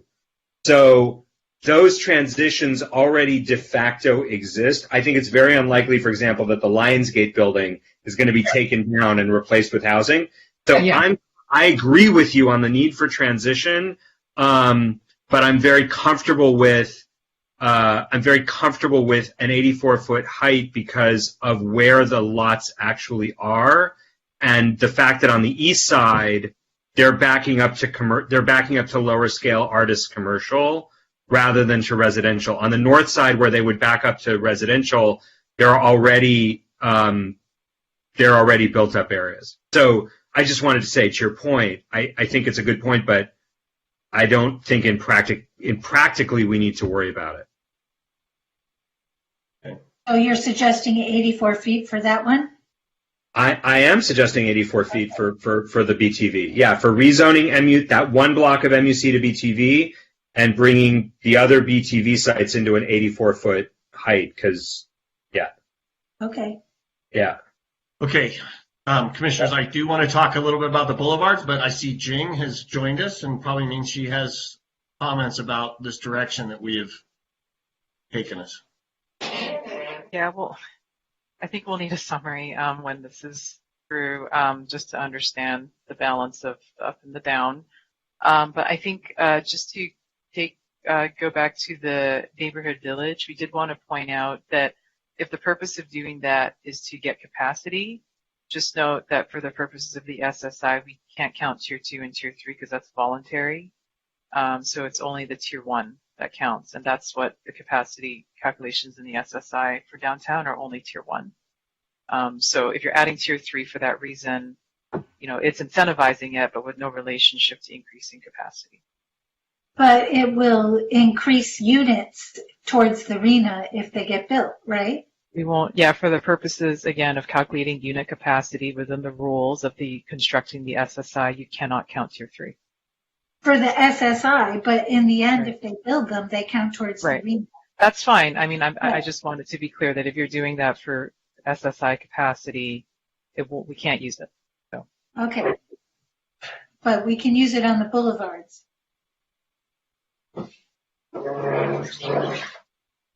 Okay, so let's talk about the boulevards and people's comfort level with the boulevards. I think we were talking about areas of Santa Monica on the eastern side of the city, moving them from MLB low to MLB, and then areas in between Broadway and Colorado that are currently MUBL. What do people think about that? I see 2 thumbs up, 3 thumbs up. What's the proposal? Mm-hmm.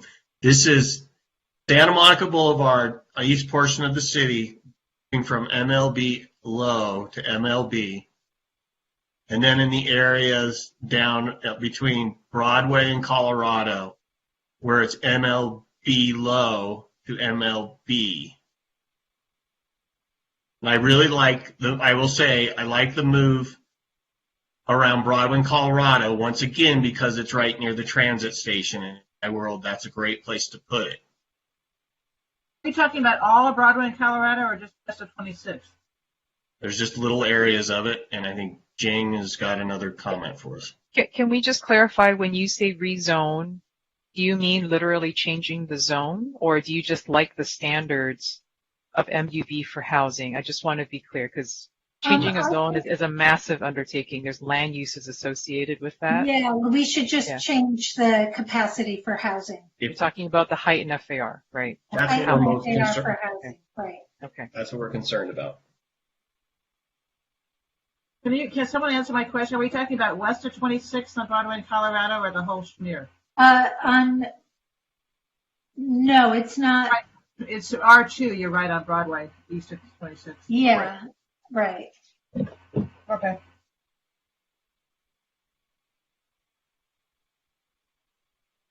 Okay, so in theory, if we agree to these moves, this allows some flexibility to protect other areas. Don't forget the GC. We're also going to raise the housing capacity on GC Santa Monica, where the cars are. Pico. No, not on Pico. This is just on Santa Monica where the cars are. Okay. That's fine with me. Me too. And again, for staff, we're not looking at changing the zone. As you made it clarify in all these areas, changing the zone is not as important to us as having the development standards that work. The housing capacity. I hope everyone has money for bodyguards. For us? Yeah. Oh yeah, we haven't even really gotten into that discussion of how the community right now is going in the opposite direction that we are, and how there's a big PR education, and why we shouldn't be rushing into this anytime quickly. Commissioner Raskin. Well, no, I mean, I think, to a large extent, this more nuanced view of development accomplishes or really addresses many of the community concerns about gentrification and overdevelopment on sensitive areas like Montana and Maine. And I think that this generally harmonizes with many of the community concerns about using too broad of strokes to redevelop the city. Yep. And it's consistent with the loose, actually. Which is great. We've heard community members supportive of that recently. Okay. Yeah. So the only thing is there anything we have not discussed in this FAR, robust FAR discussion? I can't believe it.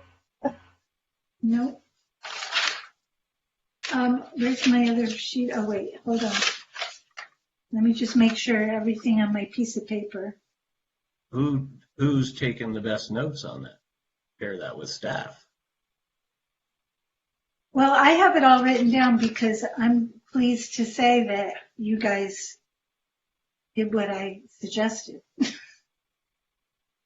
But we also have a recording. Okay, we need that. Please provide some written documentation, and if staff does not agree with it, then they can refer to the tape. Okay. Staff, hour and a half ago, you put up a slide and asked us if we had comments on it. We've now commented on that section. Are there more portions of that program that need our input? I think that maybe if I can just repeat back, just so it might be helpful because there was a lot of please do discussion. So maybe we'll start with what was being adjusted up. So neighborhood village in the downtown, the entire zone, adding a tier 3, right? And then it was Santa Monica Boulevard, Broadway, and Colorado, that there is desire to make those the MUB standards, which are the 2.75 and 60 feet, unless I think I heard 70 feet somewhere in there. Up to 70 feet, like what? 2.75 and 70 feet for Santa Monica Boulevard, Broadway, and Colorado. And Wilshire? Yes. Well, Wilshire's already MUB, but Wilshire would go up to 70 feet then. Okay. Yeah.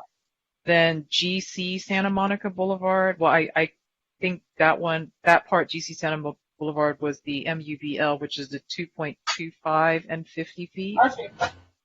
Archie. And then, is that right?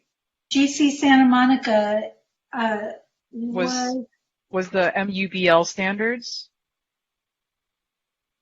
It was lower than that, but we want to bring it up to the 70-foot one. GC Santa Monica? You wanted that to be the 2.75 and 70 feet? Yes.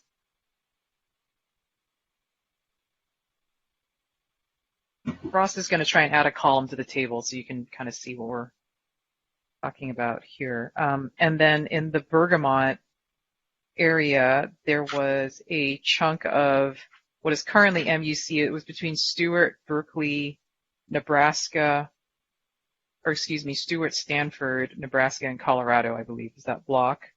And that was changed to Bergamot Transit Village to a BTV zone with 84-foot maximum height and 2.75 FAR. I don't think I heard an FAR. That's on that one.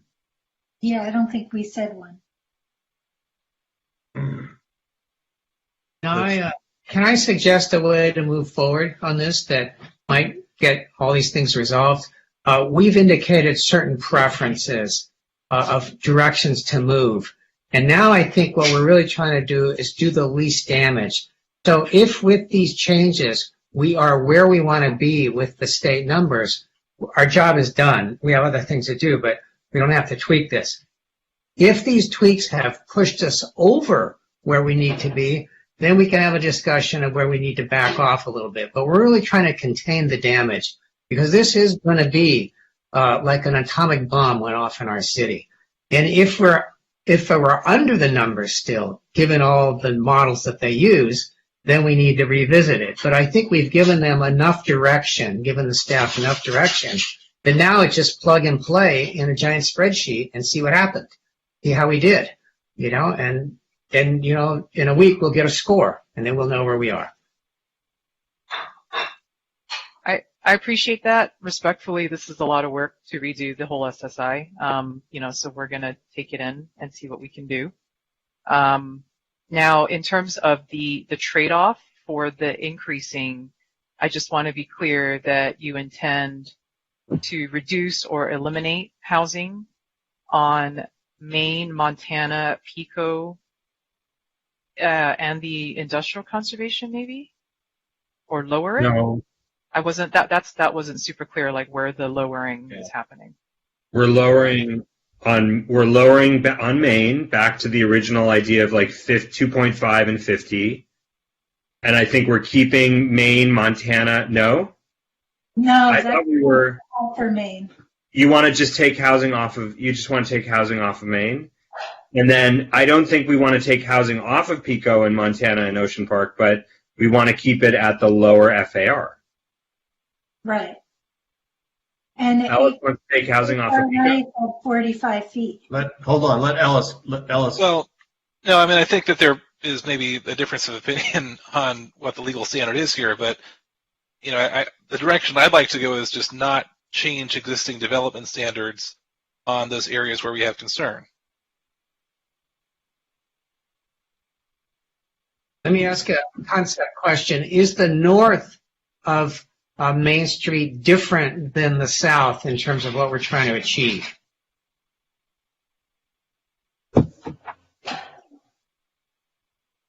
No.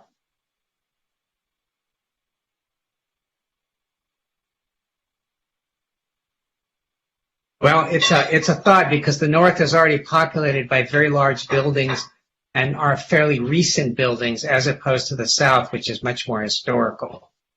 Yeah. There's a CCSM building on the north side. Yeah, there is. There's also the Scott Schoenfeld's building. Yeah, there's the building that used to be the Boulangerie, it's like cool, and the Boulangerie was on the south side. It was on the west side. Yeah, and the CCS of, let's say, Ocean Park Boulevard. It's the northern end of the street. There's functions very ironically with the Elk building at one end, the south end, and the new development on Pico. You've got this barbell kind of development happening. But the central part, which is the part that we're interested in, is really what we're trying to keep intact in terms of its character. Can I ask a question about to Ellis? Would you have a problem with keeping the GC the way it is on Pico and the same as Montana and Main Street? And just to confirm, when you say the way it is, you mean say, year 2020 development standards, or what are you talking about? VC is not really a problem. It's NC on PICO because you can't possibly build housing given the development standards in NC. Yeah, I just have a lot of concerns about any upzoning on PICO. I mean, whether it's commercial gentrification or residential gentrification is going to happen. So I'd rather not touch PICO if possible. Yeah. I agree with that. And also incentivizing housing and all of that. So is that prohibiting housing on PICO? No, we don't want to do that. But that is what. No, we're saying leave the existing zoning standards. Don't change the zoning standards on PICO from what they are now. Problem is NC doesn't work for housing on PICO. NC doesn't work.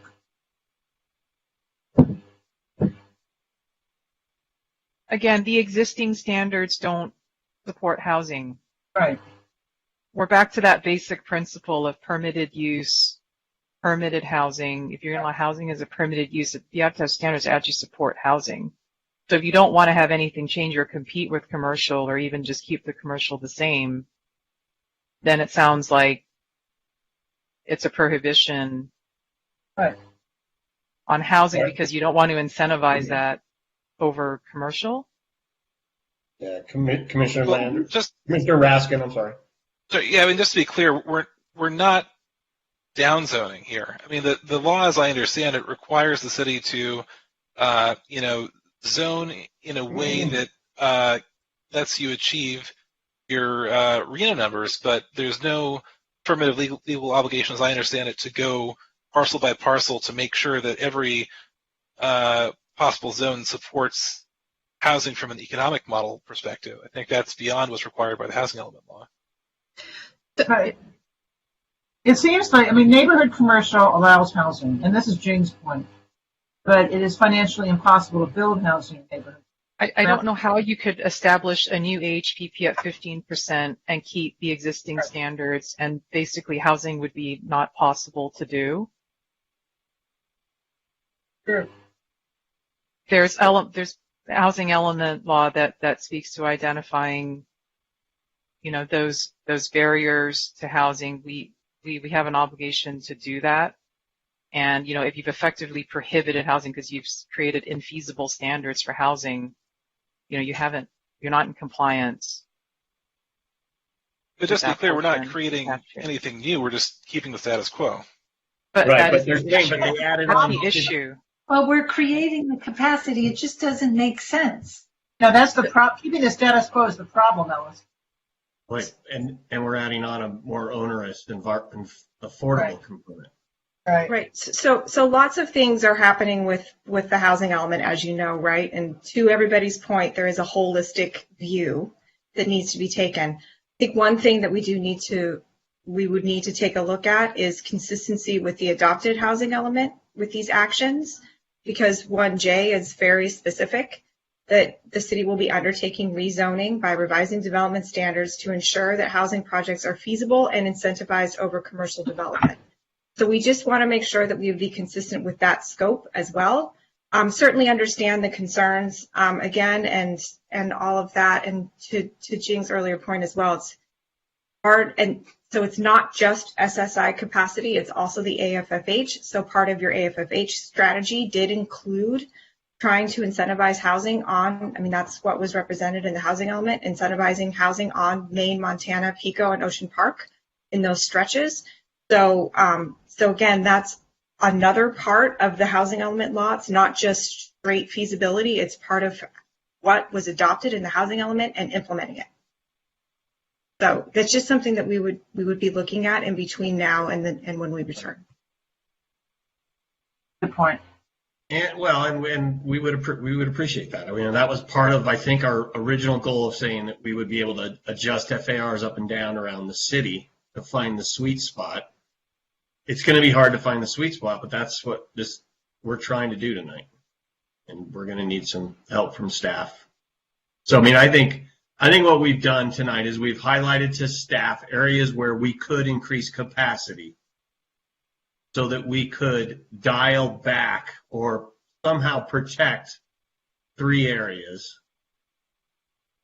I think we need a little help from staff at this point to figure out what we can dial back and still being consistent with our housing element. I think that's what Heidi just said, is they want to take some time to look at that. Can I make a point? I was just thinking, neighborhood commercial, Ellis, on Pico, it's infeasible to build housing the way it is right now. But if a nonprofit came in and wanted to build a 100% affordable housing project, they would get an extra 3 floors, so it would be feasible. Can't stop that. Yeah, I mean, yeah, there are going to be trade-offs in all of this. I mean, I don't know. all things to consider. I don't think we're going to get to any final answers right now. Yeah, and by the way, that extra 3 stories can happen anywhere in the city. It's a giant sword that's hanging over everybody's head. And fortunately, nonprofit developers have not exercised that option yet. So, and hopefully they never will, because unless it's already in areas that are ready for that are pre-zoned for that. But it could be very, very detrimental to the cause of affordable housing if you live in a 2-story neighborhood and a 5-story skyscraper drops in next to you. It's going to be quite an evil situation. I just do want to be clear, actually, we have had probably 5 projects exercise state density bonus for the extra stories and the incentives and concessions. So it is being used. I don't know if anyone has exercised 3 extra stories. Tell me about that. They've done additional stories, but we actually do have applications in the pipeline that are using those extra stories. Well, 3 extra stories. Yes. Oh, well, maybe that should be, that's not something to bring on people. That's going to be a very difficult decision there. Depends on where they are. It's going to be a very difficult discussion for people who find out that you can do 3 stories next to them. That's the problem. Right. Yeah. All right. So commissioners, I want to try to put a bow around what we've talked about on the FAR. We've been at it for about 2 hours, I think. So, and I think we're there. I think the only thing where we got where we got bogged down was an FAR in Bergamot Transit Village, and then what we would do to, if anything, to Pico, Montana, and Maine to protect them. But we just don't know what the rules are. Staff needs to research And so that. I think that's where we have to have staff help. Yeah. And that's going to be for staff to do between here and our next hearing. And I say that lightly because I know staff, you do not need us generating more work for you. But problem is, you asked us to comment on this document. We need to make recommendations, and that's what happens. So unless I hear staff jump in saying they still need another clarification, I want to kind of wrap up that program and kind of talk about where we're going to go from here.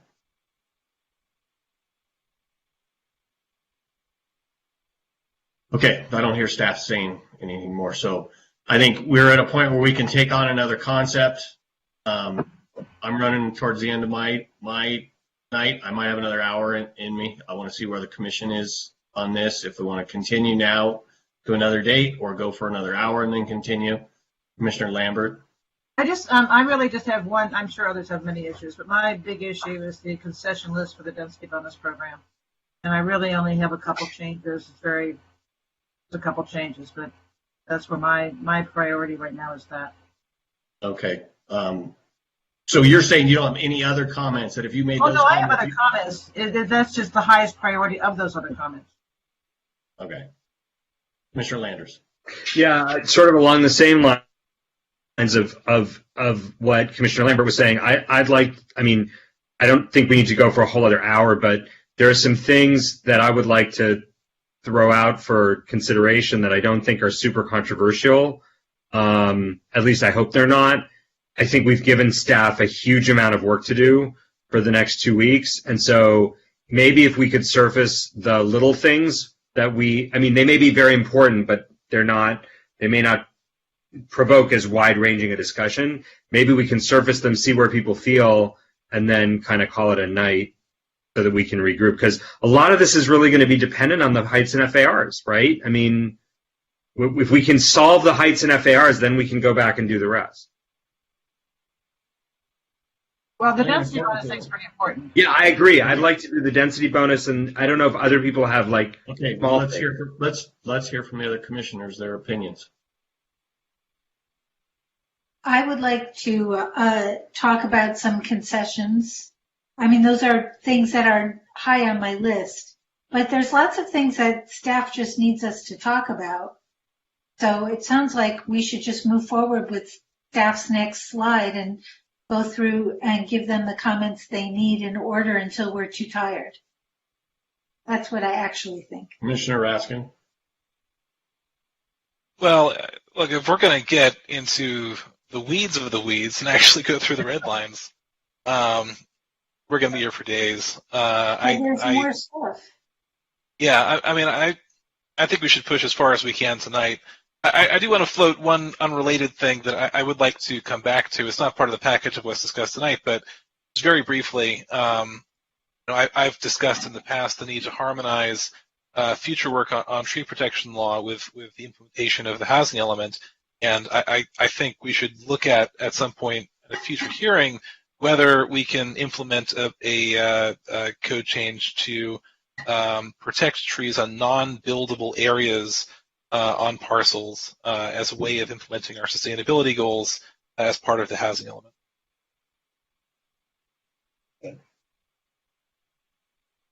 Commissioner Fonda-Bernardi, do you have an opinion?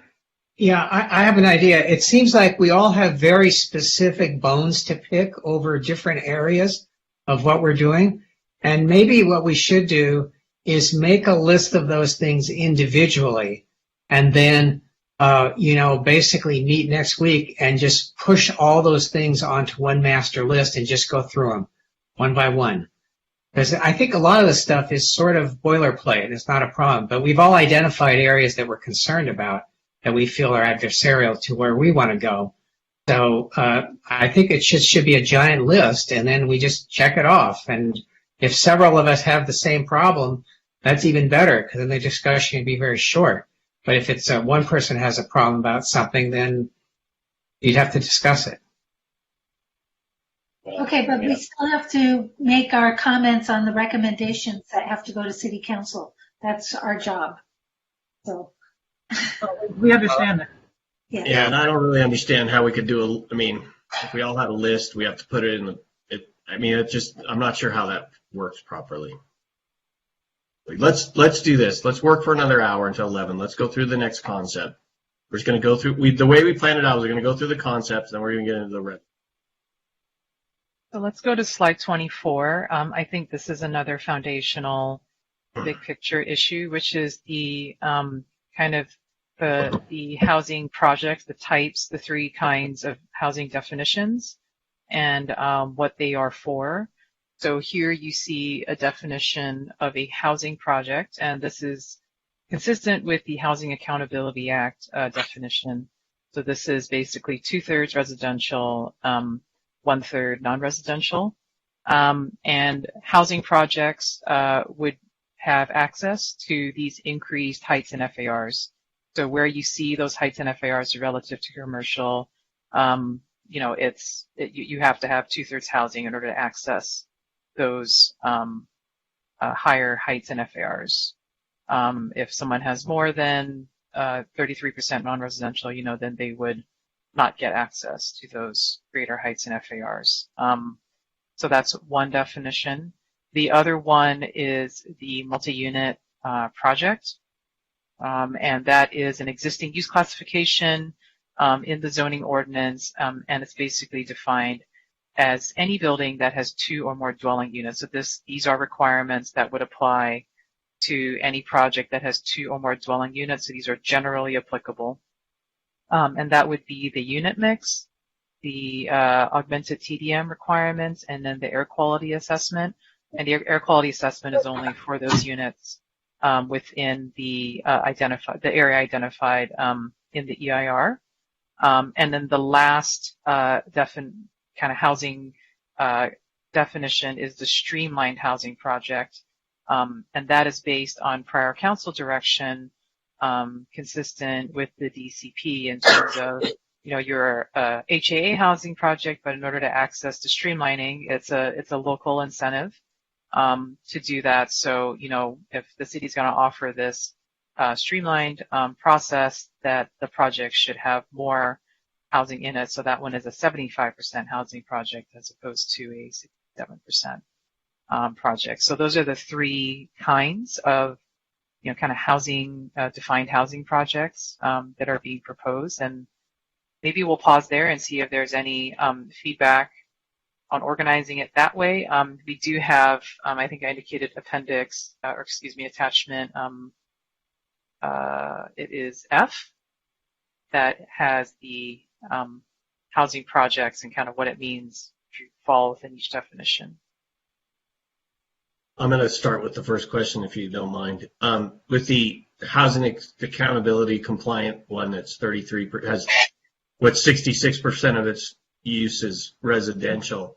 Mm-hmm. It does not get streamlining because it doesn't have the right unit mix or the unit mix. But if it asks for incentives, it has all these protections mm-hmm. in it. But you're still allowing people allowed to ask for incentive and concessions? Yeah, they would be. Yeah, I mean this is independent. I mean any project would still be eligible to use state density bonus law or what have you. That's like a separate thing. So yeah, they would still be able to access incentives and concessions because the many of incentives and concessions are associated with state density bonus law. Right. That's why we have that menu. So the only difference is if you had a project that was just HAA compliant. By that I mean above 25% but below 33% commercial. That project wouldn't be eligible for the streamlining, but they would get the higher heights and FARs. Okay, thank you, Commissioner Landers. So can we go to the streamlining first? I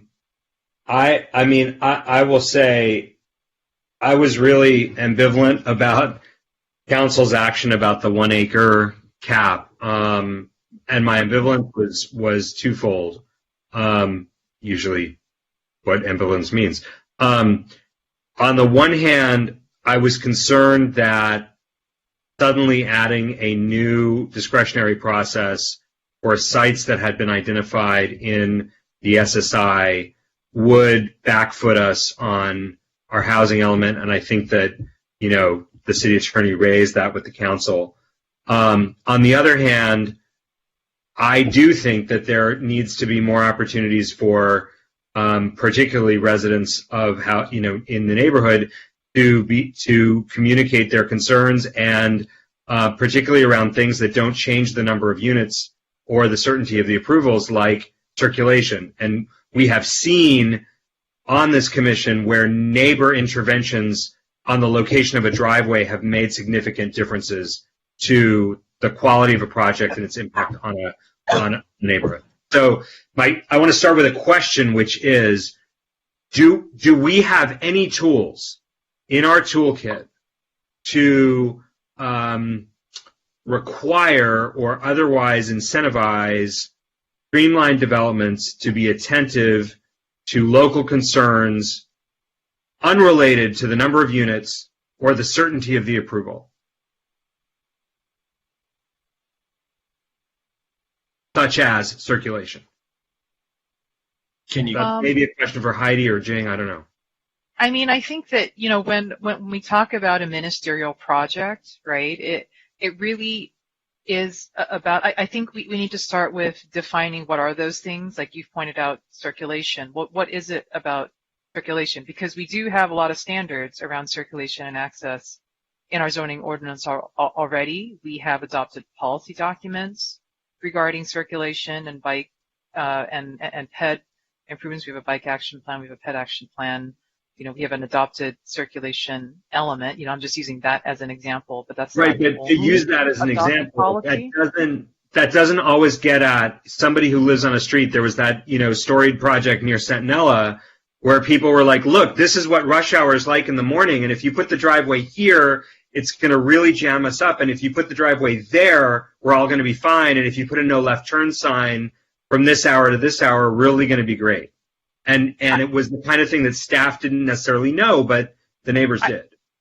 I think respectfully, I mean, I'm not at all discounting the public process, but staff does consider those things, you know, and the location of that, and, you know, if people raise concerns, but those are issues that are reviewed as part of a project.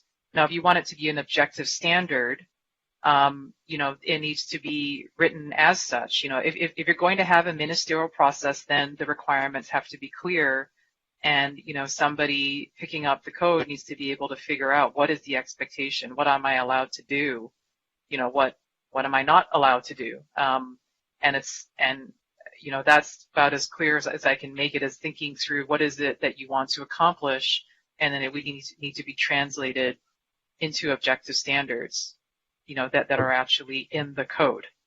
Okay. So ideally, a more transparent community meeting process up front with more rapid publication of plans might facilitate, to go back to what we talked about when we did the streamlining 3 years ago, right? That might facilitate a more input from folks to a proponent, to a project proponent.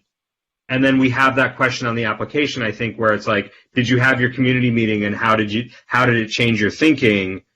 They can say, well, it didn't. We're going to do what we want to do. And, you know, legally, maybe they have to do that. They can do that. But ultimately, if we're creating that pipeline of soliciting input and getting the feedback prior to the submission of the application, that's about what we can do, right? I mean, that's kind of why the meeting ended up where it did. You know, this was debated when the council enacted this IZO back in March of 2020.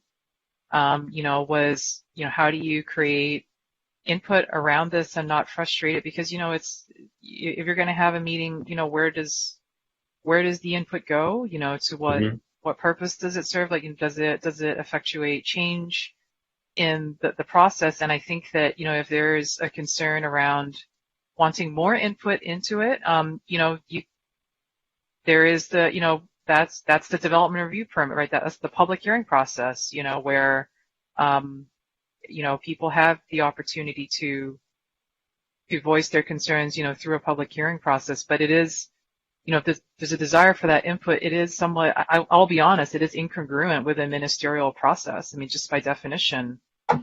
Yeah. You know, right? I don't disagree. Yeah, we need to decide what it is that, you know, what is the goal, you know, that you want to work towards.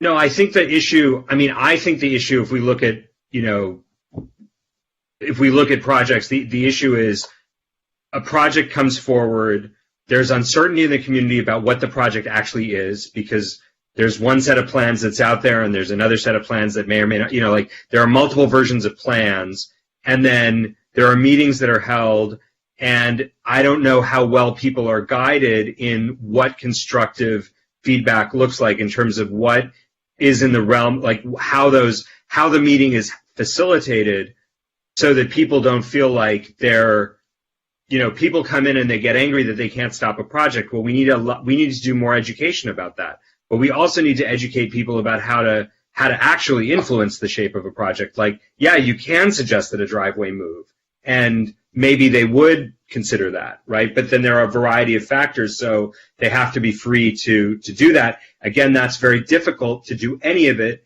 when the plans aren't published timely and when meetings are limited and stuff like that. So I would like to see, on the one hand, I would like to see us get a bit more robust about what we mean by these community meetings and the transparency that we have with respect to the information that's made available to the public, because I think that doesn't help things when it's more opaque. On the other hand, right, the flip side of that is, and this is what I would propose, I think we should set the threshold for the DR no lower than 2 acres based on the list that you gave us, because 2 acres would incorporate all but one of the sites that are on the SSI, and the one site that is remaining may or may not, it's like not really, because it's the site it's a school district site, that's going to probably have to have its own public-ish process anyway.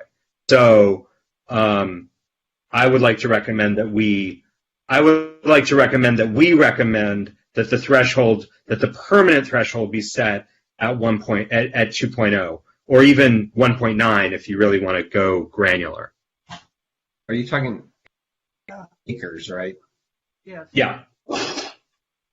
I'm very concerned that the IZO kind of put our, that it wrong-footed our SSI. Can I say something?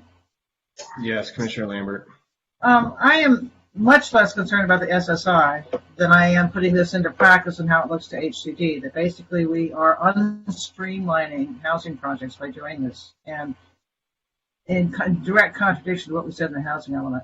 I mean, this is going to affect the properties in Santa Monica beyond those in the SSI, and it's going to affect housing production. That said, I'd go with you on the 2 acres. But it's much bigger than the SSI. I know. I'm just trying to live in the world we're in and, muddle our way to a... So you're suggesting saying that there's streamlining for anything up to 1.99 acres? Is that what I'm understanding? Yep. I guess. That would be my thoughtful motion. Okay. Any other commission comments on that? Yeah. Commissioner Fondo Bernardi. Yeah, I like the 1 acre. I think that's the right measure. Here's another way of looking at it. We have the Skelson's project coming in, and it's whatever it is, 4 acres, I don't know, something like that. But now you have to visualize that our city will have at least 18 projects just like that at 500 units each to reach the 9,000. So you're going to have these very large objects parachuting into all these neighborhoods. And I think people need to have a choice to talk about it, to really hear directly back and forth what's going on. And we know that no project is perfect. Every project improves a little bit when people critique it. They don't have to listen to the critique, but at least they get to hear it.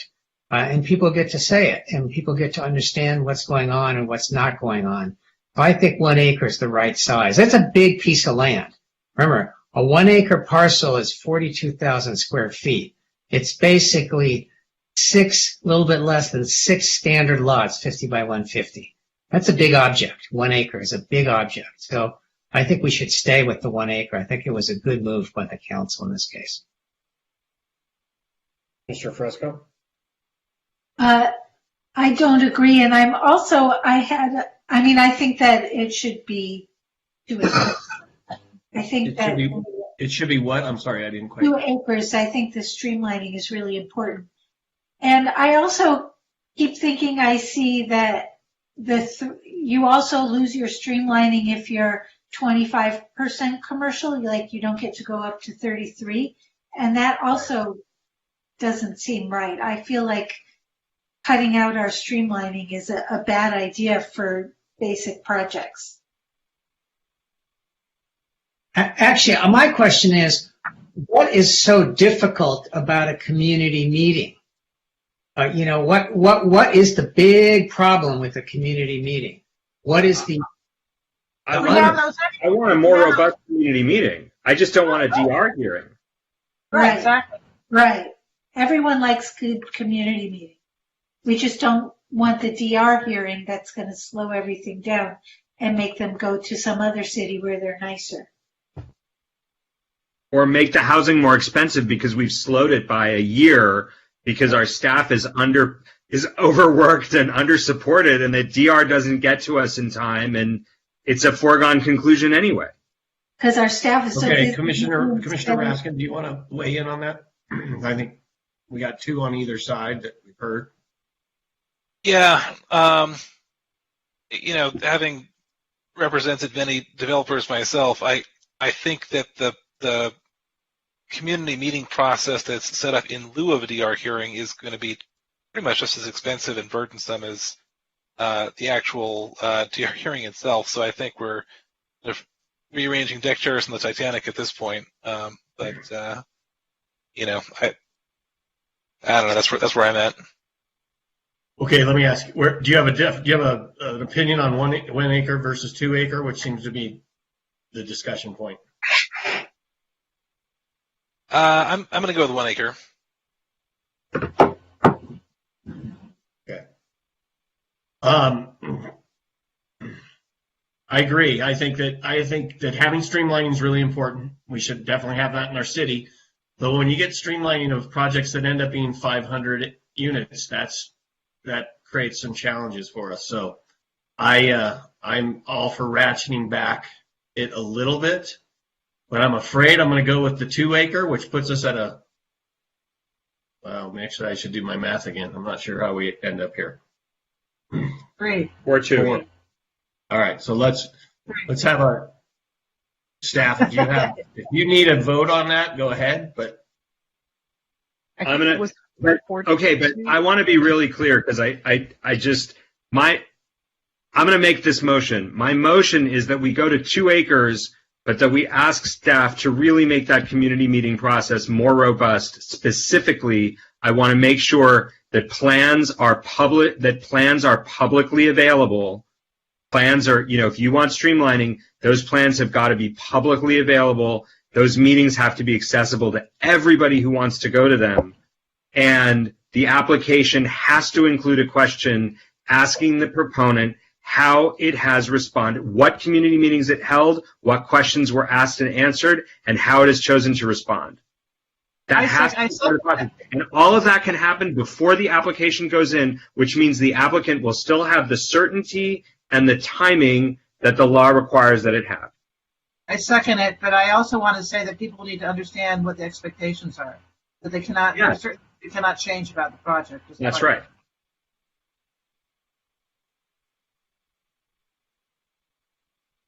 Okay. Did you want to call a vote on that? Please. Okay, yes. Fonda Bernardi? No. Commissioner Lambert? Yes.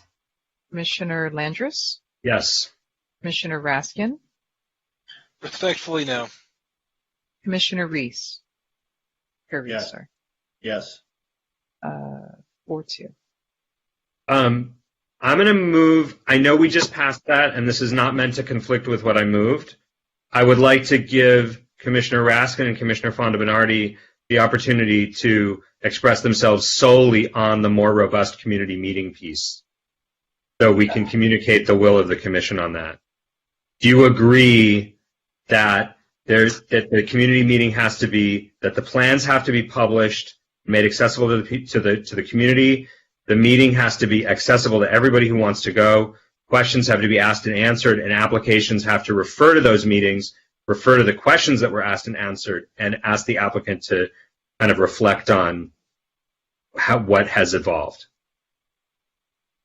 If I could answer that, Commissioner Landers, it sounds like some of what you're looking for are protections that are baked into public transparency laws for hearings that occur at meetings of public bodies. So I do think that there's a benefit to having that at a Notice Brown Act style hearing of a public body. Yeah, but then it's not streamlined because staff supported and it has a whole bunch of guardrails. I'm trying to. I think what you're asking for is still going to be super expensive, and I don't.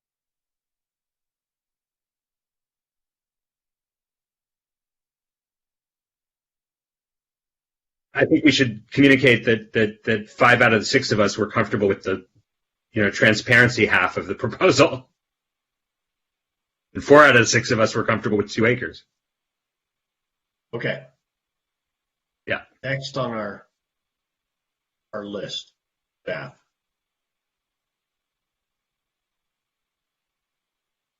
Okay.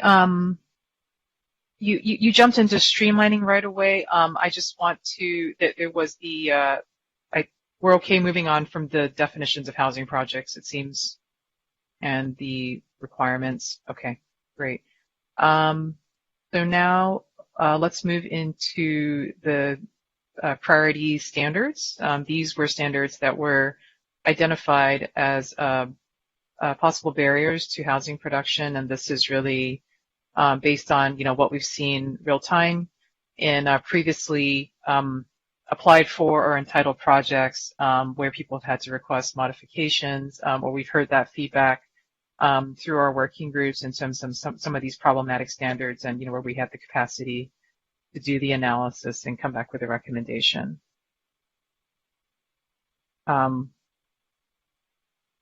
So the first one here is the the active ground floor use requirement.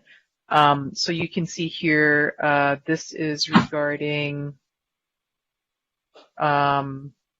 essentially allowing the flexibility for active ground floor use. This is just specific to the downtown, excuse me. So this would be active ground floor commercial uses still required in the Ocean Transition, Wilshire Transition, Lincoln Transition, and Bayside Conservation, Promenade 2nd and 4th, and then allowing ground floor residential in the NB and the TA zones, except in the following locations. And it actually may be easier to see the map on the next page. And then I will say the VCP is quite nuanced citywide. It's more simple. It's just eliminating the requirement for housing projects to have that active ground floor, so they don't need to do it. They can do it. And then on Maine and Montana, that combination of the commission directed kind of looking for incentives. So it's a parking incentive on Maine and Montana, and in the IC district for ground floor active use, but again, not requiring it. But let's maybe, I think that one is simpler for the citywide, but this is the downtown active use. So this was maybe Ross. Do you want to talk through this one? I think you're probably the most familiar with the diagram here. Could we ask some questions? Sure. Okay. Yeah, I would like to. I would like to know staff's thoughts on Hank Koning's letter. In particular, it struck me that his comments about ADA compatibility, about slope, and about the basement issue were things that we could easily incorporate here on the grounds that we're talking about making housing more feasible and better.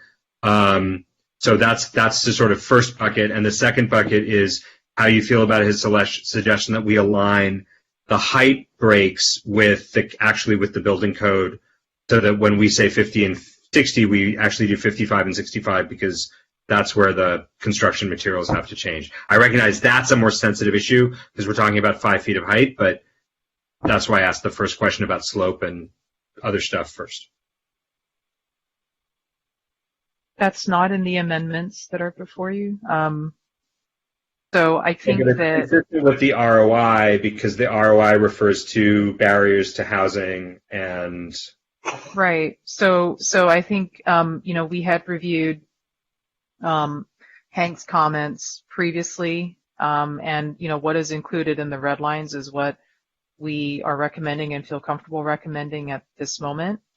And I think we can look more detail at some of his other changes, or we want to revisit some of those potential changes in future phases of this. Looking at a standard, especially something like slope, is a project unto itself. But I will say, in terms of slope parcels and the relationships, we do have urban design concerns around not having a limitation about how much a building can sink above or below. We've seen some not great examples of that. Right. So I think we have a genuine concern about just eliminating that requirement completely. Okay. What about, because this is in the red line, I think, what about his recommendation on tying open space requirements to bedroom count, which I think Commissioner Fresco had also raised as a way of kind of getting a handle on how much open space we have in housing. And then his approach, I thought he had a smart point about daylight plane relative to the residential context. I preferred his solution to the gentleman who called and asked for the 20% option. I thought he was right to point out that not every residential district next to commercial is 25 feet. So about the metering outdoor space relative to the kinds of units, We did not recommend that. It seemed that if it was a smaller unit, it got smaller outdoor space. Okay. Because it's really a quality of life issue. This has been a long-standing conversation, both at the Planning Commission and at the ARB and in review of projects, that, just because you have a smaller unit doesn't mean that, you're deprived of any less open space than somebody else. So, we just weren't comfortable with just reducing that. But didn't you have a thing where like they could move it off the private space as long as there was? That's on the menu. That's right. On That's on the menu. And Okay. it's, right. But again, I'm not, we're not comfortable just outright making that a standard just to just reduce it without any additional, thought around it. I think it just violates, all of the quality of life conversations we've had around housing, and the importance of having access to open space, in your living unit. And what was the other one? The the daylight plane to the actual height limit of the neighboring residential. So if you were bordering on R4, for example, your daylight plane would kick in at a higher height than if you were bordering R1. Yeah, we looked at this issue as well. I think it's a difference. Trying to remember. Anyone from the team? Do you guys remember like kind of where we landed on that? Because we did look at this. I think, to be and honest, I don't with you, remember where we landed. A lot of why we didn't touch the daylight plane was just to keep, the direction from the commission back in December was to look at the modeling of when it stopped and to not really touch when the threshold of the 25 feet ended, because that has just been kind of a consistent standard that has been carried through. And typically it's, a lot of the boulevards are bordering kind of the R2, and it didn't seem like there was reason enough to match the heights per, respective zone. I mean, it's a big difference, right? Because for R1, it's 28 feet, and for R4, it's 45 feet. It's not like a 2-foot difference. That's a big difference. So I'm wondering whether other people would be open to, his language is that the height at which the daylight plane springs should be equal to the tier 2, if applicable, height limit allowed on the adjacent residential parcel. I think part of the issue was that I don't think there were that many instances of where commercial backs up onto R4. Like R4 and R3 in general is very limited in the entire city. Okay.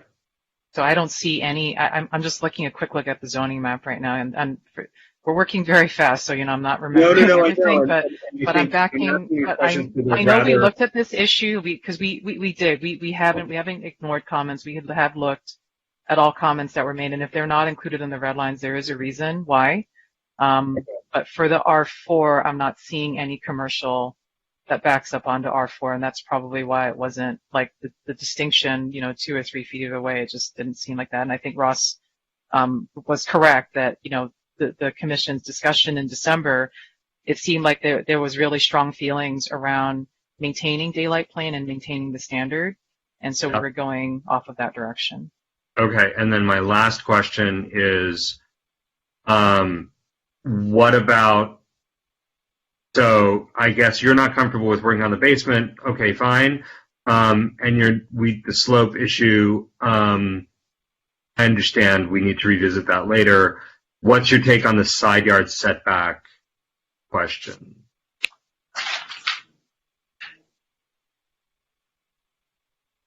Are you referring to the side yard setback when it borders an A lot? I think right. Wasn't that the one? Right. Yeah, I think we were going to deal with that in A lots, right? Yeah, I think that was kind of the next phase when we were dealing with the actual A lot. Okay.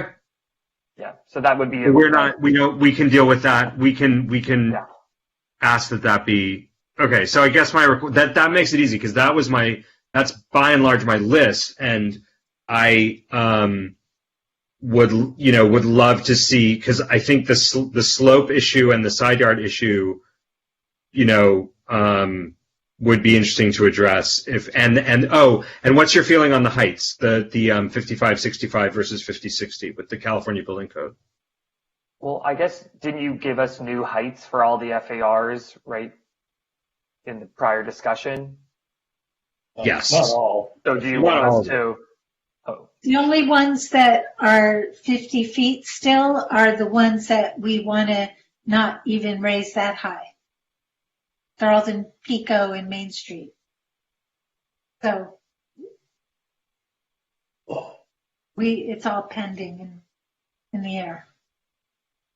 I mean, I know when we proposed the heights, for example, when a 2.25 FAR, the feasibility test said it needed approximately 4 stories, we were already trying to give it some flexibility to have different ground floor heights, but it is definitely the, commission's, agenda if they would like to move those up. But we did. Would there be a modification? I mean, there's always a chance, there's always an option for them to apply for one of the buy right menu options for additional height. But if you want to set base heights a little bit differently, you are able to. But we did try to accommodate those heights, always giving them a little bit extra already to accommodate those FARs for, different floor heights throughout the building. It's incorporated in the recommendation you see here, which is, even though if it's ending in 0, it means that that's 5 feet above what was determined to be able to fit when we worked with the architects on the team. So that's, even though it doesn't end in the number 5 per se, it does include that extra 5 feet for the flexibility that Ross was just mentioning. Well, yeah. Okay. And I think one of the bigger issues I had with height was that the high rise kicked in at a lower level than the state building code. I think that was the bigger animal to attack. And I think staff has told us before that doesn't come from the zoning code, but from the fire marshal. But to the extent it comes from the zoning code, we would like to address that. Yeah, that's not a zoning code issue. That's really a fire. Okay. It's fire building. Okay. Sean, were you done with your? I'm good. Yeah, thank you. I just wanted to flag all that. All right. Any other comments Commissioner Fresco? I already talked about staff with this earlier today, but I just wanted to say on the record so nobody forgets that we had talked long ago and relatively regularly about disallowing windowless bedrooms. Speaking of quality of life. Doing new? I'm sorry, what? No, Windowless bedrooms. bedrooms need a window. We haven't gotten to concessions yet, have we? No. No, because that's why I'm still here. Okay. Okay, so unless we have any other comments on this one, Jane, you can think we're okay. Yeah, if you'd prefer, we can skip over all the particular standards. I mean, we could move to the density bonus piece because it sounds like there's a desire to talk about the menus of incentives and concessions. Yes. So, is that slide? Probably slide 41. I don't think there's any dispute about how we calculate density bonus, so we don't. I'm pretty sure there's no issue with that. Slide 38. Sorry. Yeah. So that is the proposed menu. I have 2 issues with this. And I thought from an email I got from Heidi today that you guys were going to change the 11 to 22. Giving an 11-foot height bonus for a density bonus is meaningless for anything that has more than 2 residential floors.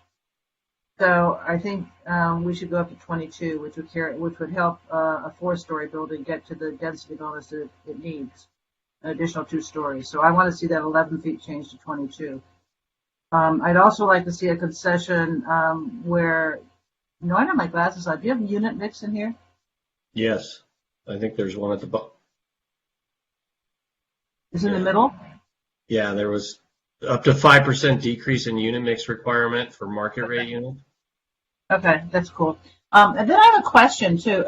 Does the unit mix ratio, do the ratios apply to the bonus units as well? I don't know the answer to that. Staff? Yeah, I'm sorry, I'm just thinking. Yeah, I think it would. Okay, so that makes it even more important to do 22 feet instead of 11 feet. And unless you want everything in the bonus units to be micro units, you need more height as a concession. That's my change. 11 feet is ludicrous. I mean, it doesn't help anybody who is building more than 2 stories of residence. And I understand they could come in for a waiver, but this would save your time and their time just to go to 22 feet. Okay, Commissioner Raskin. So, Commissioner Leverett, I hear your concern. Why not then make the height increase the ratio of building height? Well, that's a good solution. That's a good solution, and I would be willing to do that as well. But most of the programs that I've looked at actually have 22 feet, and I think actually the TOC program in LA goes up to 33 feet. But 22 feet is, I think it works for residential buildings up to 4 stories. And developers have an option to come in and ask for more height, and that's a ministerial decision. And they have to prove that it's more cost effective with more height, and that they can also accommodate the surplus units, the bonus units with more height. But that's something that's done by staff. So that option is there. But I think we look like we're not very smart if we say 11 feet instead of 22, because it doesn't really help anybody.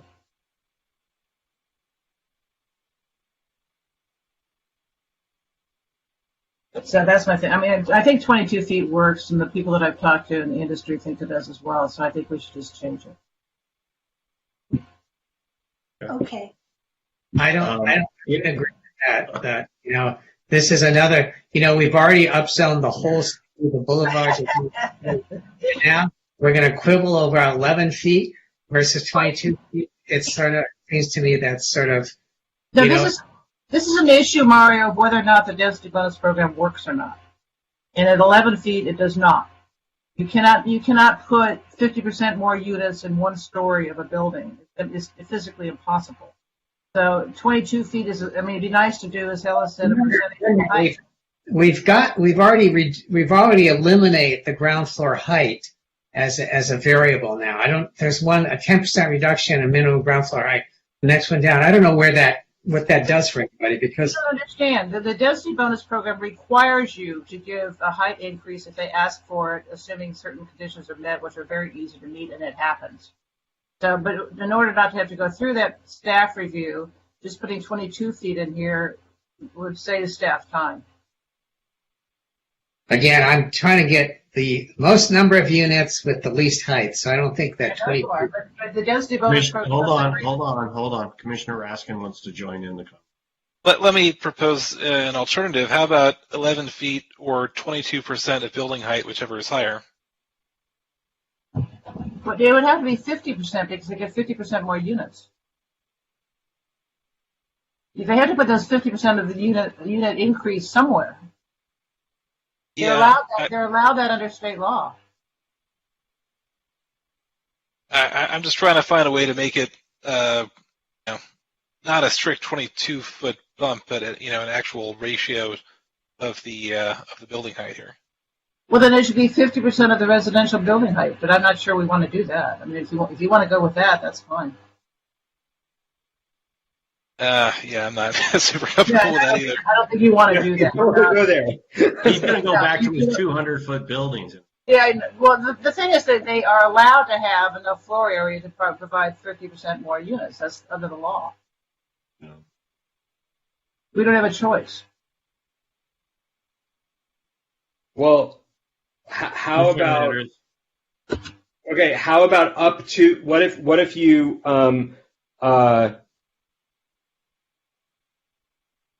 what if you did something like it's late and it's going to be incoherent, but help me, Ellis. up to 22 feet, or the height needed to achieve the density bonus, comma, whichever is less. Well, let me throw out something else then. That makes no sense. There's already something called there's incentives and concessions and waivers under state density bonus law. So you don't need to do that because it's two different standards. This is just the menu of incentives and concessions. Certainly an applicant may avail themselves of waivers under density bonus law, which is reviewed, which is, that's there to be used in concert with the bonus, because the standard there is whether the standard is applied is physically precluding the construction of the project. So that is also something that's available. The problem is 11 feet makes us look like idiots because it doesn't mean anything. Well, can I just explain that there actually is a rational basis for the 11 feet, and it's based on the analysis that John Kaliski and Associates did for this, and it's the attachment to your staff report. Assuming that this is based on the assumptions of the even distribution of units and the 20% bonus, they modeled this and they found that it could fit within one more floor. That additional bonus could fit one more floor. What about a 50% bonus? Well, we're modeling what the city's program. Then they get a concession. I just give up. I give up. Yeah. Does anybody else have comments on these? I have an idea. Wait, I have an idea. Okay, go ahead. Sorry, Jing, I don't know if this solves the problem. Can they take, when they go to a 50% density bonus, can't they take multiple concessions? Yes. So couldn't they take 11 feet twice? Yes. That's called a waiver. Well, no, because it's so I think, to be clear, the applicant is not limited to only this menu. May I say something? I think what is going on here, and I've heard it at council and I've heard it from staff, is you are hoping that no one takes more than a 20% density bonus. And somehow that will limit height and it will make the city council happy, et cetera, et cetera. However, state law allows them to take a 50% density bonus bump, and they need the floor area to do that. And 11 feet is not it. And to say that we're doing a density bonus program and limiting them to 20% is totally bad faith. But that's why I'm suggesting let them take that concession twice, up to twice. No, then they would go for a waiver rather than. Okay. Just like bad faith. Quickly, right? So to be clear too, and to piggyback on the planning manager's other comments, so incentives and concessions are limited by the amount of density bonus that you get. Right, so the amount you set aside controls how many incentives and concessions you get. You get between 1 and 3, unless you are AB 1763, then you get 4. Right, so some projects are only going to get 1 incentive or concession. Some can get up to 3. What you are referring to, Commissioner Lambert, is somebody who has maxed out on their density bonus, so they get the 50% bump and they get the 3 incentives or concessions. They are always free to go off menu, in which case they must provide the city with some documentation, and we have to, the burden is on the city to deny it. So that's kind of where we are. And as a planning manager explained, the on menu incentive and concession, what that says is you just get to walk in and you get it by right. We just get to, mark the box and say that you get it. And that is based on the amount of bonus that you will get if you meet the city's minimum AHPP requirements. So I just want to be clear on how that came about. So I'm going to say it again. I've heard you say this to council. I've heard council repeat it to you. They would like to keep the density bonus at 20%, when actually a developer has the legal right to go to 50%. And that 11 feet is not going to get that developer and the extra floor area required to get that 50%, and you know that. I want to be clear that nobody is going to prohibit a developer from seeking and receiving a 50% density bonus. That's not going to happen. Okay, I give up. I concede. Okay. I think it looks really, really bad to the state. But I have a density bonus question for staff, which is in terms of the number of incentives. You know, it's based on in my world, it's like if you get one incentive for 5% very low income, two for 10% very low income, and 3 for 15, and there's a sliding scale for the low and the moderate. How are we implementing the state density bonus under that model when we're requiring people to spread their affordable over to the different income levels? Because they never, I mean, it'll be really hard for somebody to get 3 incentives. They would have to exceed the city's requirements. that's right. It would be a 20% inclusionary requirement if they went to full 50% and used the AHPP.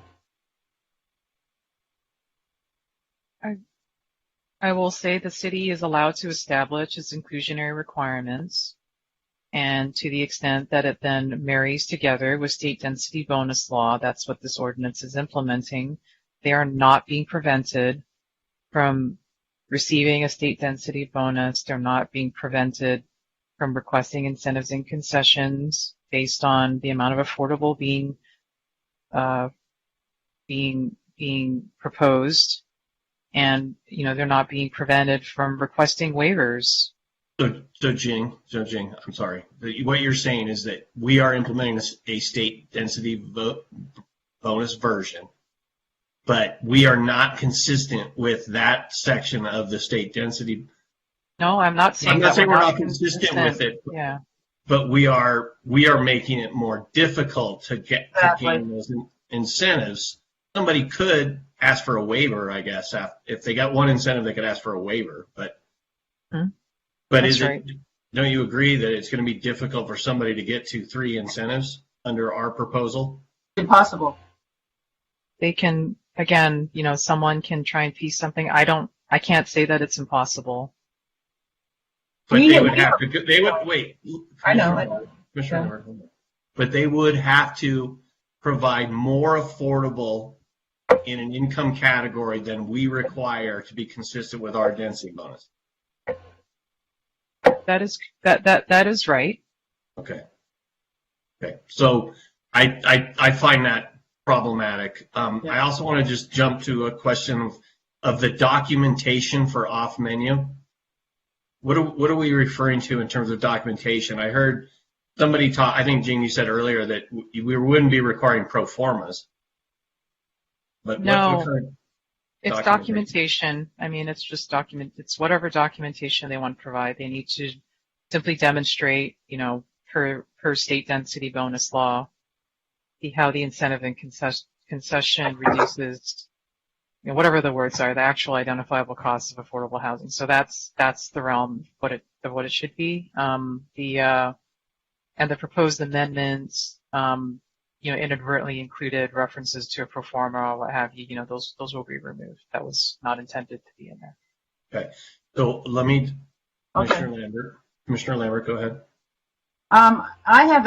We have asked repeatedly for a feasibility study to show whether or not this piggybacking of the AHPP and the full density bonus program works, and have been told it hasn't happened. And nothing that Paul submitted in February this month included that except for downtown. I want to know why you haven't done that.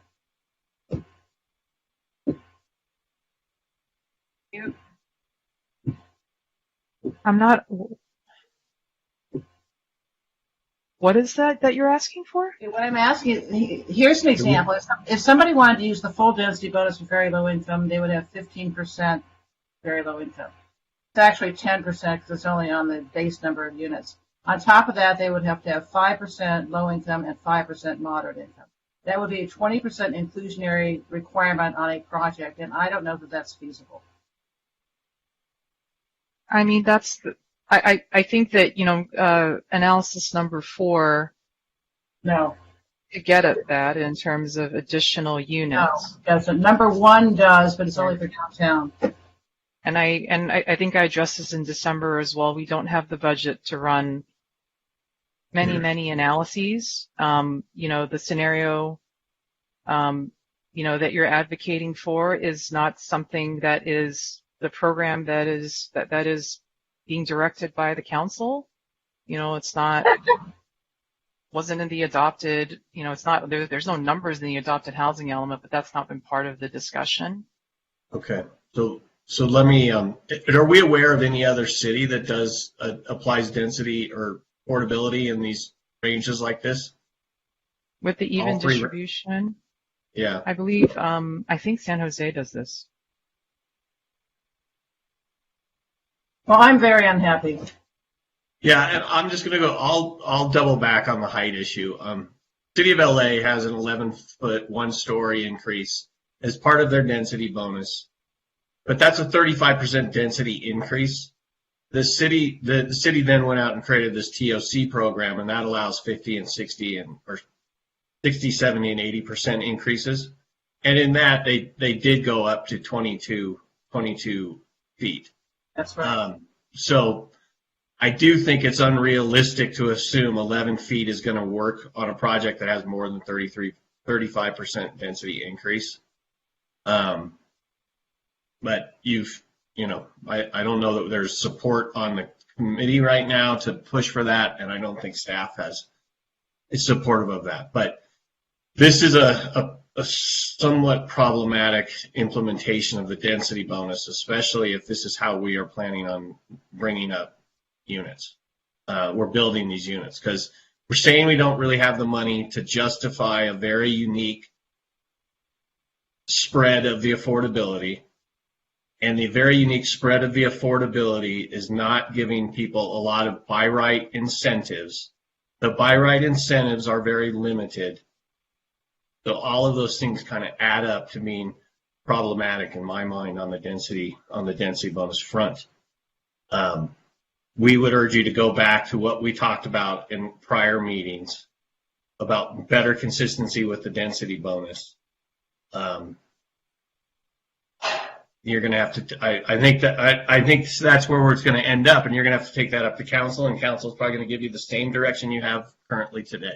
But I think some of us on the committee. So again, I don't want there to be the impression that we're not trying to provide the information here, because there's endless analyses. We spent hundreds of thousands of dollars on analyses to provide information for you. But, what we're being asked to analyze is the program that is being presented, not something else that, and we can't predict what density or what people may do. We're demonstrating the feasibility of the program that has been discussed, which is an even distribution, and there's access. The city has an AHPP. It's not that we don't have an inclusionary program, and the city is allowed to shape that inclusionary program to make it fit the city's needs, and it does not circumvent or prevent the ability for an applicant to then access density bonus law. Like, all of those things are still there.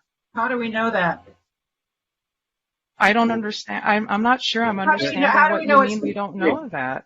But because that's been modeled, we were looking at. Can I say something? Look, council has given staff direction. We're trying to give our best advice. We're doing our best. Ultimately, I don't think any of this, I'm just going to say this candidly, I don't think this conversation is going to go anywhere, because ultimately council is setting the policy direction and staff is reflecting the longstanding policy direction of council, which is what it is. Now, between now and next week, if we're going to come back on the 16th to continue this hearing, there is going to be a letter from HCD telling us whether or not our housing element is certified. And I would bet that if there is a problem with our housing element, it is possible that it will reference our implementation of the state density bonus law, which will change the dynamic of what work we need to do to come into compliance. So at the moment, I'm going to respectfully, from a policy standpoint, I agree with our chair and with Commissioner Lambert. From the practical point that we serve at the pleasure, we're giving our best advice to council, and council sets direction. Until something happens from outside this city to make us look at this differently, we're not gonna. So at 11:09, I think we should put a pin in this and hope that we have more information by next Wednesday, by the 16th, because maybe that'll give us the clarity that we need to sort this out. Sean, I appreciate that, and I'm all for being politically astute at where things are headed. I just think at the same point, what I was trying to do with my comments was just highlight where I thought some of the inconsistencies were with the density bonus. And so that's all I was trying to do. And for staff, I'm not upset with you didn't do another analysis. I mean, I'm just trying to say this is unique. This is unique, and I want to make sure it works, and I want to see if there was other examples out there. Well, I agree, though. We're not going to change the city council's policy. We just need to try to give them the best advice that we can give them.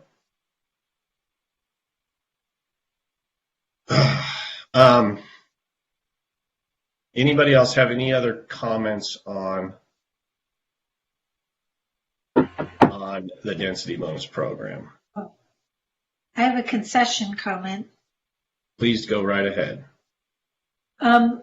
That one about open space, where if you need to have some units without it, you have to replace it somewhere else in the building. I had brought up earlier, what if they didn't have to replace it elsewhere in the building, if they could get another unit and there was a city park within 1,500 feet of the property.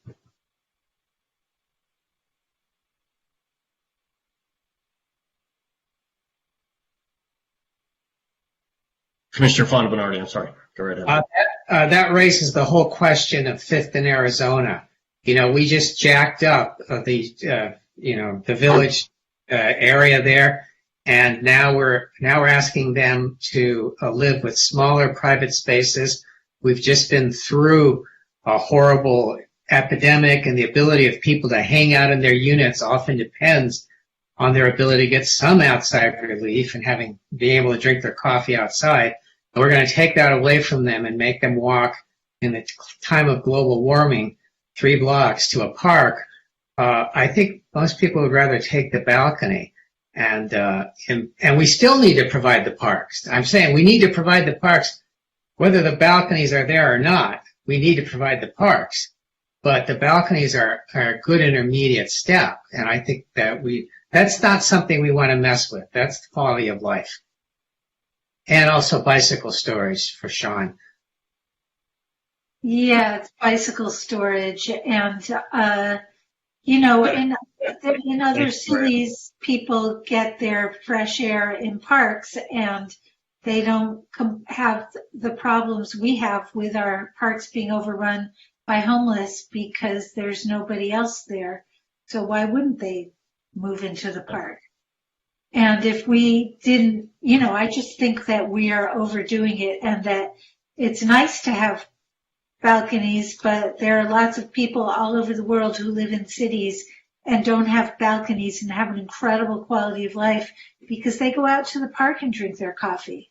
And, So can I say on that, look, the staff was clear in terms of my question about scaling that open space relative to the size of the unit. And I take the point, and I agree with Commissioner Fonda-Bernardi.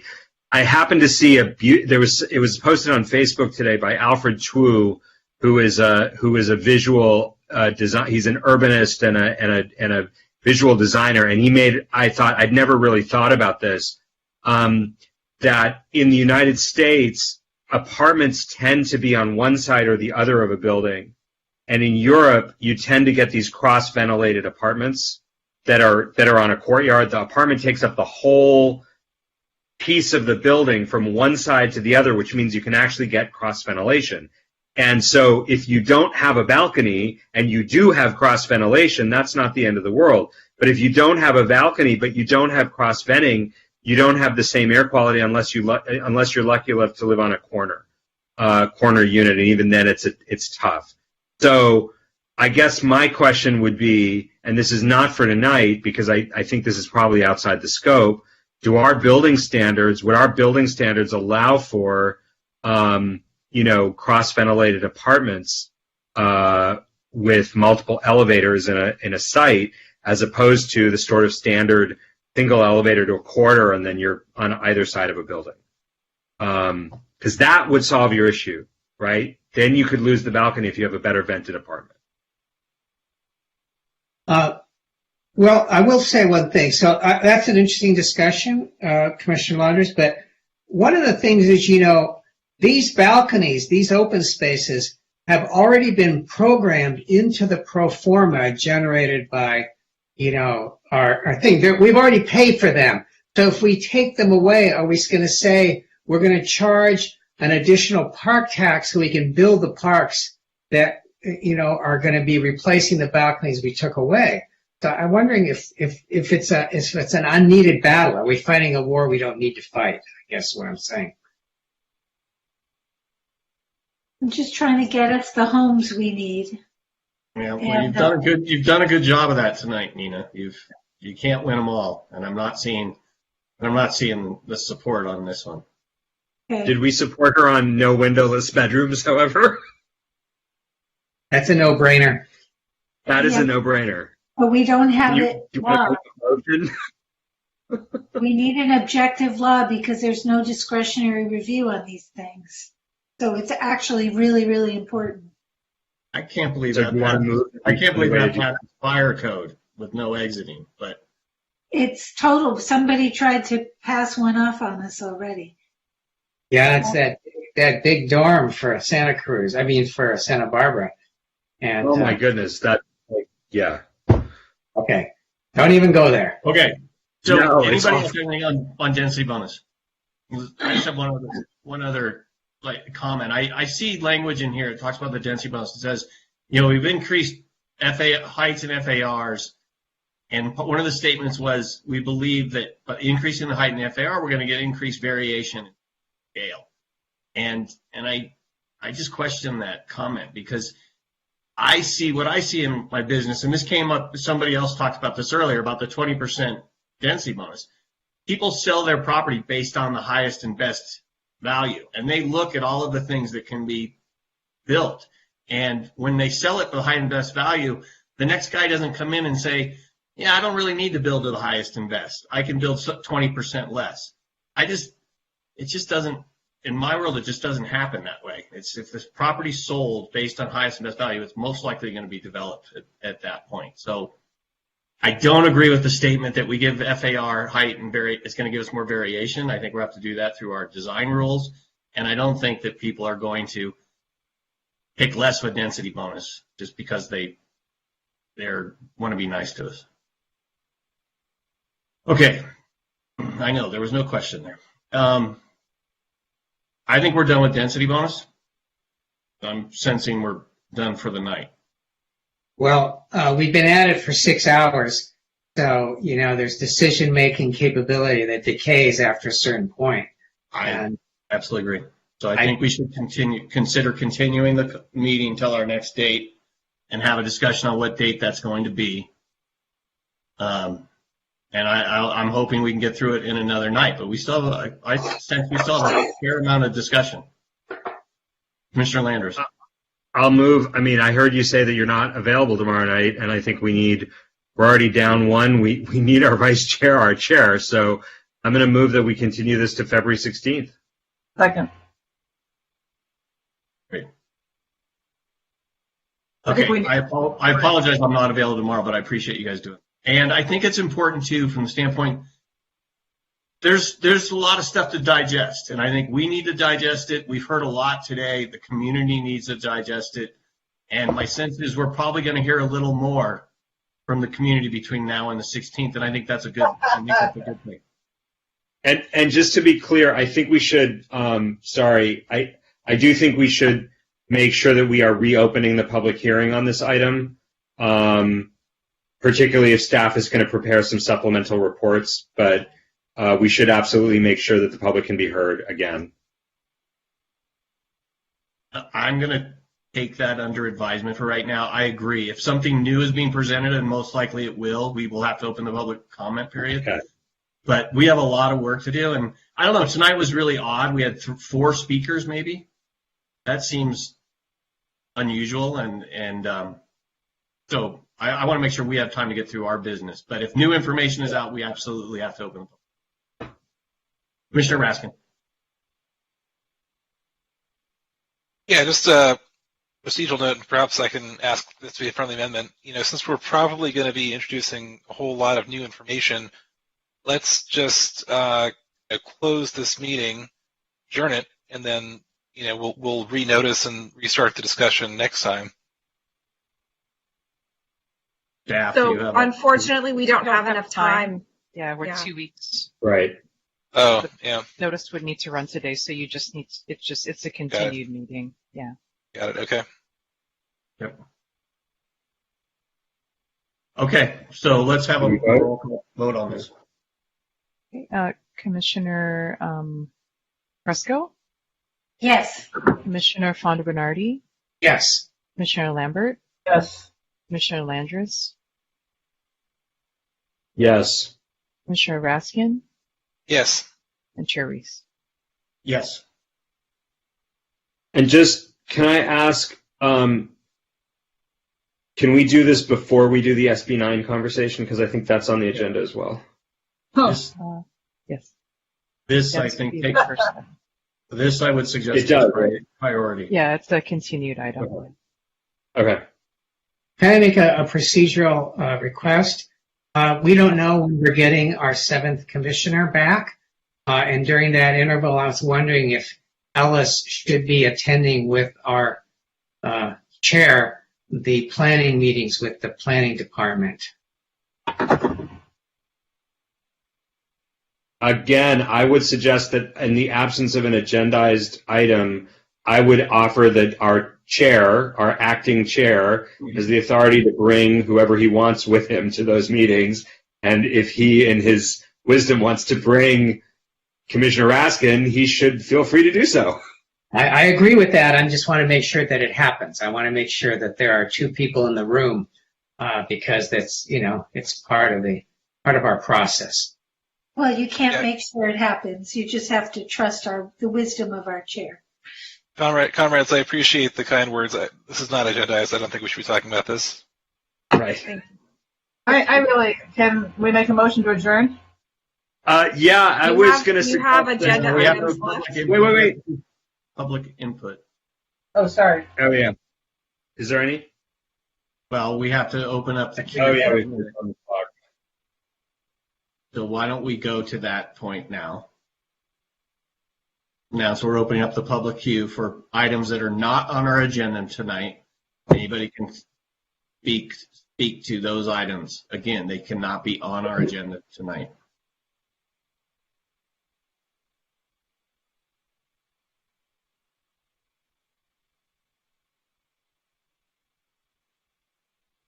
I like that the clock matches the city logo.